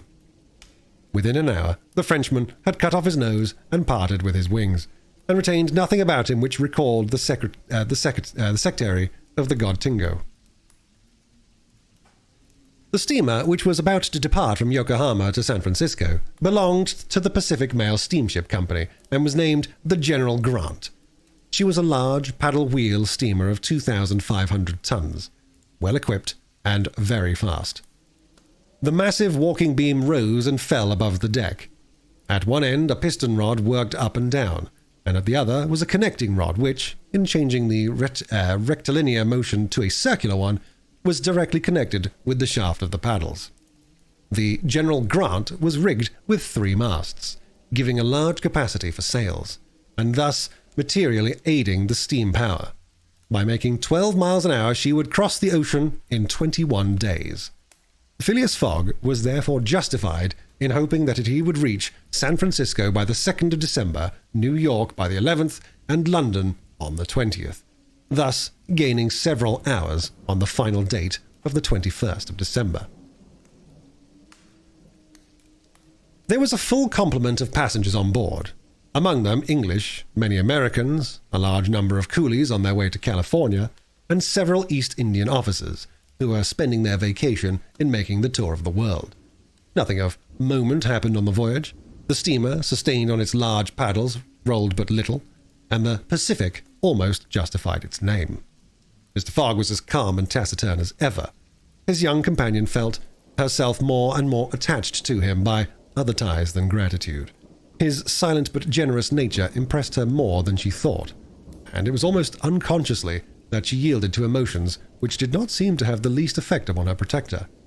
Aouda took the keenest interest in his plans, and became impatient at any incident which seemed likely to retard his journey. She often chatted with Passepartout, who did not fail to perceive the state of the lady's heart, and, being the most faithful of domestics, he never exhausted his eulogies of Phileas Fogg's honesty, generosity, and devotion. He took pains to calm Aouda's doubts of a successful termination of the journey, telling her that the most difficult part of it had passed, and now they were beyond the fantastic countries of Japan and China, and were fairly on their way to civilized places again. A railway train from San Francisco to New York, and a transatlantic steamer from New York to Liverpool, would doubtless bring them to the end of this impossible journey around the world within the period agreed upon. On the 9th day after leaving Yokohama, Phileas Fogg had traversed exactly 1/2 of the terrestrial globe. The General Grant passed on the 23rd of November the 180th meridian, and was at the very antipodes of London. Mr. Fogg had, it is true, exhausted 52 of the 80 days in which he was to complete the tour, and there were only 28 left. But, though he was only halfway by the difference of meridians, he really had gone over 2/3 of the whole journey, for he had been obliged to make long circuits from London to Aden, from Aden to Bombay, from Calcutta to Singapore, and from Singapore to Yokohama. Could he have followed without deviation the 50th parallel, which is that of London, the whole distance would only have been about 12,000 miles, whereas he would be forced by the irregular methods of locomotion to traverse 26,000, of which he had on the 23rd of November accomplished 17,500. And now the course was a straight one, and Fix was no longer there to put obstacles in their way. It happened also on the 23rd of November that Passepartout made a joyful discovery. It will be remembered that the obstinate fellow had insisted on keeping his famous family watch at London time, and on regarding that of the countries he had passed through as quite false and unreliable. Now, on this day, though he had not changed the hands, he found that his watch exactly agreed with the ship's chronometers. His triumph was hilarious. He would have liked to know what Fix would say if he were aboard. "The rogue told me a lot of stories," repeated Passepartout, "about the meridians, the sun and the moon. Moon, indeed. Moonshine, more likely. If one listened to that sort of people, a pretty sort of time one would keep. I was sure the sun would someday regulate itself by my watch." Passepartout was ignorant that, if the face of his watch had been divided into 24 hours like the Italian clocks, he would have had no reason for exultation, for the hands of his watch would then, instead of now indicating 9 o'clock in the morning, indicate 9 o'clock in the evening. That is, the 21st hour after midnight, precisely the difference between London time and that of the 180th meridian. But if Fix had been able to explain this purely physical effect, Passepartout would not have admitted, even if he had comprehended it. Moreover, if the detective had been on board at that moment, Passepartout would have joined issue with him on quite a different subject, and in an entirely different manner. Where was Fix at that moment? He was actually on board the General Grant. On reaching Yokohama, the detective, leaving Mr. Fogg, whom he expected to meet again during the day, had repaired at once to the English consulate, where he had at last found the warrant of arrest. It had followed him from Bombay, and had come by the Carnatic, on which steamer he himself was supposed to be. Fix's disappointment may be imagined when he reflected that the warrant was now useless. Mr. Fogg had left English ground, and it was now necessary to procure his extradition. "Well," thought Fix after a moment of anger, "my warrant is not good here, but it will be in England. The rogue evidently intends to return to his own country, thinking he has thrown the police off his track. Good. I'll follow him across the Atlantic. As for the money, heaven grant there may be some left. But the fellow has already spent in travelling, rewards, trials, bail, elephants, and all sorts of charges more than £5,000. Yet after all, the bank is rich." His course decided on, he went on board the General Grant, and was there when Mr. Fogg and Aouda arrived. To his utter amazement, he recognized Passepartout, despite his theatrical disguise. He quickly concealed himself in his cabin to avoid an awkward explanation, and hoped, thanks to the number of passengers, to remain unperceived by Mr. Fogg's servant. On that very day, however, he met Passepartout face to face on the forward deck. The latter, without a word, made a rush for him, grasped him by the throat, and, much to the amusement of a group of Americans who immediately began to bet on him, administered to the detective a perfect volley of blows, which proved the great superiority of French over English pugilistic skill. When Passepartout had finished, he found himself relieved and comforted. Fix got up in a somewhat rumpled condition, and, looking at his adversary, coldly said, "Have you done?" "For this time, yes." "Then let me have a word with you." "But in your master's interests." Passepartout seemed to be vanquished by Fix's coolness, before he quietly followed him, and they sat down aside from the rest of the passengers. "You have given me a thrashing," said Fix. "Good. I expected it. Now listen to me. Up to this time I have been Mr. Fogg's adversary. I am now in his game." "Aha!" cried Passepartout. "You are convinced he is an honest man?" "No," replied Fix coldly. "I think him a rascal. Shh, don't budge. Let me speak. As long as Mr. Fogg was on English ground, it was for my interests to detain him until my warrant of arrest arrived. I did everything I could to keep him back. I sent the Bombay priests after him. I got you intoxicated at Hong Kong. I separated you from him, and I made him miss the Yokohama steamer." Passepartout listened with closed fists. "Now," resumed Fix, "Mr. Fogg seems to be going back to England. Well, I will follow him there. But hereafter I will do as much to keep obstacles out of his way as I have done up to this time to put them in his path. I've changed my game, you see, and simply because it was for my interest to change it, your interest is the same as mine, for it is only in England that you will ascertain whether you are in the service of a criminal or an honest man." Passepartout listened very attentively to Fix, and was convinced that he spoke with entire good faith. "Are we friends?" asked the detective. "Friends? No," replied Passepartout, "but allies perhaps. At the least sign of treason, however, I'll twist your neck for you." "Agreed," said the detective quietly. 11 days later, on the 3rd of December, the General Grant entered the bay of the Golden Gate and reached San Francisco. Mr. Fogg had neither gained nor lost a single day. Chapter 25, in which a slight glimpse is had of San Francisco.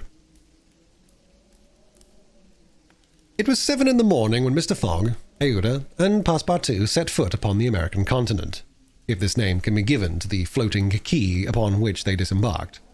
These quays, rising and falling with the tide, thus facilitate the loading and unloading of vessels. Alongside them were clippers of all sizes, steamers of all nationalities, and the steamboats, with several decks rising one above the other, which ply on the Sacramento and its tributaries. There were also heaped up in the products of a commerce which extends to Mexico, Chile, Peru, Brazil, Europe, Asia, and all the Pacific Islands.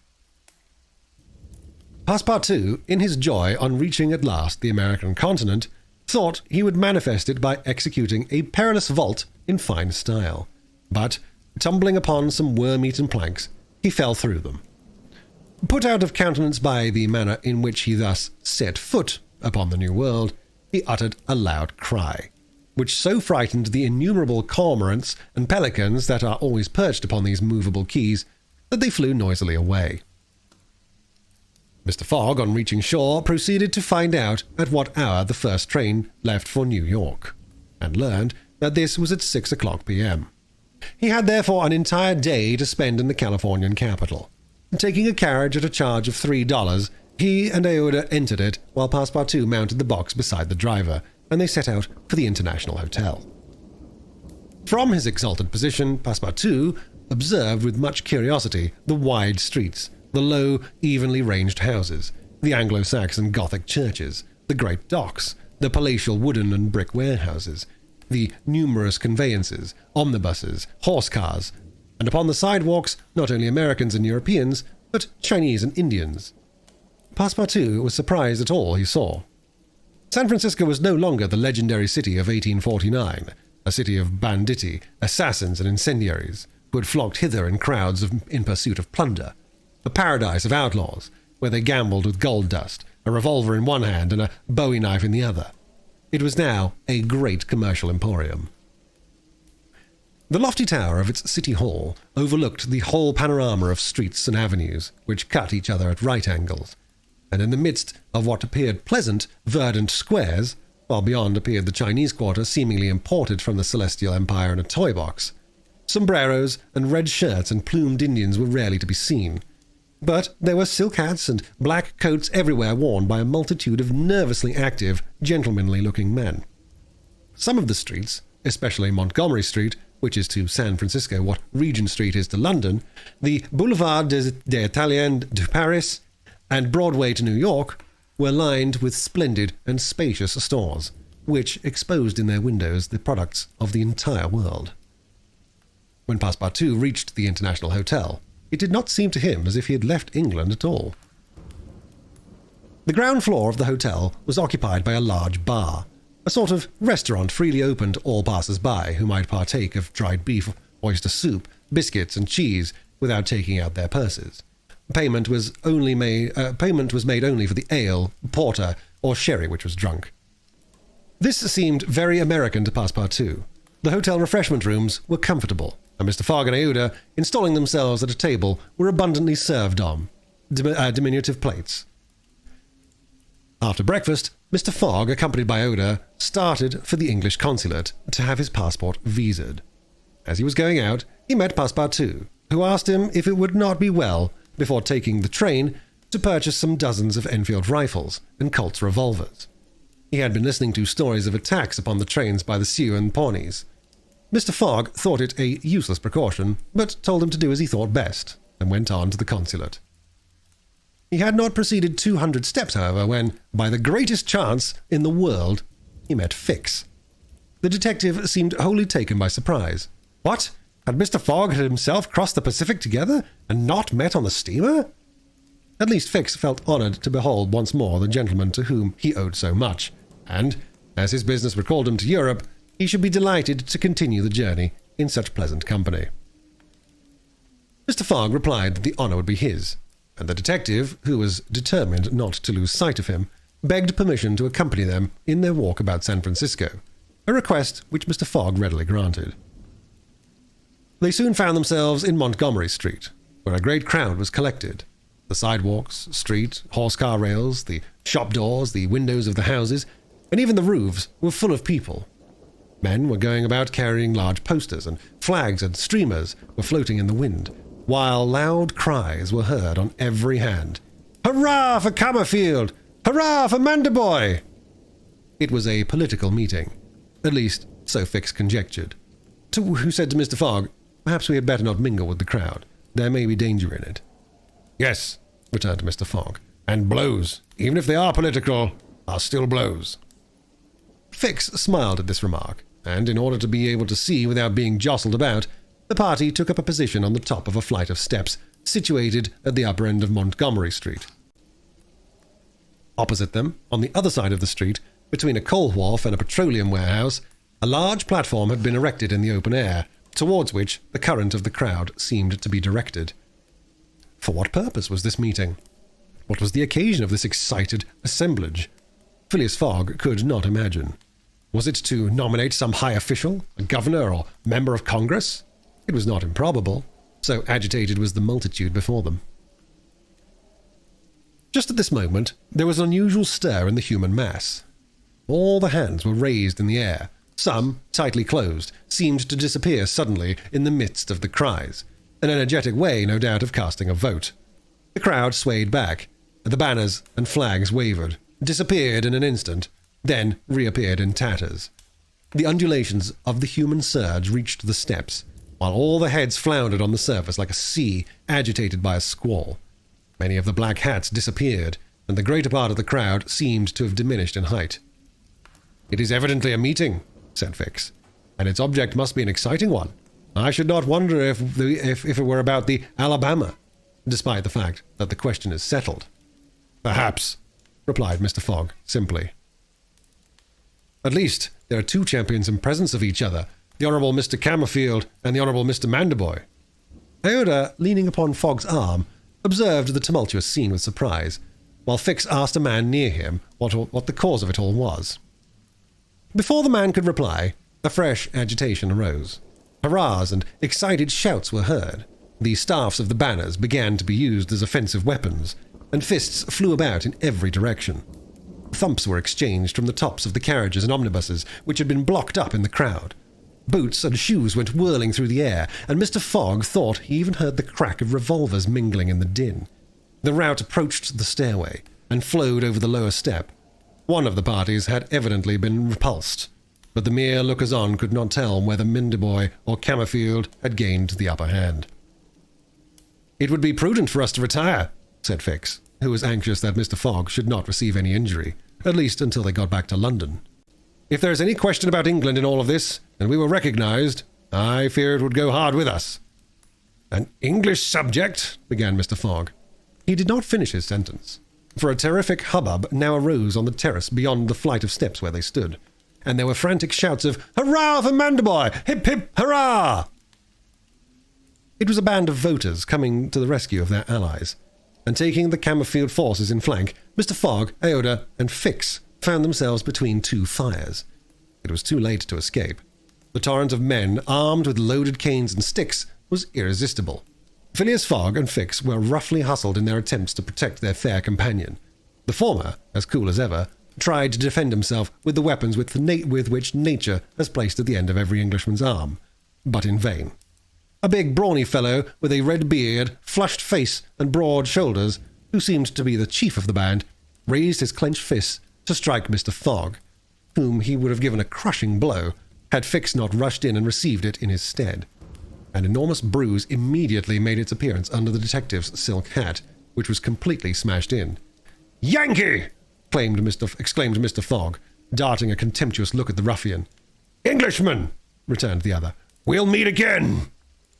"When you name. What is your name?" "Phileas Fogg. And yours?" "Colonel Stam Proctor." The human tide now swept by, after overturning Fix, who speedily got on his feet again, though with tattered clothes. Happily, he was not seriously hurt. His travelling overcoat was divided into 2 unequal parts, and his trousers resembled those of certain Indians, which fit less compactly than they are easy to put on. Aouda had escaped unharmed, and Fix alone bore marks of the fray in his black and blue bruise. "Thanks," said Mr. Fogg to the detective as soon as they were out of the crowd. "No thanks are necessary," replied Fix. "But let us go." "Where?" "To a tailor's." Such a visit was indeed opportune. The clothing of both Mr. Fogg and Fix was in rags, as if they themselves had been actively engaged in the contest between Camerfield and Manderboy. An hour after, they were once more suitably attired, and, with Aouda, returned to the International Hotel. Passepartout was waiting for his master, armed with 6 six-barreled revolvers. When he perceived Fix, he knit his brows, but Aouda having, in a few words, told him of their adventure, his countenance resumed its placid expression. Fix, evidently, was no longer an enemy, but an ally. He was faithfully keeping his word. Dinner over, the coach which was to convey the passengers and their luggage to the station drew up to the door. As he was getting in, Mr. Fogg said to Fix, "You have not seen this Colonel Proctor again?" "No." "I will come back to America to find him," said Phileas Fogg calmly. "It would not be right for an Englishman to permit himself to be treated that way without retaliating." The detective smiled, but did not reply. It was clear that Mr. Fogg was one of those Englishmen, while they do not tolerate duelling at home, fight abroad when their honour is attacked. At 6:15, the travellers reached the station, and found the train ready to depart. As he was about to enter it, Mr. Fogg called a porter, and said to him, "My friend, was there not some trouble today in San Francisco?" "It was a political meeting, sir," replied the porter. "But I thought there was a great deal of disturbance in the streets." "It was only a meeting assembled for an election." "The election of a general-in-chief, no doubt?" asked Mr. Fogg. "No, sir, a justice of the peace."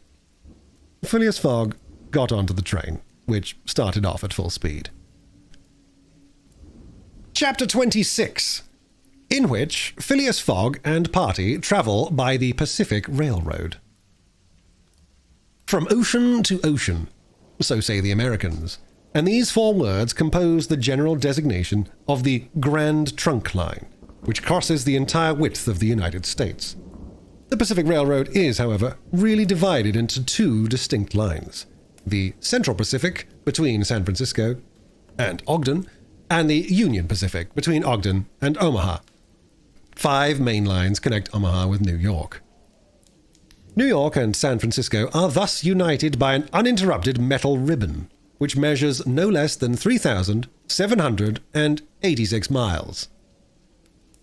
Between Omaha and the Pacific, the railway crosses a territory which is still infested by Indians and wild beasts, and a large tract which the Mormons, after they were driven from Illinois in 1845, began to colonize.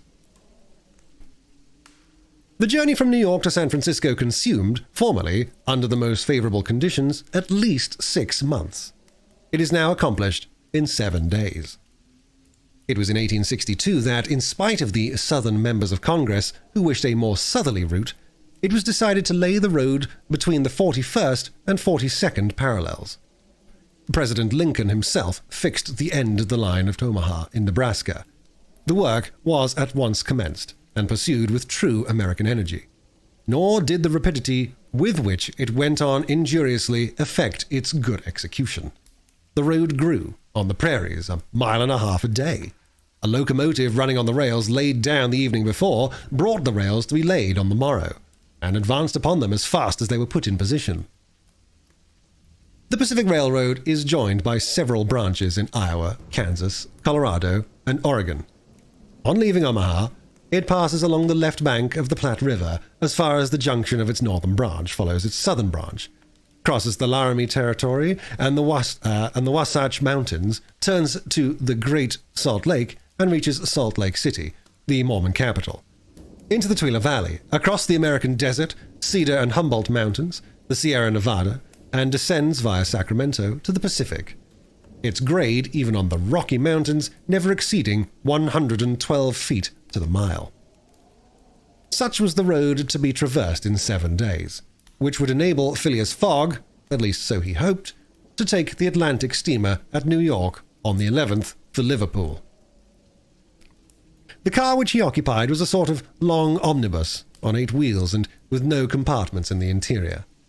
It was supplied with 2 rows of seats, perpendicular to the direction of the train on either side of an aisle which conducted to the front and rear platforms. These platforms were found throughout the train, and the passengers were able to pass from one end of the train to the other. It was supplied with saloon cars, balcony cars, restaurants, and smoking cars. Theatre cars alone were wanting, and they will have these someday. Book and news dealers, sellers of edibles, drinkables, and cigars, who seemed to have plenty of customers, were continually circulating in the aisles. The train left Oakland Station at 6 o'clock. It was already night, cold and cheerless, the heavens being overcast with clouds which seemed to threaten snow. The train did not proceed rapidly.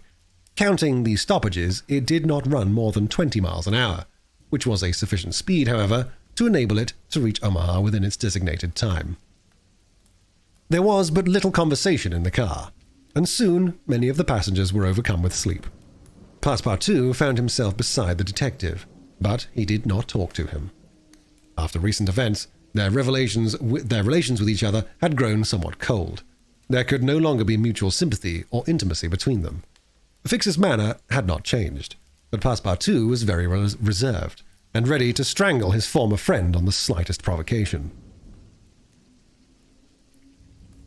Snow began to fall an hour after they started. A fine snow, however, which happily could not obstruct the train. Nothing could be seen from the windows but a vast white sheet, against which the smoke of the locomotive had a greyish aspect. At 8 o'clock, a steward entered the car and announced that the time for going to bed had arrived, and in a few minutes the car was transformed into a dormitory. The backs of the seats were thrown back, bedsteads, carefully packed, were rolled out by an ingenious system, berths were suddenly improvised, and each traveller had soon at his disposition a comfortable bed, protected from curious eyes by thick curtains. The sheets were clean and the pillows soft. It only remained to go to bed and sleep, which everybody did, while the train sped on across the state of California. The country between San Francisco and Sacramento is not very hilly. The Central Pacific, taking Sacramento for its starting point, extends eastward to meet the road from Omaha. The line from San Francisco to Sacramento runs in a northeasterly direction along the American River, which empties into the San Pablo Bay.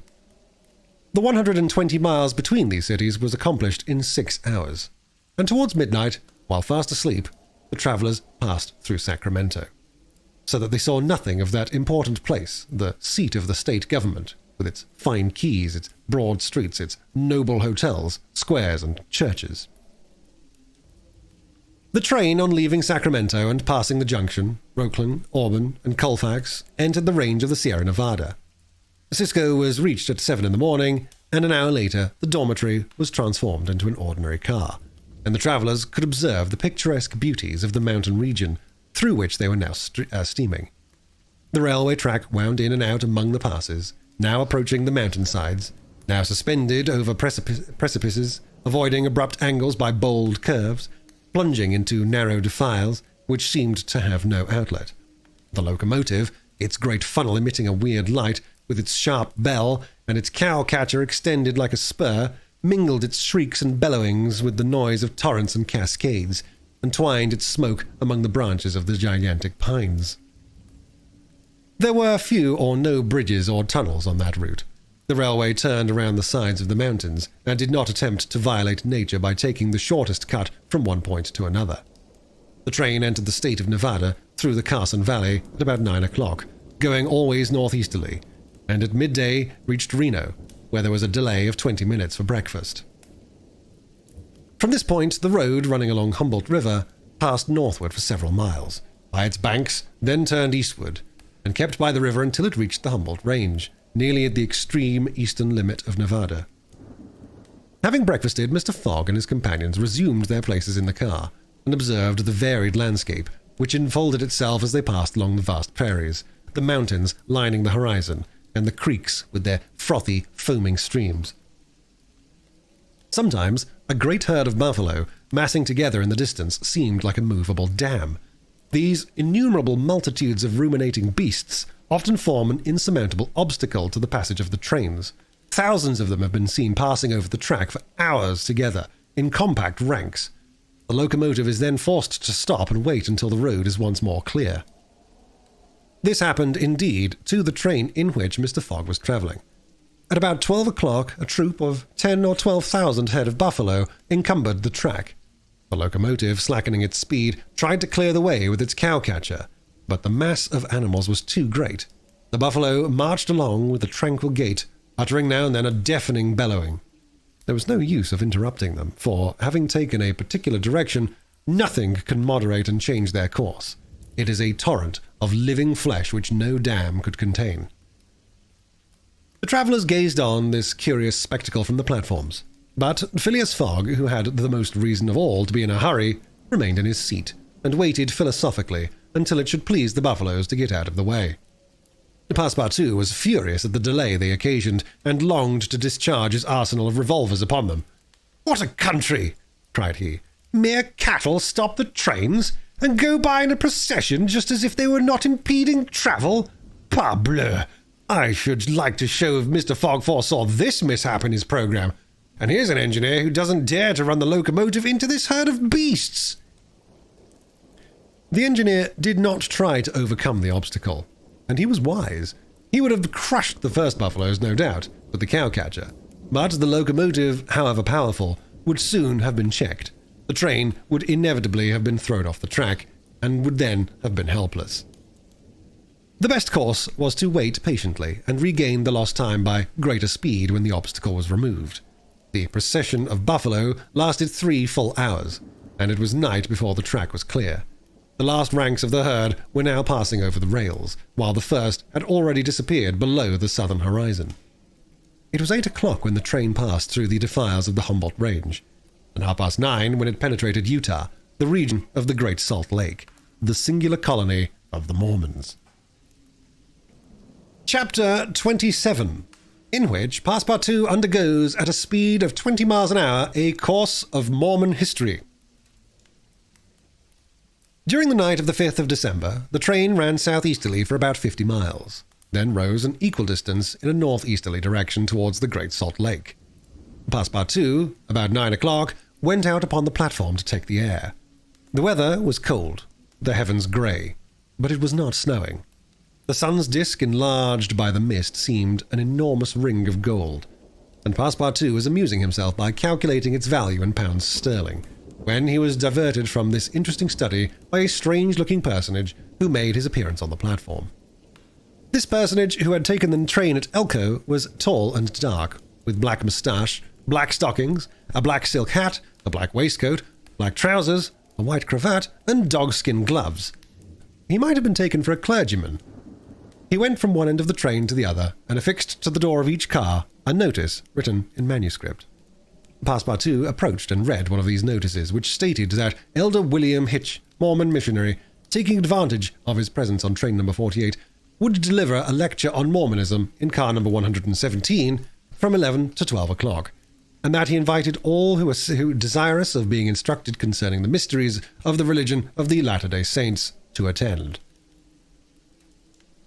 "I'll go," said Passepartout to himself. He knew nothing of Mormonism, except the custom of polygamy, which is its foundation. The news quickly spread throughout the train, which contained about 100 passengers, 30 of whom, at most, attracted by the notice, ensconced themselves in car number 117. Passepartout took one of the front seats. Neither Mr. Fogg nor Fix cared to attend. At the appointed hour, Elder William Hitch rose, and, in an irritated voice, as if he had already been contradicted, said, "I tell you that Joe Smith is a martyr, that his brother Hiram is a martyr, and that by the persecutions of the United States government against the prophets will also make a martyr of Brigham Young. Who dares to say the contrary?" No one ventured to gainsay the missionary, whose excited tone contrasted curiously with his naturally calm visage. No doubt his anger arose from the hardships to which the Mormons were actually subjected. The government had just succeeded with some difficulty in reducing these independent fanatics to its rule. It had made itself master of Utah and subjected that territory to the laws of the Union, after imprisoning Brigham Young on a charge of rebellion and polygamy. The disciples of the prophet had since redoubled their efforts, and resisted, by words at least, the authority of Congress. Elder Hitch, as is seen, was trying to make proselytes on the very railway trains. Then, emphasizing his words with a loud voice and frequent gestures, he related the history of the Mormons from biblical times, how that in Israel a Mormon prophet of the tribe of Joseph published the annals of the new religion, and bequeathed them to his son Mormon.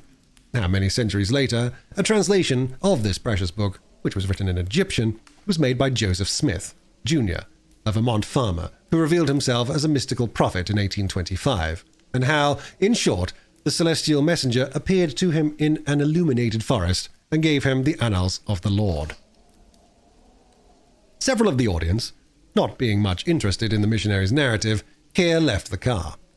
But Elder Hitch, continuing his lecture, related how Smith, Jr., with his father, 2 brothers, and a few disciples, founded the Church of the Latter-day Saints, which, adopted not only in America, but in England, Norway, and Sweden, and Germany, counts many artisans, as well as men engaged in the liberal professions among its members.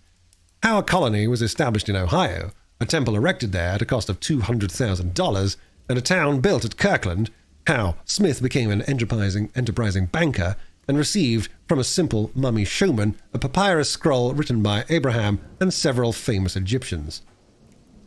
The elder's story became somewhat wearisome, and his audience grew gradually less, until it was reduced to 20 passengers. But this did not disconcert the enthusiast, who proceeded with the story of Joseph Smith's bankruptcy in 1837, and how his ruined creditors gave him a coat of tar and feathers. His reappearance some years afterwards, more honorable and honored than ever, at Independence, Missouri, the chief of a flourishing colony of 3,000 disciples, and his pursuit thence by outraged Gentiles, and retirement into the far west.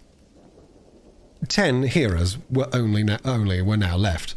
Among them honest Passepartout, who was listening with all his ears. Thus he learned that after long persecutions, Smith reappeared in Illinois, and in 1839 founded a community at Nauvoo, on the Mississippi, numbering 25,000 souls, of which he became mayor, chief justice, and general-in-chief. That he announced himself in 1843 as a candidate for the presidency of the United States, and that finally, being drawn into ambuscade at Carthage, he was thrown into prison and assassinated by a band of men disguised in masks. Passepartout was now the only person left in the car, and the elder, looking him full in the face, reminded him that 2 years after the assassination of Joseph Smith, the inspired prophet Brigham Young, his successor, left Nauvoo for the banks of the Great Salt Lake, where, in the midst of that fertile region, directly on the route of the emigrants who crossed Utah on their way to California, the new colony, thanks to the polygamy practiced by the Mormons, had flourished beyond expectations. "And this," added Elder William Hitch, "is why the jealousy of Congress has been aroused against us. Why have the soldiers of the Union invaded the soil of Utah? Why has Brigham Young, our chief, been imprisoned in contempt of all justice? Shall we yield to force? Never! Driven from Vermont, driven from Illinois, driven from Ohio, driven from Missouri, driven from Utah, we shall yet find some independent territory on which to plant our tents. And you, my brother," continued the elder, fixing his angry eyes upon his single auditor, "will you not plant yours there too, under the shadow of our flag?" "No," replied Passepartout courageously, in his turn retiring from the car and leaving the elder to preach to vacancy. During the lecture, the train had been making good progress, and towards 12:30 it reached the northwest border of the Great Salt Lake. Thence, the passengers could observe the vast extent of this interior sea, which is also called the Dead Sea, and into which flows an American Jordan. It is a picturesque expanse framed in lofty crags in large strata, encrusted with white salt, a superb sheet of water, which was formerly of larger extent than now, its shores having encroached with the lapse of time, and thus at once reduced its breadth and increased its depth. The Salt Lake, 70 miles long and 35 wide, is situated 3 miles, 800 feet above the sea, quite different from Lake Asphaltite, whose depression is 1,200 feet below the sea. It contains considerable salt, and 1/4 of the weight on its water is solid matter, its specific weight being 1,170, and, after being distilled, 1,000. Fishes are, of course, unable to live in it, and those which descend through the Jordan, the Weber, and other streams soon perish. The country around the lake was well cultivated, for the Mormons are mostly farmers, while ranches and pens for domesticated animals, fields of wheat, corn, and other cereals, luxuriant prairies, hedges of wild rose, clumps of acacias and milkwort would have been seen 6 months later. Now the ground was covered with a thin powdering of snow. The train reached Ogden at 2 o'clock, where it rested for 6 hours.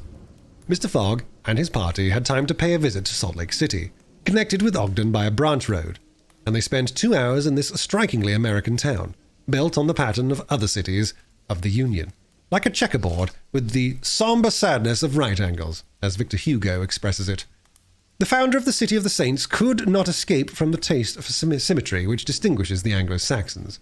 In this strange country, where the people are certainly not up to the level of their institutions, everything is done squarely: cities, houses, and follies. The travellers then were promenading, at 3 o'clock, about the streets of the town built between the banks of the Jordan and the spurs of the Wasatch Range. They saw few or no churches, but the prophet's mansion, the courthouse, and the arsenal, blue brick houses with verandas and porches, surrounded by gardens bordered with acacias, palms, and locusts. A clay and pebble wall built in 1853 surrounded the town, and in the principal street were the market and several hotels adorned with pavilions. The place did not seem thickly populated. The streets were almost deserted, except in the vicinity of the temple, which they only reached after having traversed several quarters surrounded by palisades. There were many women, which was easily accounted for by the peculiar institution of the Mormons. But it must not be supposed that all Mormons are polygamists. They are free to marry or not, as they please, but it is worth noting that it is mainly the female citizens of Utah who are anxious to marry, as according to the Mormon religion, maiden ladies are not admitted to the possession of its highest joys. These poor creatures seemed to be neither well off nor happy. Some, the more well-to-do no doubt, wore short, open, black silk dresses under a hood or modest shawl. Others were habited in Indian fashion. Passepartout could not behold without a certain fright these women charged in groups with conferring happiness on a single Mormon. His common sense pitied, above all, the husband. It seemed to him a terrible thing to have to guide so many wives at once across the vicissitudes of life, and to conduct them, as it were, in a body to the Mormon paradise, with the prospect of seeing them in the company of the glorious Smith, who doubtless was the chief ornament of that delightful place, to all eternity. He felt decidedly repelled from such a vocation, and he imagined, perhaps he was mistaken, that the fair ones of Salt Lake City cast rather alarming glances on his person. Happily, his stay there was but brief. At 4, the party found themselves again at the station, took their places in the train, and the whistle sounded for starting. Just at the moment, however, that the locomotive wheels began to move, cries of "Stop! Stop!" were heard. Trains, like time and tide, stop for no one. The gentleman who uttered the cries was evidently a belated Mormon. He was breathless with running. Happily for him, the station had neither gates nor barriers. He rushed along the track, jumped on the rear platform of the train, and fell exhausted into one of the seats. Passepartout, who had been anxiously watching this amateur gymnast, approached him with lively interest, and learned that he had taken flight after an unpleasant domestic scene. When the Mormon had recovered his health, Passepartout ventured to ask him politely how many wives he had, for, from the manner in which he had decamped, it might be thought that he had at least 20. "One, sir," replied the Mormon, raising his arms heavenward. "One, and that was enough." Chapter 28, in which Passepartout does not succeed in making anybody listen to reason. The train, on leaving Great Salt Lake at Ogden, passed northward for an hour as far as Weber River. Having completed nearly 900 miles from San Francisco, from this point it took an easterly direction towards the jagged Wasatch Mountains. It was in the section included between this range and the Rocky Mountains that the American engineers found the most formidable difficulties in laying the road. and that the government granted a subsidy of $48,000 per mile instead of $16,000 allowed for the work done on the planes. But the engineers, instead of violating nature, avoided its difficulties by winding around instead of penetrating the rocks. One tunnel only, 14,000 feet in length, was pierced in order to arrive at the Great Basin. The track up to this time had reached its highest elevation at the Great Salt Lake. From this point, it described a long curve, descending towards Bitter Creek Valley, to rise again to the dividing range of the waters between the Atlantic and the Pacific. There were many creeks in this mountainous region, and it was necessary to cross Muddy Creek, Green Creek, and others upon culverts. Passepartout grew more and more impatient as they went on, while Fix longed to get out of this difficult region, and was more anxious than Phileas Fogg himself to be beyond the danger of delays and accidents, and set foot on English soil. At 10 o'clock at night, the train stopped at Fort Bridger Station, and 20 minutes later entered Wyoming territory, following the valley of Bitter Creek throughout. The next day, 7th of December, they stopped for a quarter of an hour at Green River Station. Snow had fallen abundantly during the night, but, being mixed with rain, it had half melted, and did not interrupt their progress. The bad weather, however, annoyed Passepartout, for the accumulation of snow by blocking the wheels of the cars would certainly have been fatal to Mr. Fogg's tour. "What an idea!" he said to himself. "Why did my master make this journey in winter? Couldn't he have waited for a good season to increase his chances?" While the worthy Frenchman was absorbed in the state of the sky and the depression of the temperature, Iota was experiencing fears from a totally different cause. Several passengers had got off at Green River and were walking up and down the platforms, and among those Iota recognized Colonel Stamp Proctor, the same who had so grossly insulted Phileas Fogg at San Francisco meeting. Not wishing to be recognized, the young woman drew back from the window, feeling much alarm at her discovery. She was attached to the man who, however coldly, gave her daily evidences of the most absolute devotion. She did not comprehend, perhaps, the depth of the sentiment with which her protector inspired her, which she called gratitude, but which, though she was unconscious of it, was really more than that. Her heart sank within her when she recognized the man who Mr. Fogg desired, sooner or later, to call to account for his conduct. Chance alone, it was clear, had brought Colonel Proctor on this train. But there was, and it was necessary, at all hazards, that Phileas Fogg should not perceive his adversary. Iota seized a moment when Mr. Fogg was asleep to tell Fix and Passepartout whom she had seen. "That Proctor on this train?" cried Fix. "Well, reassure yourself, madam. Before he settles with Mr. Fogg, he has got to deal with me. It seems to me that I was the more insulted of the two. And besides," added Passepartout, "I'll take charge of him, colonel as he is." "Mr. Fix," resumed Iota, "Mr. Fogg will allow no one to avenge him. He said that he would come back to America to find this man. Should he perceive Colonel Proctor, we would not prevent a collision which might have terrible results. He must not see him." "You are right, madam," replied Mr. Fix. "A meeting between them might ruin all. Whether he were victorious or beaten, Mr. Fogg would be delayed, and, added Passepartout, that would play the game of the gentlemen of the Reform Club. In 4 days we shall be in New York. Well, if my master does not leave this car during those 4 days, we may hope that chance will not bring him face to face with this confounded American. We must, if possible, prevent his staring out of it." The conversation dropped. Mr. Fogg had just woke up, and was looking out of the window. Soon after, Passepartout, without being heard by his master or Iota, whispered to the detective, "Would you really fight for him?" "I would do anything," replied Fix, in a tone which betrayed determined will, "to get him back living to Europe." Passepartout felt something like a shudder shoot through his frame, but his confidence in his master remained unbroken. Was there any means of detaining Mr. Fogg in the car, to avoid a meeting between him and this colonel? It ought not be a difficult task, since that gentleman was naturally sedentary and little curious. The detective, at least, seemed to have found a way, for, after a few moments, he said to Mr. Fogg, "These are long and slow hours, sir, that we are passing on the railway." "Yes," replied Mr. Fogg, "but they must pass." "You are in the habit of playing whist," resumed Fix, on the steamers. Yes, but it would be difficult to do so here. I have neither cards nor partners.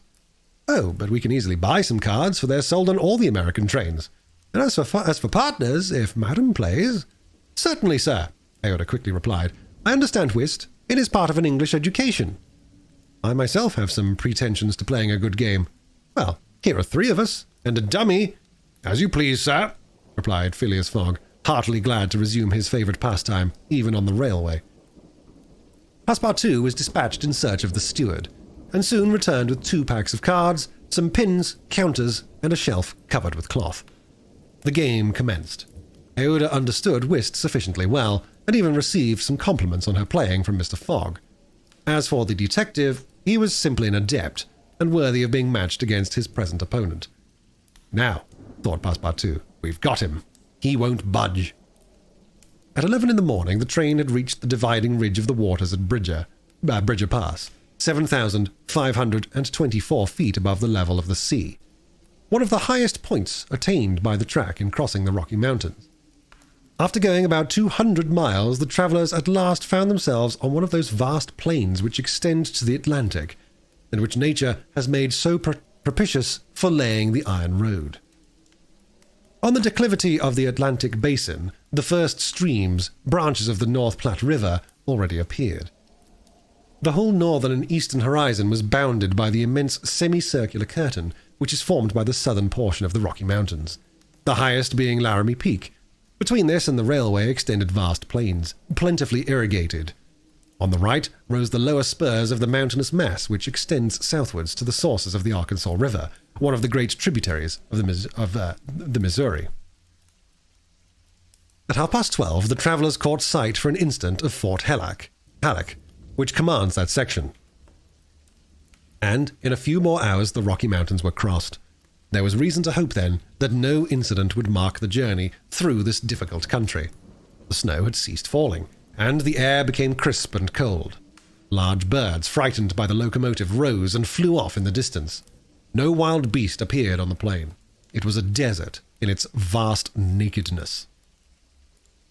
After a comfortable breakfast served in the car, Mr. Fogg and his partners had just resumed whist, when a violent whistling was heard, and the train stopped. Passepartout put his head out of the door, but saw nothing to cause the delay. No station was in view. Aouda and Fix feared that Mr. Fogg might take it into his head to get out, but that gentleman contented himself with saying to his servant, "See what is the matter." Passepartout rushed out of the car. 30 or 40 passengers had already descended, amongst them Colonel Stamp Proctor. The train had stopped before a red signal which blocked the way. The engineer and conductor were talking excitedly with a signalman, whom the station master at Medicine Bow, the next stopping place, had sent on before. The passengers drew around and took part in the discussion, in which Colonel Proctor, with his insolent manner, was conspicuous. Passepartout, joining the group, heard the signalman say, "No, you can't pass. The bridge at Medicine Bow is shaky, and it would not bear the weight of the train." This was a suspension bridge thrown over some rapids about a mile from the place where they now were. According to the signalman, it was in a ruinous condition, several of the iron wires being broken, and it was impossible to risk the passage. He did not in any way exaggerate the condition of the bridge. It may be taken for granted that, rash as the Americans usually are, when they are prudent, there is good reason for it. Passepartout, not daring to apprise his master of what he had heard, listened with set teeth, immovable as a statue. Cried Colonel Proctor. "But we are not going to stay here, I imagine, and take root in the snow?" "Colonel," replied the conductor, "we have telegraphed to Omaha for a train, but it is not likely that it will reach Medicine Bow in less than 6 hours." "6 hours?" cried Passepartout. "Certainly," returned the conductor. "Besides, it will take us as long to reach Medicine Bow on foot." "But it's only a mile from here," said one of the passengers. "Yes, but it's on the other side of the river." "And we can't cross that in a boat?" asked the colonel. "That's impossible. The creek is swelled by the rains. It is a rapid, and we shall have to make a circuit of 10 miles to the north to find a ford." The colonel launched a volley of oaths, denouncing the railway company and the conductor, and Passepartout, who was furious, was not disinclined to make common cause with him. This here was an obstacle indeed, which all his master's banknotes could not remove. There was a general disappointment among the passengers, who, without reckoning the delay, saw themselves compelled to trudge 15 miles over a plain covered with snow. They grumbled and protested, and would certainly have thus attracted Phileas Fogg's attention if he had not been completely absorbed in his game. Passepartout found that he could not avoid telling his master what had occurred, and, with hanging head, he was turning towards the car when the engineer, a true Yankee, named Forster, called out, "Gentlemen, perhaps there is a way, after all, to get over." "On the bridge?" asked a passenger. "On the bridge." "With our train?" "With our train." Passepartout stopped short and eagerly listened to the engineer. "But the bridge is unsafe," urged the conductor. "No matter," replied Forster. "I think that by putting on the very highest speed, we might have a chance of getting over." "The devil!" muttered Passepartout. But a number of the passengers were at once attracted by the engineer's proposal, and Colonel Proctor was especially delighted, and found the plan a very feasible one. He told stories about engineers leaping their trains over rivers without bridges by putting on full steam, and many of those present avowed themselves of the engineer's mind. "We have 50 chances out of 100 of getting over," said one. 80, 90. Passepartout was astounded, and though ready to attempt anything to get over Medicine Creek, thought the experiment proposed a little too American. "Besides," thought he, "there's a still more simple way, and it does not even occur to any of these people." "Sir," he said aloud to one of the passengers, "this engineer's plan seems to me a little dangerous, but—" 80 chances, replied the passenger, turning his back on him. "I know it," said Passepartout, turning to another passenger, but a simple idea—" "Ideas are no use," returned the American, shrugging his shoulders, "as the engineer assures us that we can pass." "Doubtless," urged Passepartout, "we can pass, but perhaps it would be more prudent—" "What? Prudent?" cried Colonel Proctor, whom this word seemed to excite prodigiously. "At full speed, don't you see? At full speed!" "I know, I see," repeated Passepartout. "But it would be, if not more prudent, since that word displeases you, at least more natural." "What? What's the matter with this fellow?" cried several. The poor fellow did not know to whom to address himself. "Are you afraid?" asked Colonel Proctor. "I afraid? Very well, I will show these people that a Frenchman can be as American as they." "All aboard?" cried the conductor. "Yes, all aboard," repeated Passepartout, and immediately, "but they can't prevent me from thinking that it would be far more natural for us to cross the bridge on foot and let the train come after." But no one heard this sage reflection, nor would anyone have acknowledged its justice. The passengers resumed their places in the cars. Passepartout took his seat without telling what had passed. The whist players were quite absorbed in their game. The locomotive whistled vigorously. The engineer, reversing the steam, backed the train for nearly a mile, retiring, like a jumper, in order to take a longer leap. Then, with another whistle, he began to move forward. The train increased its speed, and soon its rapidity became frightful. A prolonged screech issued from the locomotive. The piston worked up and down 20 strokes to the second. They perceived that the whole train, rushing on at the state of 100 miles an hour, hardly bore upon the rails at all. And they passed over. It was like a flash. No one saw the bridge. The train leaped, so to speak, from one bank to the other, and the engineer could not stop it until it had gone 5 miles beyond the station. But scarcely had the train passed the river when the bridge, completely ruined, fell with a crash into the rapids of Medicine Bow. Chapter 29, in which certain incidents are narrated which are only to be met with on American railroads. The train pursued its course, that evening without interruption, passing Fort Saunders, crossing Cheyne Pass, and reaching Evans Pass.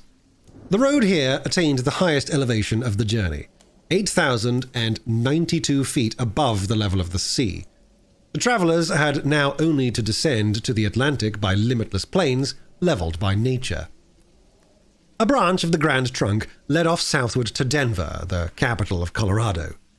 The country roundabout is rich in gold and silver, and more than 50,000 inhabitants are already settled there.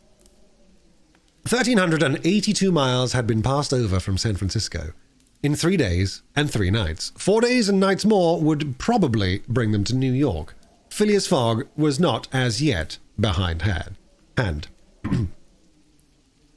During the night, Camp Walbach was passed on the left. Lodgepole Creek ran parallel with the road, marking the boundary between the territories of Wyoming and Colorado. They entered Nebraska at 11, passed near Sedgwick, and touched at Julesburg on the southern branch of the Platte River. It was here that the Union Pacific Railroad was inaugurated on the 23rd of October, 1867, by the chief engineer, General Dodge. 2 powerful locomotives carrying 9 cars of invited guests, amongst whom was Thomas C. Durant, vice president of the road, stopped at this point. Cheers were given, and the Sioux and Pawnees performed an imitation Indian battle. Fireworks were let off, and the first number of the Railway Pioneer was printed by a press brought on the train. Thus was celebrated the inauguration of this great railroad, a mighty instrument of progress and civilization, thrown across the desert and destined to link together cities and towns which do not yet exist. The whistle of the locomotive, more powerful than an Amphion's lyre, was about to bid them rise from American soil. Fort McPherson was left behind at 8 in the morning, and 357 miles had yet to be traversed before reaching Omaha. The road followed the capricious windings of the southern branch of the Platte River, on its left bank. At 9, the train stopped at the important town of North Platte, built between the 2 arms of the river, which rejoin each other around it and form a single artery, a large tributary, whose waters empty into the Missouri a little above Omaha. The 101st meridian was passed. Mr. Fogg and his partners had resumed their game. No one, not even the dummy, complained of the length of the trip. Fix had begun winning several guineas, which he seemed likely to lose, but he showed himself a not less eager whist player than Mr. Fogg. During the morning, chance distinctly favoured that gentleman. Trumps and honours were showered upon his hands. Once, having resolved on a bold stroke, he was on the point of playing a spade, when a voice behind him said, "I should play a diamond." Mr. Fogg, Iota, and Fix raised their heads and beheld Colonel Proctor. Stamp Proctor and Phileas Fogg recognized each other at once. "Ah, it is you, is it, Englishman?" cried the colonel.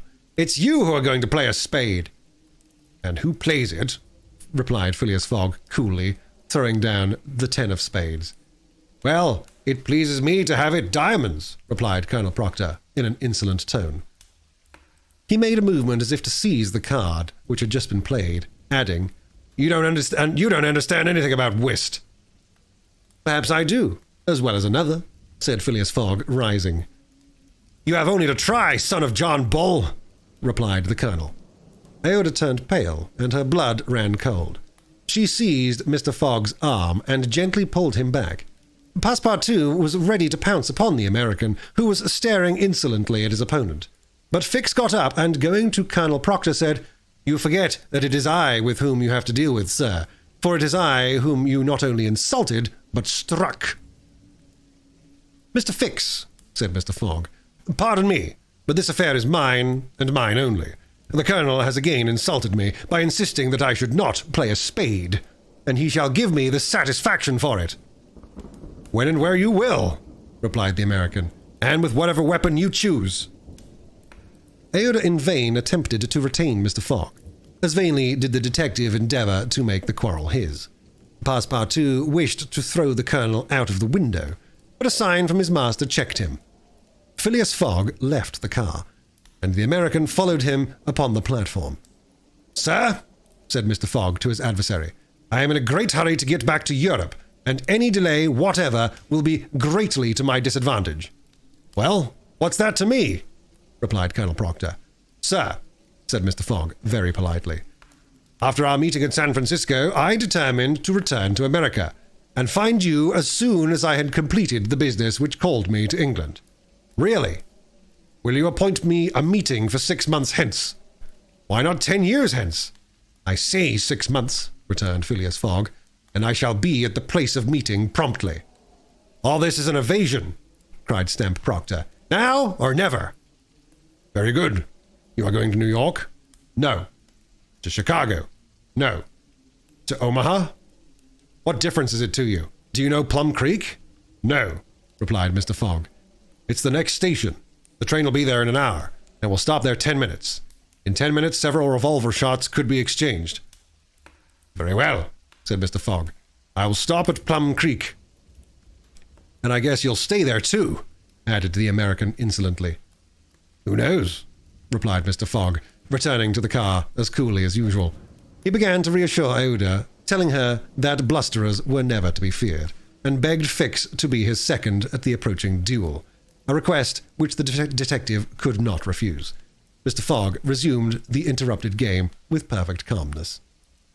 At 11 o'clock, the locomotive's whistle announced that they were approaching Plum Creek Station. Mr. Fogg rose and, followed by Fix, went out upon the platform. Passepartout accompanied him, carrying a pair of revolvers. Aouda remained in the car, as pale as death. The door of the next car opened, and Colonel Proctor appeared on the platform, attended by a Yankee of his own stamp as his second. But just as the combatants were about to step from the train, the conductor hurried up and shouted, "You can't get off, gentlemen!" "Why not?" asked the colonel. "We are 20 minutes late, and we shall not stop." "But I am going to fight a duel with this gentleman." "I'm sorry," said the conductor, "but we shall be off at once. There's the bell ringing now." The train started. "I'm really very sorry, gentlemen," said the conductor. "Under any other circumstances, I should have been happy to oblige you, but, after all, as you have not had time to fight here, why not fight as we go along?" "That wouldn't be convenient, perhaps, for this gentleman," said the colonel, in a jeering tone. "It would be perfectly so," replied Phileas Fogg. "Well, we really are in America," thought Passepartout, "and the conductor is a gentleman of the first order." So muttering, he followed his master.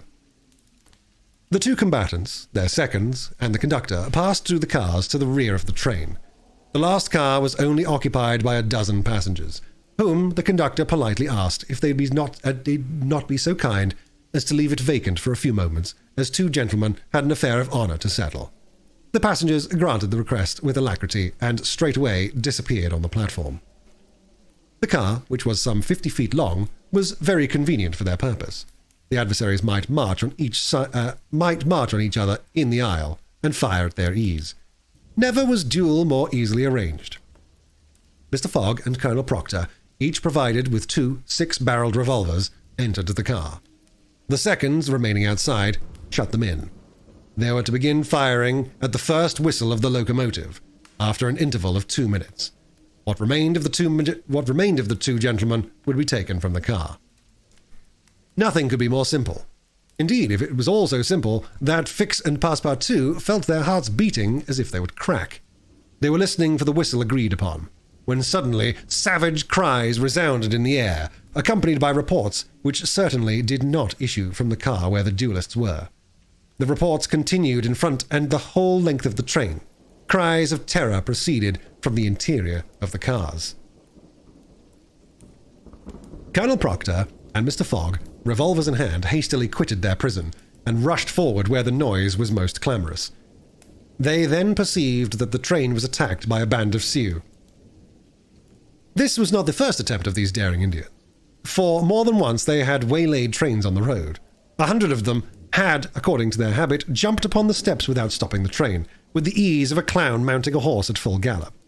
The Sioux were armed with guns from which came the reports, to which the passengers, who were almost all armed, responded by revolver shots. The Indians had first mounted the engine and half-stunned the engineer and stoker with blows from their muskets. A Sioux chief, wishing to stop the train, but not knowing how to work the regulator, had opened wide instead of closing the steam valve, and the locomotive was plunging forward with terrific velocity. The Sioux had at the same time invaded the cars, skipping like enraged monkeys over the roofs, thrusting open the doors, and fighting hand to hand with the passengers, penetrating the baggage car. They pillaged it, throwing the trunks out of the train. The cries and shots were constant. The travelers defended themselves bravely.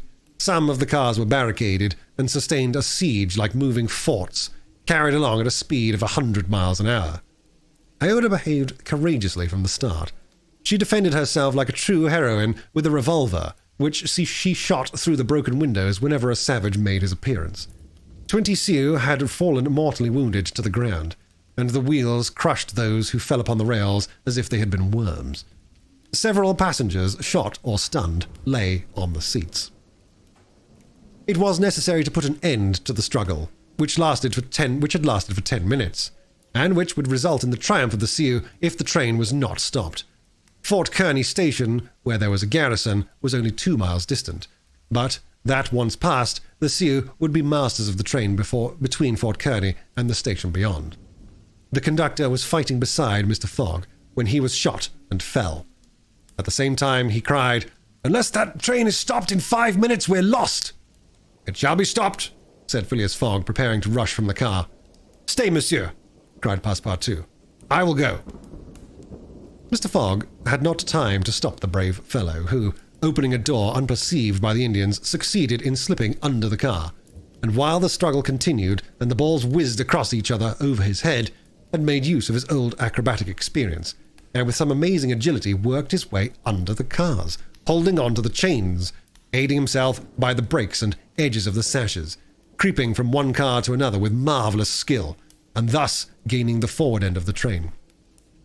There, suspended by one hand between the baggage car and the tender, with the other he loosened the safety chains, but, owing to the traction, he would never have succeeded in unscrewing the yoking bar, had not a violent concussion jolted this bar out.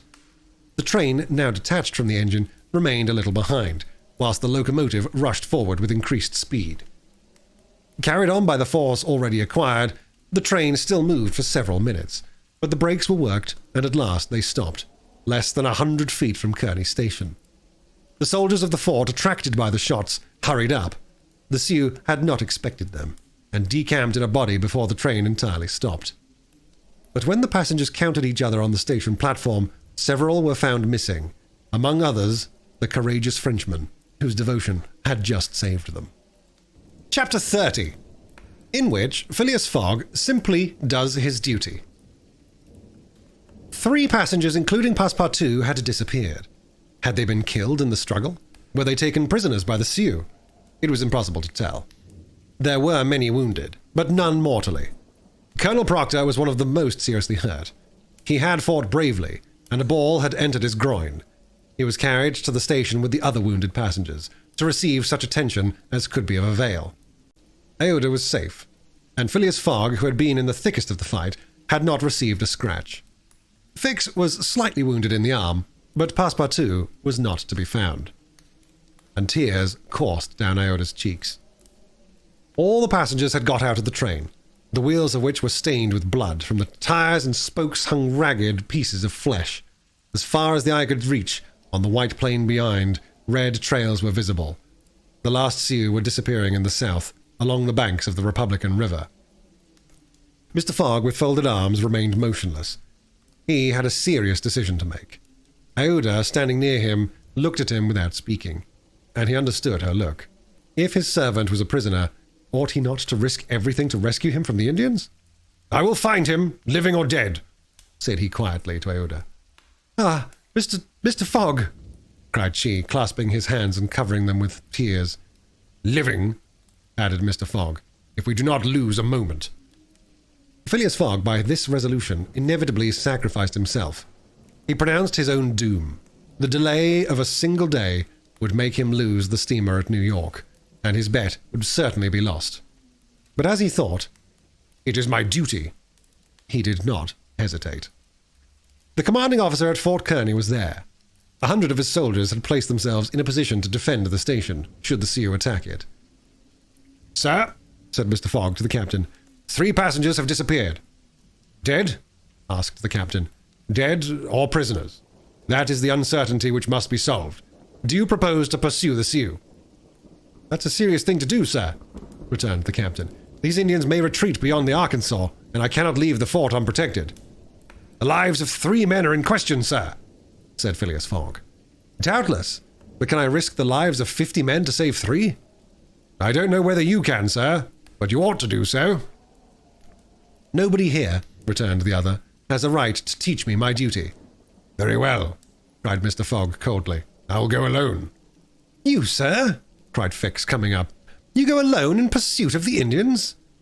Would you have me leave this poor fellow to perish? Him to whom every one present owes his life? I shall go." "No, sir, you shall not go alone," cried the captain, touched in spite of himself. "No, You are a brave man. 30 volunteers, he added, turning to the soldiers. The whole company started forward at once. The captain had only to pick his men. 30 were chosen, and an old sergeant placed at their head. Thanks, Captain, said Mr. Fogg. Will you let me go with you? Asked Fix. Do as you please, sir, but if you wish to do me a favour, you will remain with Aouda, in case anything should happen to me. A sudden pallor overspread the detective's face. Separate himself from the man whom he had so persistently followed step by step. Leave him to wander about in this desert. Fix gazed attentively at Mr. Fogg, and, despite his suspicions and of the struggle which was going on within him, he lowered his eyes before that calm and frank look. I will stay, said he. A few moments later, Mr. Fogg pressed the young woman's hand, and, having confided to her his precious carpet-bag, went off with the sergeant and his little squad. But, before going, he said to the other soldiers, My friends, I will divide $5,000 among you if we save the prisoners. It was then a little past noon. Aouda retired to the waiting room, and there she waited alone, thinking of the simple and noble generosity, the tranquil courage of Phileas Fogg. He had sacrificed his fortune, and was now risking his life, all without hesitation, from duty, in silence. Fix did not have the same thoughts, and could scarcely conceal his agitation. He walked feverishly up and down the platform, but soon resumed his outward composure. He now saw the folly of which he had been guilty in letting Fogg go alone. What? This man, whom he had just followed around the world, was now permitted to separate himself. He began to accuse and abuse himself, and, as if he were the director of police, administered to himself a sound lecture for his greenness. I've been an idiot, he thought, and this man will see it. He is gone, and won't come back. But how is it that I, Fix, who have in my pocket a warrant for his arrest, have been so fascinated by him? Decidedly, I am nothing but an ass. So reasoned the detective, while the hours crept by all too slowly. He did not know what to do. Sometimes he was tempted to tell Aouda all, but he could not doubt how the young woman would receive his confidences. What course should he take? He thought of pursuing Fogg across the White Plains. It did not seem impossible that he might overtake him. Footsteps were easily printed on the snow, but soon, under a new sheet, every imprint would be effaced. Fix became discouraged. He felt a sort of insurmountable longing to abandon the game altogether. He could now leave Fort Kearny Station and pursue his journey homeward in peace. Towards 2 o'clock in the afternoon, while it was snowing hard, long whistles were heard approaching from the east. A great shadow, preceded by a wild light, slowly advanced, appearing still larger through the mist, which gave it a fantastic aspect. No train was expected from the east. Neither had there been time for the succor asked for by telegraph to arrive. The train from Omaha to San Francisco was not due till the next day. The mystery was soon explained. The locomotive, which was slowly approaching with deafening whistles, was that which, having been detached from the train, had continued its route with such terrific rapidity, carrying off the unconscious engineer and stoker. It had run several miles when, the fire becoming low for want of fuel, the steam had slackened, and it had finally stopped an hour later, some 20 miles beyond Fort Kearny. Neither the engineer nor the stoker was dead, and, after remaining for some time in their swoon, had come to themselves. The train had then stopped. The engineer, when he found himself in the desert and the locomotive without cars, understood what had happened. He could not imagine how the locomotive had become separated from the train, but he did not doubt that the train left behind was in distress. He did not hesitate what to do. It would be prudent to continue on for Omaha, for it would be dangerous to return to the train, which the Indians might still be engaged in pillaging. Nevertheless, he began to rebuild the fire in the furnace. The pressure again mounted, and the locomotive returned, running backwards to Fort Kearny. This it was which was whistling in the mist. The travellers were glad to see the locomotive resume its place at the head of the train. They could now continue the journey so terribly interrupted. Aouda, on seeing the locomotive come up, hurried out of the station and asked the conductor, "Are you going to start?" "At once, madam." "But the prisoners, our unfortunate fellow travellers." "I cannot interrupt the trip," replied the conductor. "We are already 3 hours behind time." "And when will another train pass here from San Francisco?" "Tomorrow evening, madam." "Tomorrow evening? But then it'll be too late. We must wait." "It is impossible," responded the conductor. "If you wish to go, please get in." "I will not go," said Aouda. Fix had heard this conversation. A little while before, when there was no prospect of proceeding on the journey, he had made up his mind to leave Fort Kearny. But now that the train was there ready to start, and he had only to take his seat in the car, an irresistible influence held him back.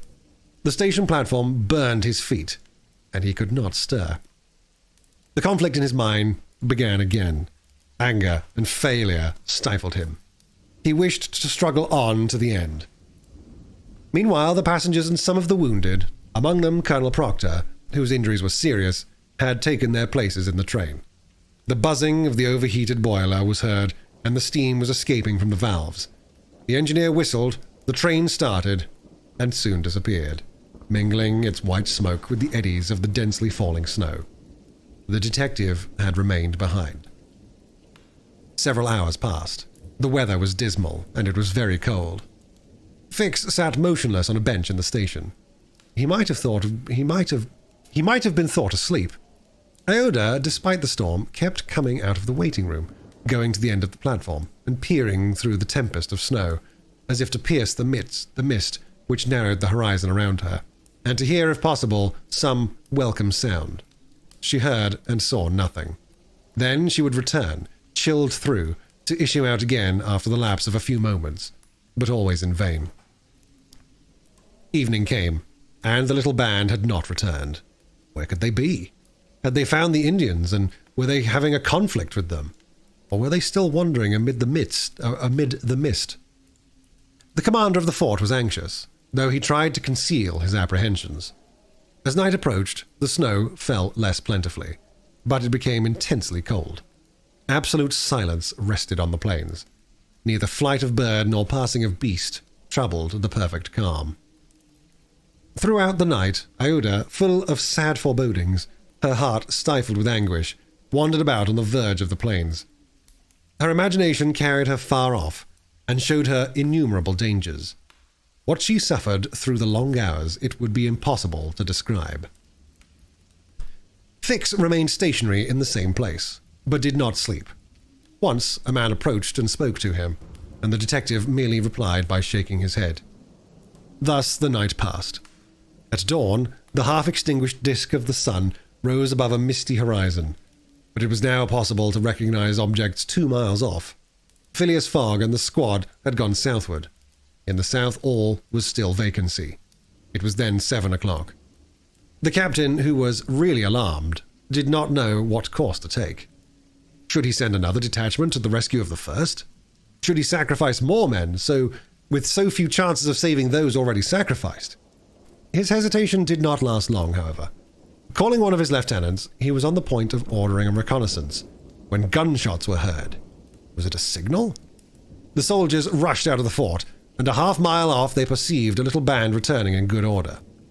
Mr. Fogg was marching at their head, and just behind him were Passepartout and the other 2 travelers rescued from the Sioux. They had met and fought the Indians 10 miles south of Fort Kearny. Shortly before the detachment arrived, Passepartout and his companions had begun to struggle with their captors, 3 of whom the Frenchman had felled with his fists, when his master and the soldiers hastened up to their relief. All were welcomed with joyful cries. Phileas Fogg distributed the reward he had promised to the soldiers, while Passepartout, not without reason, muttered to himself, "It must certainly be confessed that I cost my master dear." Fix, without saying a word, looked at Mr. Fogg, and it would have been difficult to analyze the thoughts which struggled within him. As for Aouda, she took her protector's hand and pressed it into her own, too much moved to speak. Meanwhile, Passepartout was looking about for the train. He thought he might find it there, ready to start for Omaha, and he hoped that the time lost might be regained. "The train! The train!" cried he. "Gone," replied Fix. "And when does the next train pass here?" said Phileas Fogg. "Not till this evening." "Ah," returned the impassible gentleman quietly. Chapter 31, in which Fix, the detective, considerably furthers the interests of Phileas Fogg. Phileas Fogg found himself 20 hours behind time. Passepartout, the involuntary cause of this delay, was desperate. He had ruined his master. At this moment, the detective approached Mr. Fogg and, looking him intently in the face, said, "Seriously, sir, are you in great haste?" "Quite seriously." I have a purpose in asking," resumed Fix. "Is it absolutely necessary that you should be in New York on the 11th before 9 o'clock in the evening, the time that the steamer leaves for Liverpool? It is absolutely necessary. And if your journey had not been interrupted by these Indians, you would have reached New York on the morning of the 11th. Yes, with 11 hours spare before the steamer left. Good. You are therefore 20 hours behind. 12 from 20 leaves 8. You must regain 8 hours. Do you wish to try to do so?" "On foot?" asked Mr. Fogg. "No, on a sledge," replied Fix. "On a sledge with sails. A man has proposed such a method to me." It was the man who had spoken to Fix during the night. A man on whose offer he had refused. Phileas Fogg did not reply at once, but Fix having pointed out the man who was walking up and down in front of the station, Mr. Fogg went up to him. An instant after, Mr. Fogg and the American, whose name was Mudge, entered a hut built just below the fort. There, Mr. Fogg examined a curious vehicle, a kind of frame on 2 long beams, a little raised in front like runners of a sledge, and upon which there was room for 5 or 6 persons. A high mast was fixed on the frame, held firmly by metallic lashings, to which was attached a large brigantine sail. This mast held an iron stay upon which to hoist a jib sail. Behind, a sort of rudder served to guide the vehicle. It was, in short, a sledge rigged like a sloop. During the winter, when the trains are blocked up by the snow, these sledges make extremely rapid journeys across the frozen plains from one station to another. Provided with more sails than a cutter, and with the wind behind them, they slip over the surface of the prairies with a speed equal, if not superior, to that of the express trains. Mr. Fogg readily made a bargain with the owner of this landcraft. The wind was favourable, being fresh and blowing from the west. The snow had hardened, and Mudge was very confident of being able to transport Mr. Fogg in a few hours to Omaha. Thence, the trains eastward ran frequently to Chicago and New York. It was not impossible that the lost time might yet be recovered, and such an opportunity was not to be rejected. Not wishing to expose Aouda to the discomforts of travelling in the open air, Mr. Fogg proposed to leave her with Passepartout at Fort Kearny, the servant taking upon himself to escort her to Europe by a better route and under more favourable conditions. But Aouda refused to separate from Mr. Fogg, and Passepartout was delighted with her decision, for nothing could induce him to leave his master while Fix was with him. It would be difficult to guess the detective's thoughts. Was this conviction shaken by Phileas Fogg's return, or did he still regard him as an exceedingly shrewd rascal who, his journey round the world completed, would think himself absolutely safe in England? Perhaps Fix's opinion of Phileas Fogg was somewhat modified, but he was nevertheless resolved to do his duty, and to hasten the return of the whole party to England as much as possible. At 8 o'clock the sledge was ready to start. The passengers took their places on it and wrapped themselves up closely in their travelling cloaks. The 2 great sails were hoisted, and under the pressure of the wind the sledge slid over the hardened snow with a velocity of 40 miles an hour. The distance between Fort Kearny and Omaha, as the birds fly, is at most 200 miles. If the wind held good, the distance might be traversed in 5 hours. If no accident happened, the sledge might reach Omaha by 1 o'clock. What a journey! The travellers, huddled close together, could not speak for the cold intensified by the rapidity at which they were going. The sledge sped on as lightly as a boat over the waves. When the breeze came skimming the earth, the sledge seemed to be lifted off the ground by its sails. Mudge, who was at the rudder, kept in a straight line, and by a turn of his hand checked the lurches which the vehicle had a tendency to make. All the sails were up, and the jib was so arranged as to not screen the brigantine. A topmast was hoisted, and another jib held out to the wind added its force to the other sails. Although the speed could not be exactly estimated, the sledge could not be going less than 40 miles an hour. "If nothing breaks," said Mudge, "we shall get there." Mr. Fogg had made it for Mudge's interest to reach Omaha within the time agreed on, by the offer of a handsome reward. The prairie across which the sledge was moving in a straight line was as flat as a sea. It seemed like a vast frozen lake. The railroad which ran through this section ascended from the southwest to the northwest by Great Island, Columbus, an important Nebraska town, Schuyler, and Fremont to Omaha. It followed throughout the right bank of the Platte River. The sledge, shortening this route, took a chord of the arc described along by the railway. Mudge was not afraid of being stopped by the Platte River, because it was frozen. The road then was quite clear of obstacles, and Phileas Fogg had but two things to fear: an accident to the sledge, and a change or calm in the wind. But the breeze, far from lessening its force, blew as if to bend the mast, which, however, the metallic lashings held firmly. These lashings, like the chords of a stringed instrument, resounded as if vibrated by a violin bow. The sledge slid along in the midst of a plaintively intense melody. "Those chords give the fifth and the octave," said Mr. Fogg. These were the only words he uttered during the journey. Aouda, cosily packed in furs and cloaks, was sheltered as much as possible from the attacks of the freezing wind. As for Passepartout, his face was as red as the sun's disk when it sets in the mist, and he laboriously inhaled the biting air. With his natural buoyancy of spirits, he began to hope again. They would reach New York on the evening, if not on the morning, of the 11th, and there was still some chances that it would be before the steamer sailed for Liverpool. Passepartout even felt a strong desire to grasp his ally, Fix, by the hand. He remembered that it was the detective who procured the sledge, the only means of reaching Omaha in time. But checked by some presentiment, he kept his usual reserve. One thing, however, Passepartout would never forget, and that was the sacrifice which Mr. Fogg had made, without hesitation, to rescue him from the Sioux. Mr. Fogg had risked his fortune and his life. No, his servant would never forget that. While each of the party was absorbed in reflections so different, the sledge flew past over the vast carpet of snow.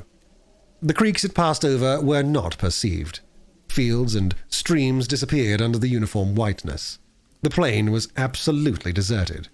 Between the Union Pacific Road and branch, which unites Kearney with St. Joseph, it formed a great uninhabited island.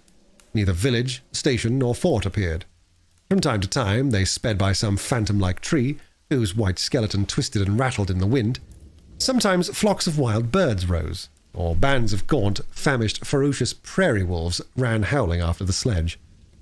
Passepartout, revolver in hand, held himself ready to fire on those which came too near. Had an accident then happened to the sledge, the travellers, attacked by these beasts, would have been in the most terrible danger. But it held on its even course, soon gained on the wolves, and ere long left the howling band at a safe distance behind. About noon, Mudge perceived by certain landmarks that he was crossing the Platte River. He said nothing, but felt certain that he was now within 20 miles of Omaha. In less than an hour, he left the rudder and furled his sails, whilst the sledge, carried forward by the great impetus the wind had given it, went on another half-mile with its sails unspread. It stopped at last, and Mudge, pointing to a mass of roofs white with snow, said, "We have got there." "Arrived! Arrived at the station, which is in daily communication by numerous trains with the Atlantic seaboard." Passepartout and Fix jumped off, stretched their stiffened limbs, and aided Mr. Fogg and the young woman to descend from the sledge. Phileas Fogg generously rewarded Mudge, whose hand Passepartout warmly grasped, and the party directed their steps to the Omaha railway station. The Pacific Railroad proper finds its terminus at this important Nebraska town. Omaha is connected with Chicago by the Chicago and Rock Island Railroad, which runs directly east and passes 50 stations. A train was ready to start when Mr. Fogg and his party reached the station, and they only had time to get into the cars. They had seen nothing of Omaha.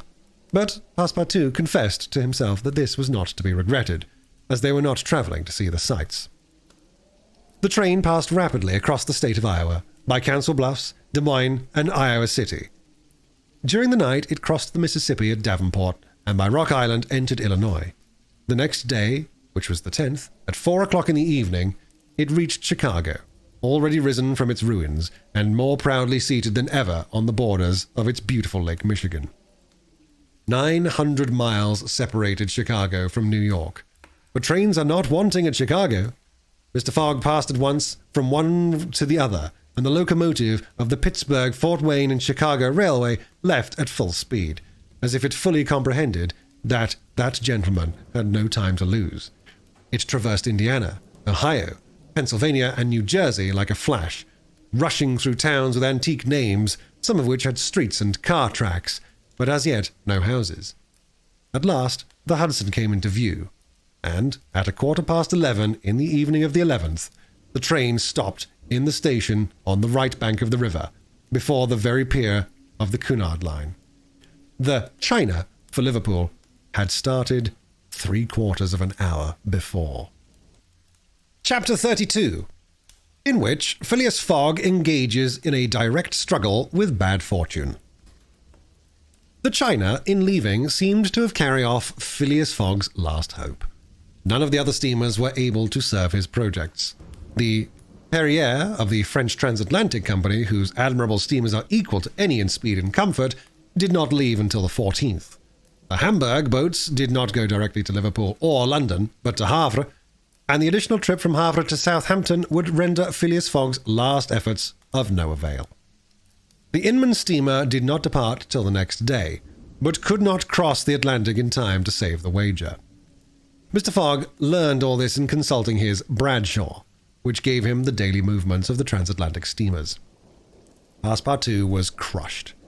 It overwhelmed him to lose the boat by 3/4 of an hour.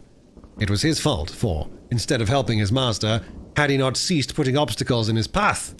And when he recalled all the incidents of the tour, when he counted up the sums expended in pure loss, and on his account, when he thought that the immense stake added to the heavy charges of this useless journey would completely ruin Mr. Fogg, he overwhelmed himself with bitter self-accusations.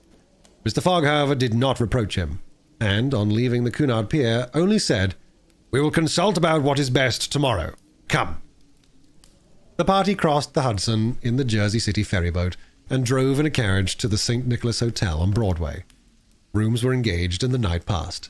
Briefly to Phileas Fogg, who slept profoundly, but very long to Iota and the others, whose agitation did not permit them to rest.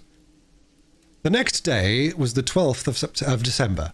From 7 in the morning of the 12th to 9:15 in the evening of the 21st, there were 9 days, 13 hours and 45 minutes. If Phileas Fogg had left in the China, one of the fastest steamers on the Atlantic, he would have reached Liverpool and then London within the period agreed upon.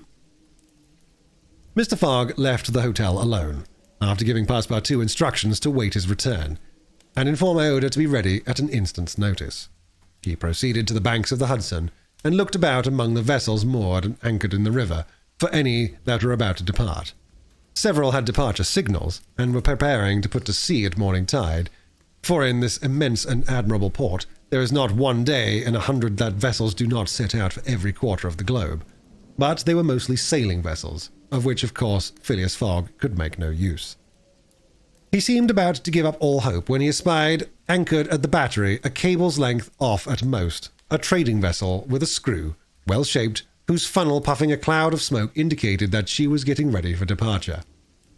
Phileas Fogg hailed a boat, got into it, and soon found himself on board the Henrietta. Iron-hulled, wood built above, he ascended to the deck and asked for the captain, who forthwith presented himself. He was a man of 50, a sort of sea-wolf with big eyes, a complexion of oxidized copper, red hair and thick neck, and a growling voice. "The captain?" asked Mr. Fogg. "I am the captain. I am Phileas Fogg of London, and I am Andrew Speedy of Cardiff. You are going out to sea?" "In an hour." "You are bound for?" "Bordeaux." "And your cargo?" "No freight, going in ballast." "Have you any passengers?" "No passengers. Never have passengers. Too much in the way." "Is your vessel a swift one?" "Between 11 and 12 knots, the Henrietta, well known." "Will you carry me and 3 other persons to Liverpool?" "To Liverpool? Why not to China?" "I said Liverpool." "No." "No?" "No. I am setting out for Bordeaux, and shall go to Bordeaux." "Money is no object?" "None." The captain spoke in a tone which did not admit of a reply. "But the owners of the Henrietta," resumed Phileas Fogg. "The owners are myself," replied the captain. "The vessel belongs to me." "I will freight it for you." "No." "I will buy it of you." "No." Phileas Fogg did not betray the least disappointment, but the situation was a grave one. It was not at New York as the Hong Kong, nor with the captain of the Henrietta as with the captain of the Tankadere. Up to this time, money had smoothed away every obstacle. Now, money failed. Still, some means must be found to cross the Atlantic on a boat, unless by balloon, which would have been venturesome, besides not being capable of being put in practice. It seems that Phileas Fogg had an idea, and he said to the captain, "Well, will you carry me to Bordeaux?" "Not if you pay me $200. I offer you 2,000. "A piece?" "A piece." "And there are 4 of you?"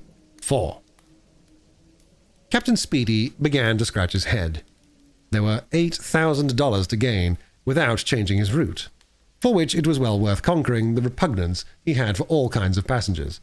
Besides, passengers at $2,000 are no longer passengers, but valuable merchandise.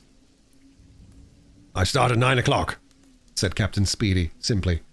"Are you and your party ready?" "We will be on board at 9 o'clock, replied, no less simply, Mr. Fogg. It was 8:30.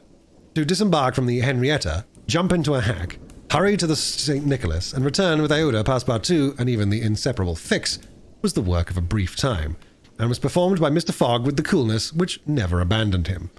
They were on board when the Henrietta made ready to weigh anchor. When Passepartout heard that what this last voyage was going to cost, he uttered a prolonged "ah!" which extended throughout his vocal gamut. As for Fix, he said to himself that the Bank of England would certainly not come out of this affair well indemnified. When they reached England, even if Mr. Fogg did not throw some handful of bank bills into the sea, more than £7,000 would have been spent. Chapter 33, in which Phileas Fogg shows himself equal to the occasion. An hour after, the Henrietta passed the lighthouse, which marks the entrance of the Hudson, turned the point of Sandy Hook, and put to sea.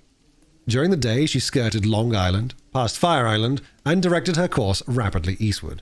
At noon the next day, a man mounted the bridge to ascertain the vessel's position. It might be thought this was Captain Speedy. Not in the least in the world. It was Phileas Fogg, Esquire. As for Captain Speedy, he was shut up in his cabin under lock and key, and was uttering loud cries which signified an anger at once pardonable and excessive. What had happened was very simple. Phileas Fogg wished to go to Liverpool, but the captain would not carry him there. Then Phileas Fogg had taken passage for Bordeaux, and during the 30 hours he'd been on board, had so shrewdly managed with his banknotes that the sailors and stokers, who were only an occasional crew, and were not on the best terms with the captain, went over to him in a body. This is why Phileas Fogg was in command instead of Captain Speedy, why the captain was a prisoner in his cabin, and why, in short, the Henrietta was directing her course towards Liverpool. It was very clear to see Mr. Fogg manage the craft that he had been a sailor. How the adventure ended will be seen anon. Ioda was anxious, though she said nothing. As for Passepartout, he thought Mr. Fogg's manoeuvre simply glorious. The captain had said between 11 and 12 knots, and the Henrietta confirmed his prediction.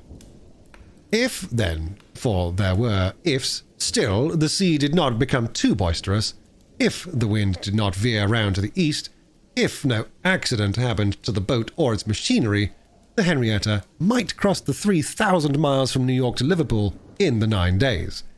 Between the 12th and 21st of December, it is true that, once arrived, the affair on board the Henrietta, added that to the Bank of England, might create more difficulties for Mr. Fogg than he imagined or could desire.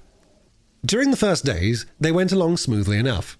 The sea was not very unpropitious, the wind seemed stationary in the northeast, the sails were hoisted, and the Henrietta ploughed across the waves like a real transatlantic steamer. Passepartout was delighted. His master's last exploit, the consequences of which he ignored, enchanted him. Never had the crew seen so jolly and dexterous a fellow. He formed warm friendships with the sailors, and amazed them with his acrobatic feats. He thought they managed the vessel like gentlemen, and that the stokers fired up like heroes. His loquacious good humour infected everyone. He had forgotten the past, its vexations and delays. He only thought of the end, so nearly accomplished, and sometimes he boiled over with impatience, as if heated by the furnaces of the Henrietta. Often also, the worthy fellow revolved around Fix, looking at him with a keen, distrustful eye. But he did not speak to him, for their old intimacy no longer existed. Fix, it must be confessed, understood nothing of what was going on. The conquest of the Henrietta, the bribery of the crew, Fogg managing the boat like a skilled seaman, amazed and confused him. He did not know what to think. For after all, a man who began by stealing £55,000 might end by stealing a vessel, and Fix was not unnaturally inclined to conclude that the Henrietta under Fogg's command was not going to Liverpool at all, but to some part of the world where a robber, turned into a pirate, would quietly put himself in safety. The conjecture was at least a plausible one, and the detective began to seriously regret that he had embarked on the affair. As for Captain Speedy, he continued to howl and growl in his cabin, and Passepartout, whose duty it was to carry him his meals, courageous as he was, took the greatest precautions. Mr. Fogg did not seem even to know that there was a captain on board. On the 13th day, they passed the edge of the banks of Newfoundland, a dangerous locality. During the winter, especially, there are frequent fogs and heavy gales of wind. Ever since the evening before, the barometer, suddenly falling, had indicated an approaching change in the atmosphere, and during the night the temperature varied, the cold became sharper, and the wind veered to the southeast. This was a misfortune. Mr. Fogg, in order to not deviate from his course, furled his sails and increased the force of the steam. But the vessel's speed slackened owing to the state of the sea. The long waves, of which broke against the stern, she pitched violently, and this retarded her progress.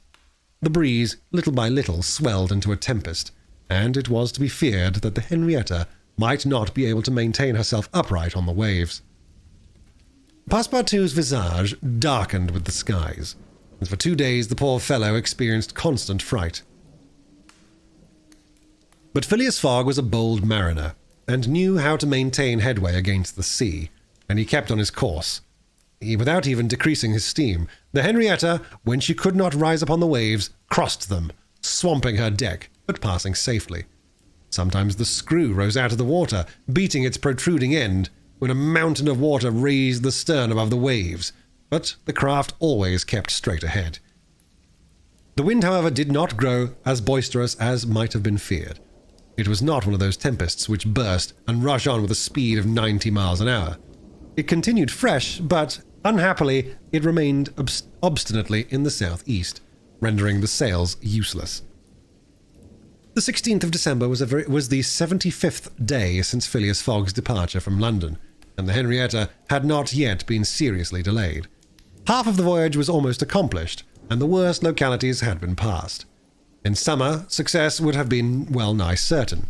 In winter, they were at the mercy of the bad season. Passepartout said nothing, but he cherished hope in secret, and comforted himself with the reflection that, if the wind failed them, they might still count on the steam. On this day, the engineer came on deck, went up to Mr. Fogg, and began to speak earnestly with him. Without knowing why it was a presentiment, perhaps Passepartout became vaguely uneasy. He would have given one of his ears to hear what the engineer was saying. He finally managed to catch a few words, and was sure he heard his master say, You are certain of what you tell me?" "Certain, sir," replied the engineer. "You must remember that, since we started, we have kept up hot fires in all our furnaces, and though we had coal enough to go on short steam from New York to Bordeaux, we haven't enough to go with all steam from New York to Liverpool. I will consider," replied Mr. Fogg. Passepartout understood it all. He was seized with mortal anxiety. The coal was giving out. "Ah, if my master can get over that," muttered he, "he'll be a famous man." He could not help imparting to Fix what he had overheard. "Then you believe we are really going to Liverpool?" "Of course."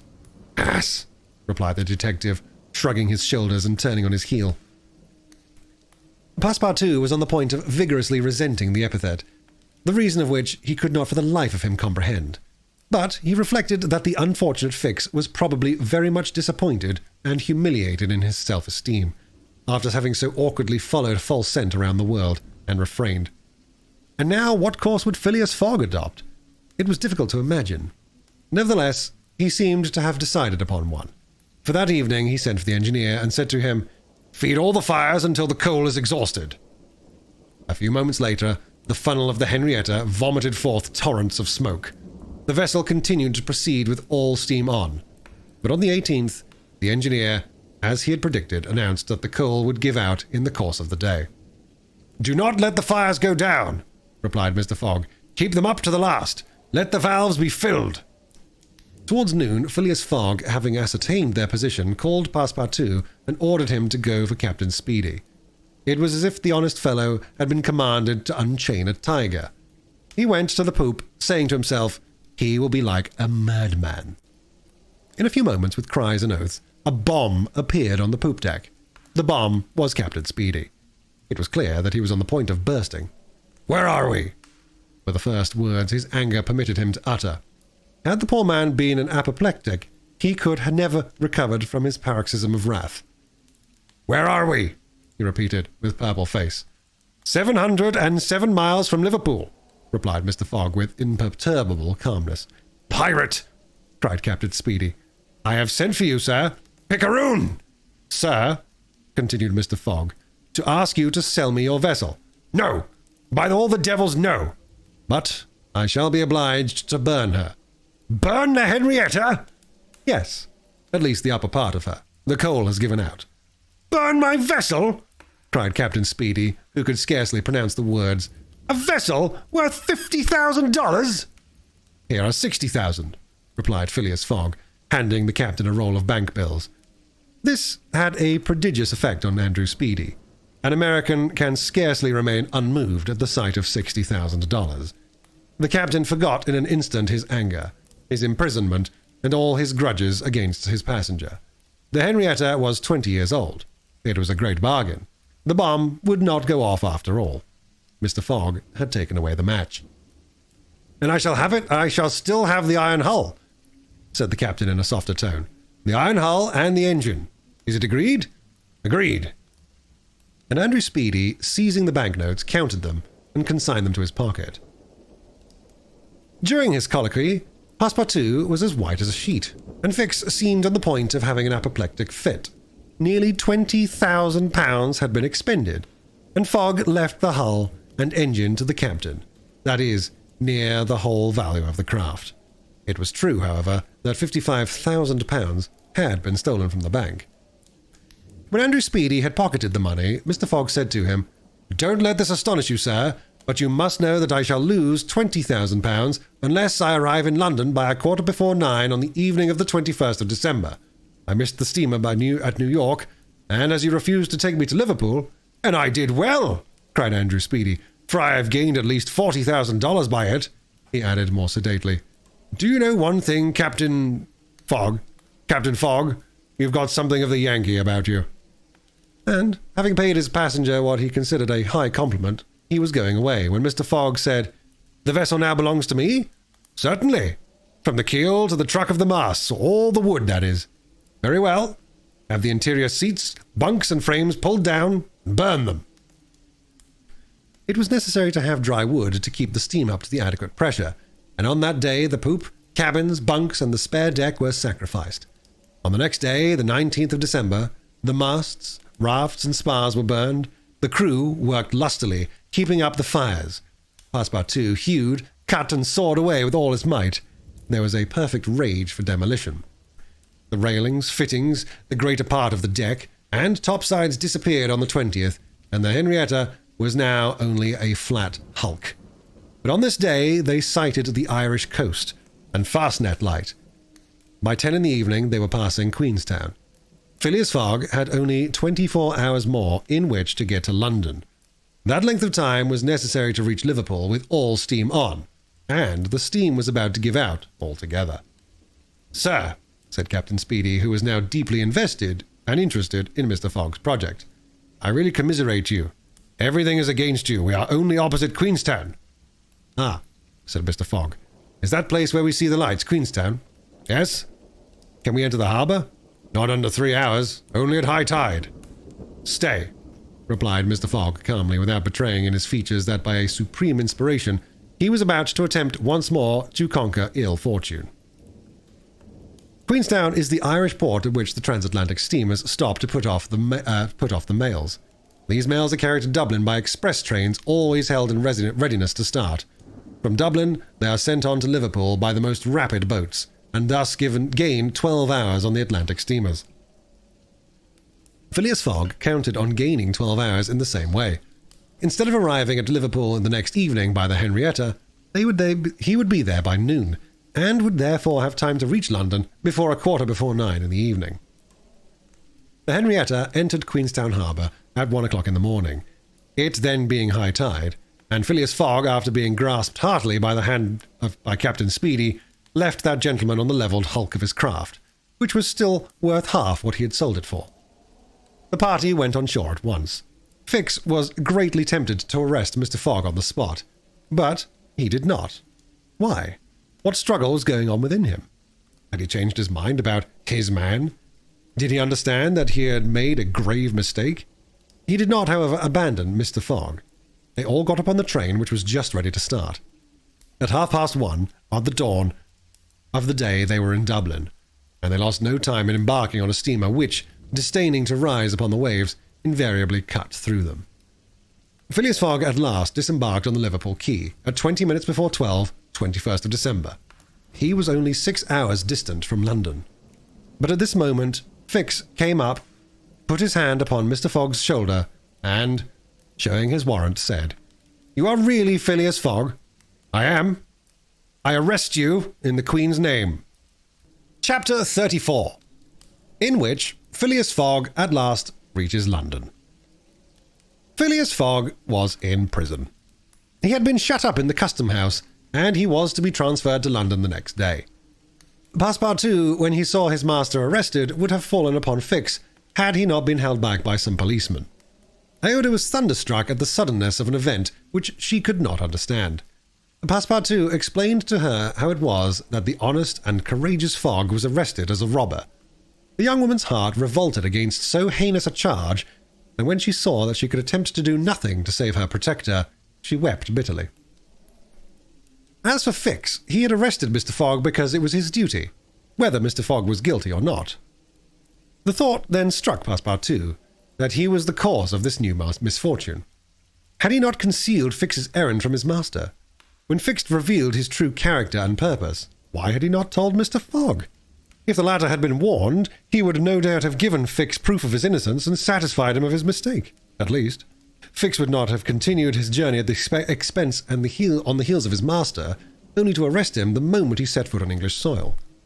Passepartout wept until he was blind, and felt like blowing his brains out. Aouda and he had remained, despite the cold, under the portico of the custom house.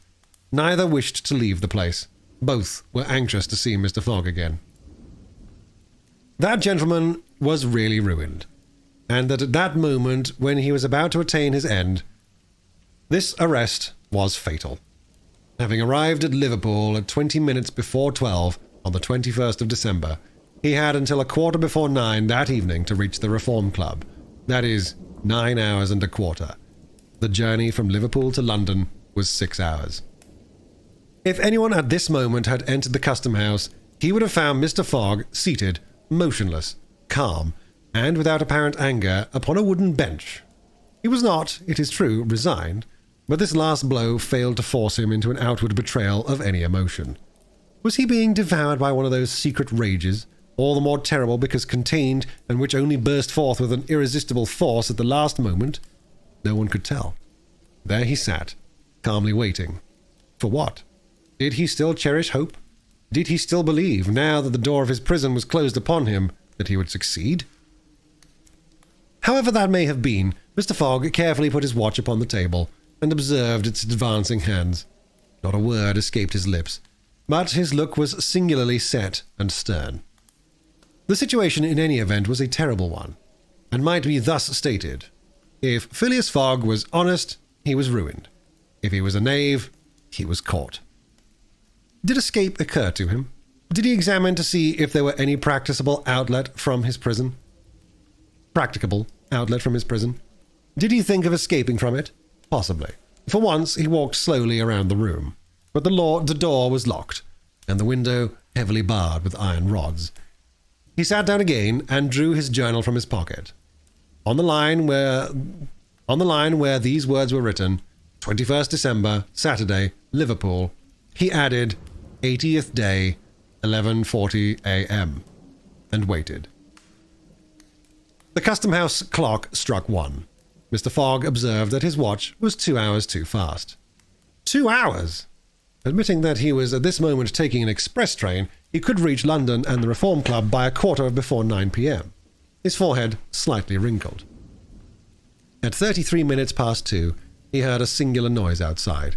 Then a hasty opening of doors. Passepartout's voice was audible, and immediately after that of Fix. Phileas Fogg's eyes brightened for an instant. The door swung open, and he saw Passepartout, Aouda, and Fix, who hurried towards him. Fix was out of breath. His hair was in disorder. He could not speak. "Sir," he stammered. "Sir, forgive me. Most unfortunate resemblance. Robber arrested 3 days ago. You are free." Phileas Fogg was free. He walked to the detective, looked him steadily in the face, and with the only rapid motion he had ever made in his life, or which he ever would make, drew back his arms, and, with the precision of a machine, knocked Fix down. "Well hit!" cried Passepartout. "Parbleu! That is what you might call good application of English fists!" Fix, who found himself on the floor, did not utter a word. He had only received his deserts.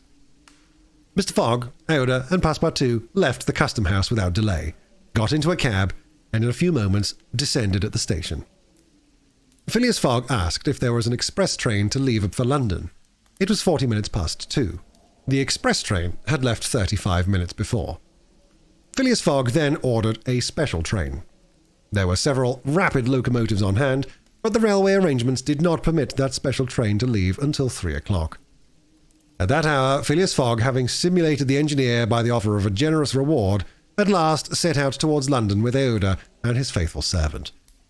It was necessary to make the journey in 5 hours and a half, and this would have been easy on a clear road throughout, but there were forced delays, and when Mr. Fogg stepped from the train at the terminus, all the clocks in London were striking 10 minutes before 9. Having made the tour of the world, he was behindhand 5 minutes. He had lost the wager. Chapter 35, in which Phileas Fogg does not have to repeat his orders to Passepartout twice. The dwellers in Savile Row would have been surprised the next day if they had been told that Phileas Fogg had returned home. His doors and windows were still closed. No appearance of change was visible. After leaving the station, Mr. Fogg gave Passepartout instructions to purchase some provisions and quietly went to his domicile. He bore his misfortune with his habitual tranquillity, ruined, and by the blundering of the detective. After having steadily traversed that long journey, overcome 100 obstacles, braved many dangers, and still found time to do some good on his way, to fail near the goal by a sudden event which he could not have foreseen and against which he was unarmed, it was terrible. But a few pounds were left of the large sum he had carried with him. There only remained of his fortune the £20,000 deposited at Barings, and this amount he owed to his friends of the Reform Club. So great had been the expense of his tour that, even if he had won, it would not have enriched him, and it is probable that he had not sought to enrich himself, being a man who rather laid wagers for honour's sake than for the stake proposed. But this wager totally ruined him. Mr. Fogg's course, however, was fully decided upon. He knew what remained for him to do. A room in the house in Savile Row was set apart for Aouda, who was overwhelmed with grief at her protector's misfortune. From the words which Mr. Fogg dropped, she saw that he was meditating some serious project. Knowing that Englishmen governed by a fixed idea sometimes resort to the desperate expedient of suicide, Passepartout kept a narrow watch upon his master, though he carefully concealed the appearance of so doing. First of all, the worthy fellow had gone up to his room, and had extinguished the gas burner, which had been burning for 80 days. He had found in the letterbox a bill from the gas company, and he thought it more than time to put a stop to this expense, which he had been doomed to bear. The night passed. Mr. Fogg went to bed. But did he sleep? Aouda did not close her eyes once. Passepartout watched all night like a faithful dog at his master's door. Mr. Fogg called him in the morning, and told him to get Aouda's breakfast and a cup of tea, and a chop for himself. He desired Iota to excuse him from breakfast and dinner, as his time would be absorbed all day in putting his affairs to rights. In the evening, he would ask permission to have a few moments' conversation with the young lady. Passepartout, having received his orders, had nothing to do but obey them.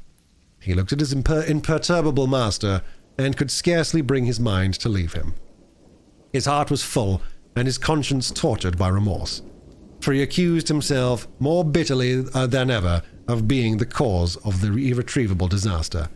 Yes, if he had warned Mr. Fogg and had betrayed Fix's projects to him, his master would certainly not have given the detective passage to Liverpool. And then Passepartout could hold it in no longer. "My master, Mr. Fogg!" he cried. "Why do you not curse me? It was my fault that—" "I blame no one," returned Phileas Fogg with perfect calmness. "Go." Passepartout left the room and went to find Iota, to whom he delivered his master's message. "Madam," he added, "I can do nothing myself. Nothing. I have no influence over my master, but you, perhaps." "What influence can I have?" replied Iota. "Mr. Fogg is influenced by no one. Has he ever understood that my gratitude to him is overflowing? Has he ever read my heart? My friend, he must not be left alone for an instant. You say he's going to speak with me this evening?" "Yes, madam, probably to arrange for your protection and comfort in England." "We shall see," replied Iota, becoming suddenly pensive. Throughout this day, Sunday, the house in Savile Row was as if uninhabited, and Phileas Fogg, for the first time since he had lived in that house, did not set out for his club when Westminster clock struck 11:30. Why should he present himself at the Reform? His friends no longer expected him there. As Phileas Fogg had not appeared in the saloon on the evening before, Saturday, the 21st of December at 9:15, he had lost his wager.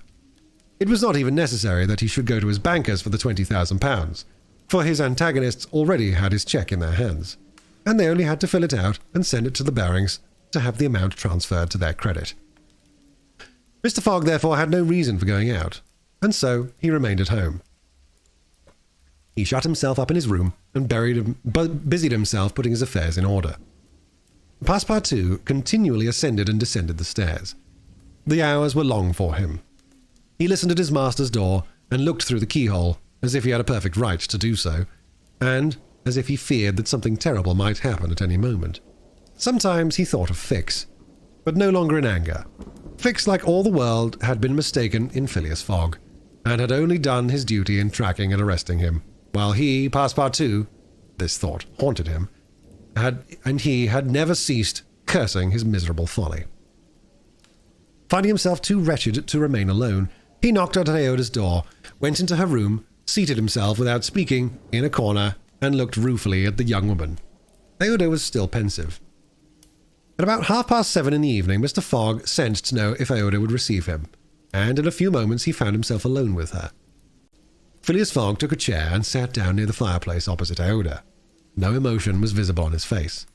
Fogg returned was exactly the Fogg who had gone away. There was the same calm, the same impassibility.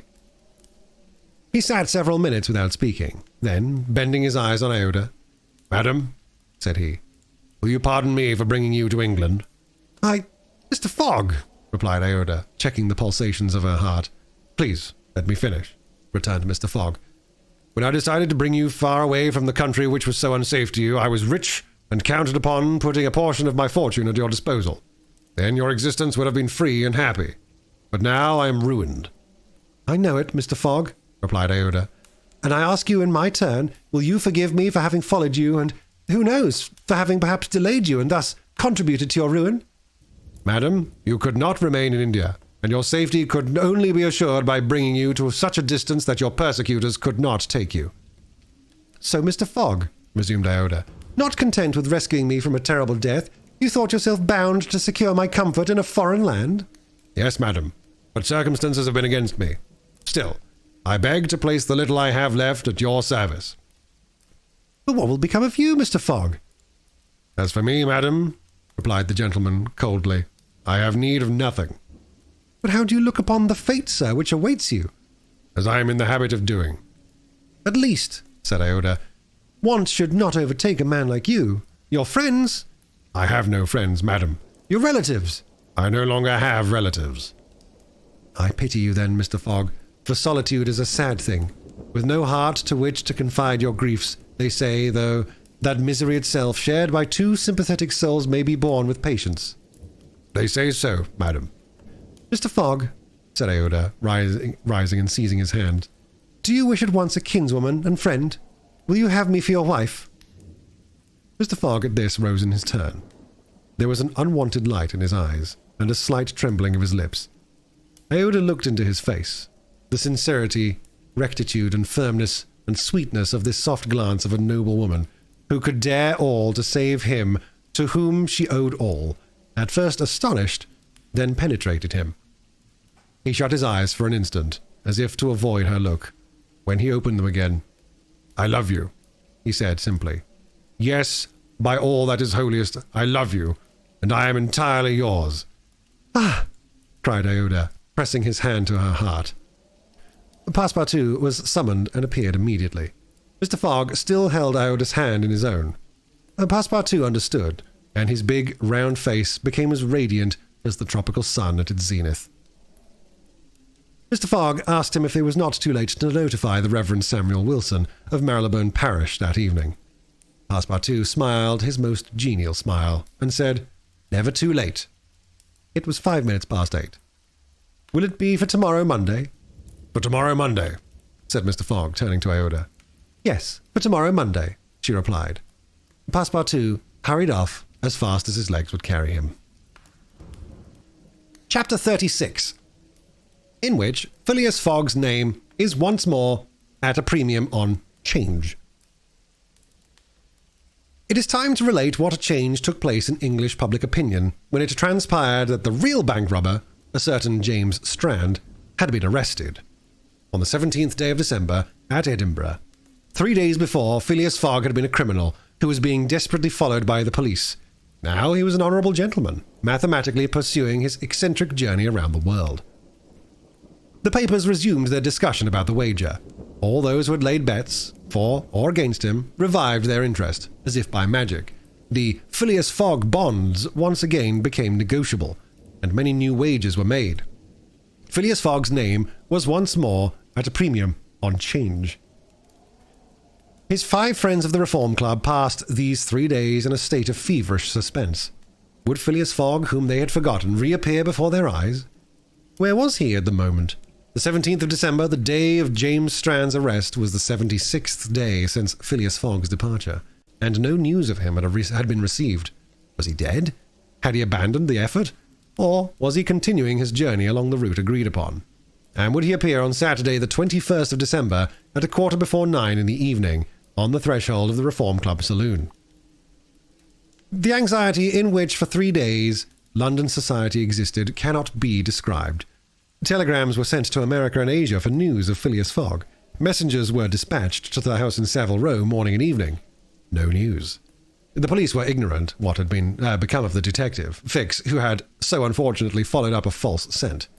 Bets increased, nevertheless, in number and value. Phileas Fogg, like a racehorse, was drawing near his last turning point. The bonds were quoted no longer at 100 below par, but at 20, at 10, at 5. And paralytic old Lord Albemarle bet even in his favour. A great crowd was collected in Pall Mall and the neighbouring streets on Saturday evening. It seemed like a multitude of brokers permanently established around the Reform Club. Circulation was impeded, and everywhere disputes, discussions, and financial transactions were going on. The police had great difficulty in keeping back the crowd, and as the hour when Phileas Fogg was due approached, the excitement rose to its highest pitch. The 5 antagonists of Phileas Fogg had met in the great saloon of the club. John Sullivan and Samuel Fallentin, the bankers, Andrew Stewart, the engineer, Gauthier Ralph, the director of the Bank of England, and Thomas Flanagan, the brewer, one and all waited anxiously. When the clock indicated 20 minutes past 8, Andrew Stewart got up, saying, "Gentlemen, in 20 minutes the time agreed upon between Mr. Fogg and ourselves will have expired." "What time did the last train arrive at Liverpool?" asked Thomas Flanagan. "At 23 minutes past 7, replied Gauthier Ralph, "and the next does not arrive till 10 minutes after 12. "Well, gentlemen," resumed Andrew Stewart, If Phileas Fogg had come in at the 7:23 train, he would have got here by this time. We can, therefore, regard the bet as won." "Wait, don't let us be too hasty," replied Samuel Fallentin. "You know that Mr. Fogg is very eccentric. His punctuality is well known. He never arrives too soon or too late, and I should not be surprised if he appeared before us at the last minute." "Why," said Andrew Stuart nervously, "if I should see him, I should not believe it was he." "The fact is," resumed Thomas Flanagan, "Mr. Fogg's project was absurdly foolish. Whatever his punctuality, he could not prevent the delays which were certain to occur, and a delay of only 2 or 3 days would be fatal to his tour. Observe, too," added John Sullivan, "that we have received no intelligence from him, though there are telegraphic lines all along his route." "He has lost, gentlemen," said Andrew Stuart. "He is 100 times lost. You know, besides that the China, the only steamer he could have taken from New York to get here in time, arrived yesterday. I've seen a list of the passengers, and the name of Phileas Fogg is not among them. Even if we admit that fortune has favored him, he can scarcely have reached America. I think he will be at least 20 days behind, and that Lord Albemarle will lose a cool 5,000.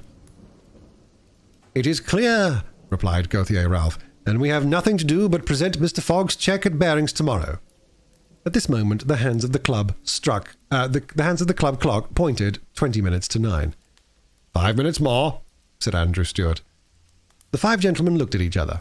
Their anxiety was becoming intense, but, not wishing to betray it, they readily assented to Mr. Fallentin's proposal of a rubber. "I wouldn't give up my 4,000 for the bet," said Andrew Stuart, as he took his seat, "for 3,999. The clock indicated 18 minutes to 9. The players took up their cards, but could not keep their eyes off the clock. Certainly, however secure they felt, minutes had never seemed so long to them. 17 minutes to 9, said Thomas Flanagan as he cut the cards which Ralph handed to him. There was a moment of silence. The great saloon was perfectly quiet, but the murmurs of the crowd outside were heard, with now and then a shrill cry. The pendulum beat the seconds, which each player eagerly counted, as he listened with mathematical regularity. 16 minutes to 9, said John Sullivan, in a voice which betrayed his emotion.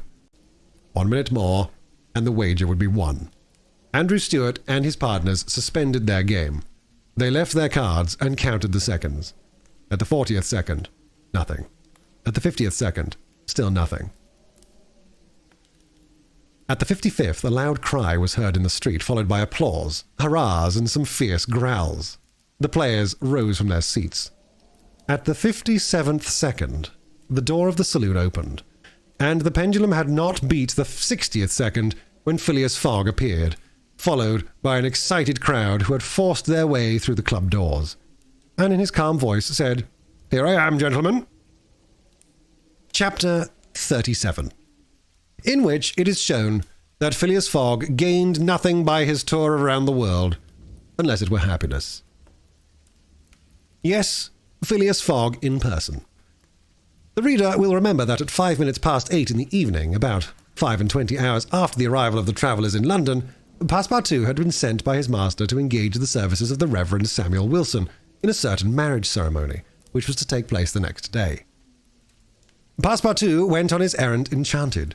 He soon reached the clergyman's house, but found him not at home. Passepartout waited a good 20 minutes, and when he left the reverend gentleman, it was 35 minutes past 8. Oh, in what a state he was! With his hair in disorder and without his hat, he ran along the street as never man was seen to run before, overturning passers-by, rushing over the sidewalk like a waterspout. In 3 minutes he was in Savile Row again, and staggered back into Mr. Fogg's room. He could not speak. "What is the matter?" asked Mr. Fogg. "My master!" gasped Passepartout. "Marriage! Impossible! Impossible! Impossible! For tomorrow!" "Why so?" "'Cause tomorrow is Sunday." "Monday," replied Mr. Fogg. "No, today is Saturday." "Saturday? Impossible!" Yes, cried Passepartout. "You have made the mistake of 1 day.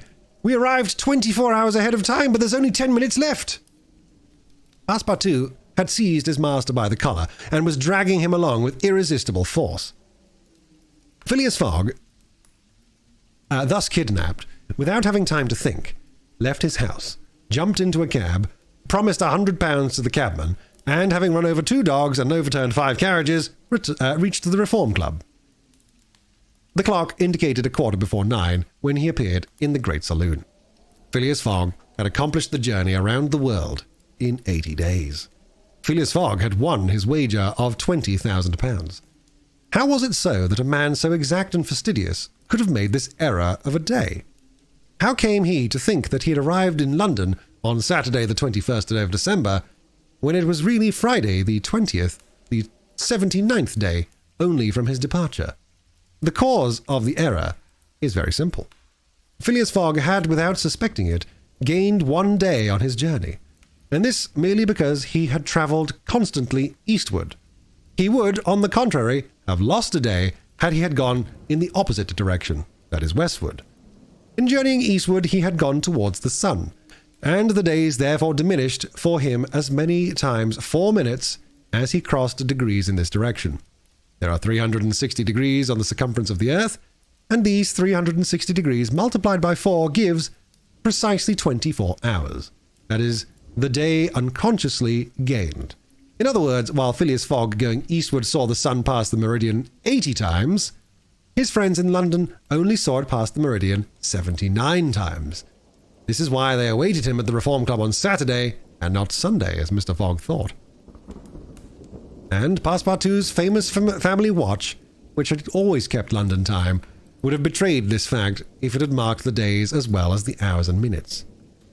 Phileas Fogg, then, had won the £20,000. But, as he had spent nearly £19,000 on the way, the pecuniary gain was small. His object was, however, to be victorious, and not to win money. He divided the £1,000 that remained between Passepartout and the unfortunate Fix, against whom he cherished no grudge. He deducted, however, from Passepartout's share the cost of the gas, which had been burning in his room for 1,920 hours, for the sake of regularity. That evening, Mr. Fogg, as tranquil and phlegmatic as ever, said to Aouda, "Is our marriage still agreeable to you?" "Mr. Fogg," replied she, "it is for me to ask that question. You were ruined, but now you are rich again." "Pardon me, madam. My fortune belongs to you. If you had not suggested our marriage, my servant would not have gone to the Reverend Samuel Wilson's. I should not have been apprised of my error, and—" "Dear Mr. Fogg," said the young woman. "Dear Aouda," replied Phileas Fogg. It need not be said that the marriage took place 48 hours later, and that Passepartout, glowing and dazzling, gave the bride away. Had he not saved her, then was he not entitled to this honour? The next day, as soon as it was light, Passepartout rapped vigorously at his master's door. Mr. Fogg opened it and asked, "What's the matter, Passepartout?" "What is it, sir? Why, I've just this instant found out." "What?" "That we might have made the tour of the world in only 78 days. "No doubt," returned Mr. Fogg, "by not crossing India. But if I had not crossed India, I should not have saved Aouda. She would not have been my wife, and—" Mr. Fogg quietly shut the door. Miss Phileas Fogg had won his wager, and had made his journey around the world in 80 days. To do this, he had employed every means of conveyance: steamers, railways, carriages, yachts, trading vessels, sledges, elephants. The eccentric gentleman had throughout displayed all his marvellous qualities of coolness and exactitude. But what then? What had he really gained by all of this trouble? What had he brought back from this long and weary journey? Nothing, say you? Perhaps so. Nothing but a charming woman, who, strange as it may appear, made him the happiest of men. Truly, would you not, for less than that, make the tour around the world? The end.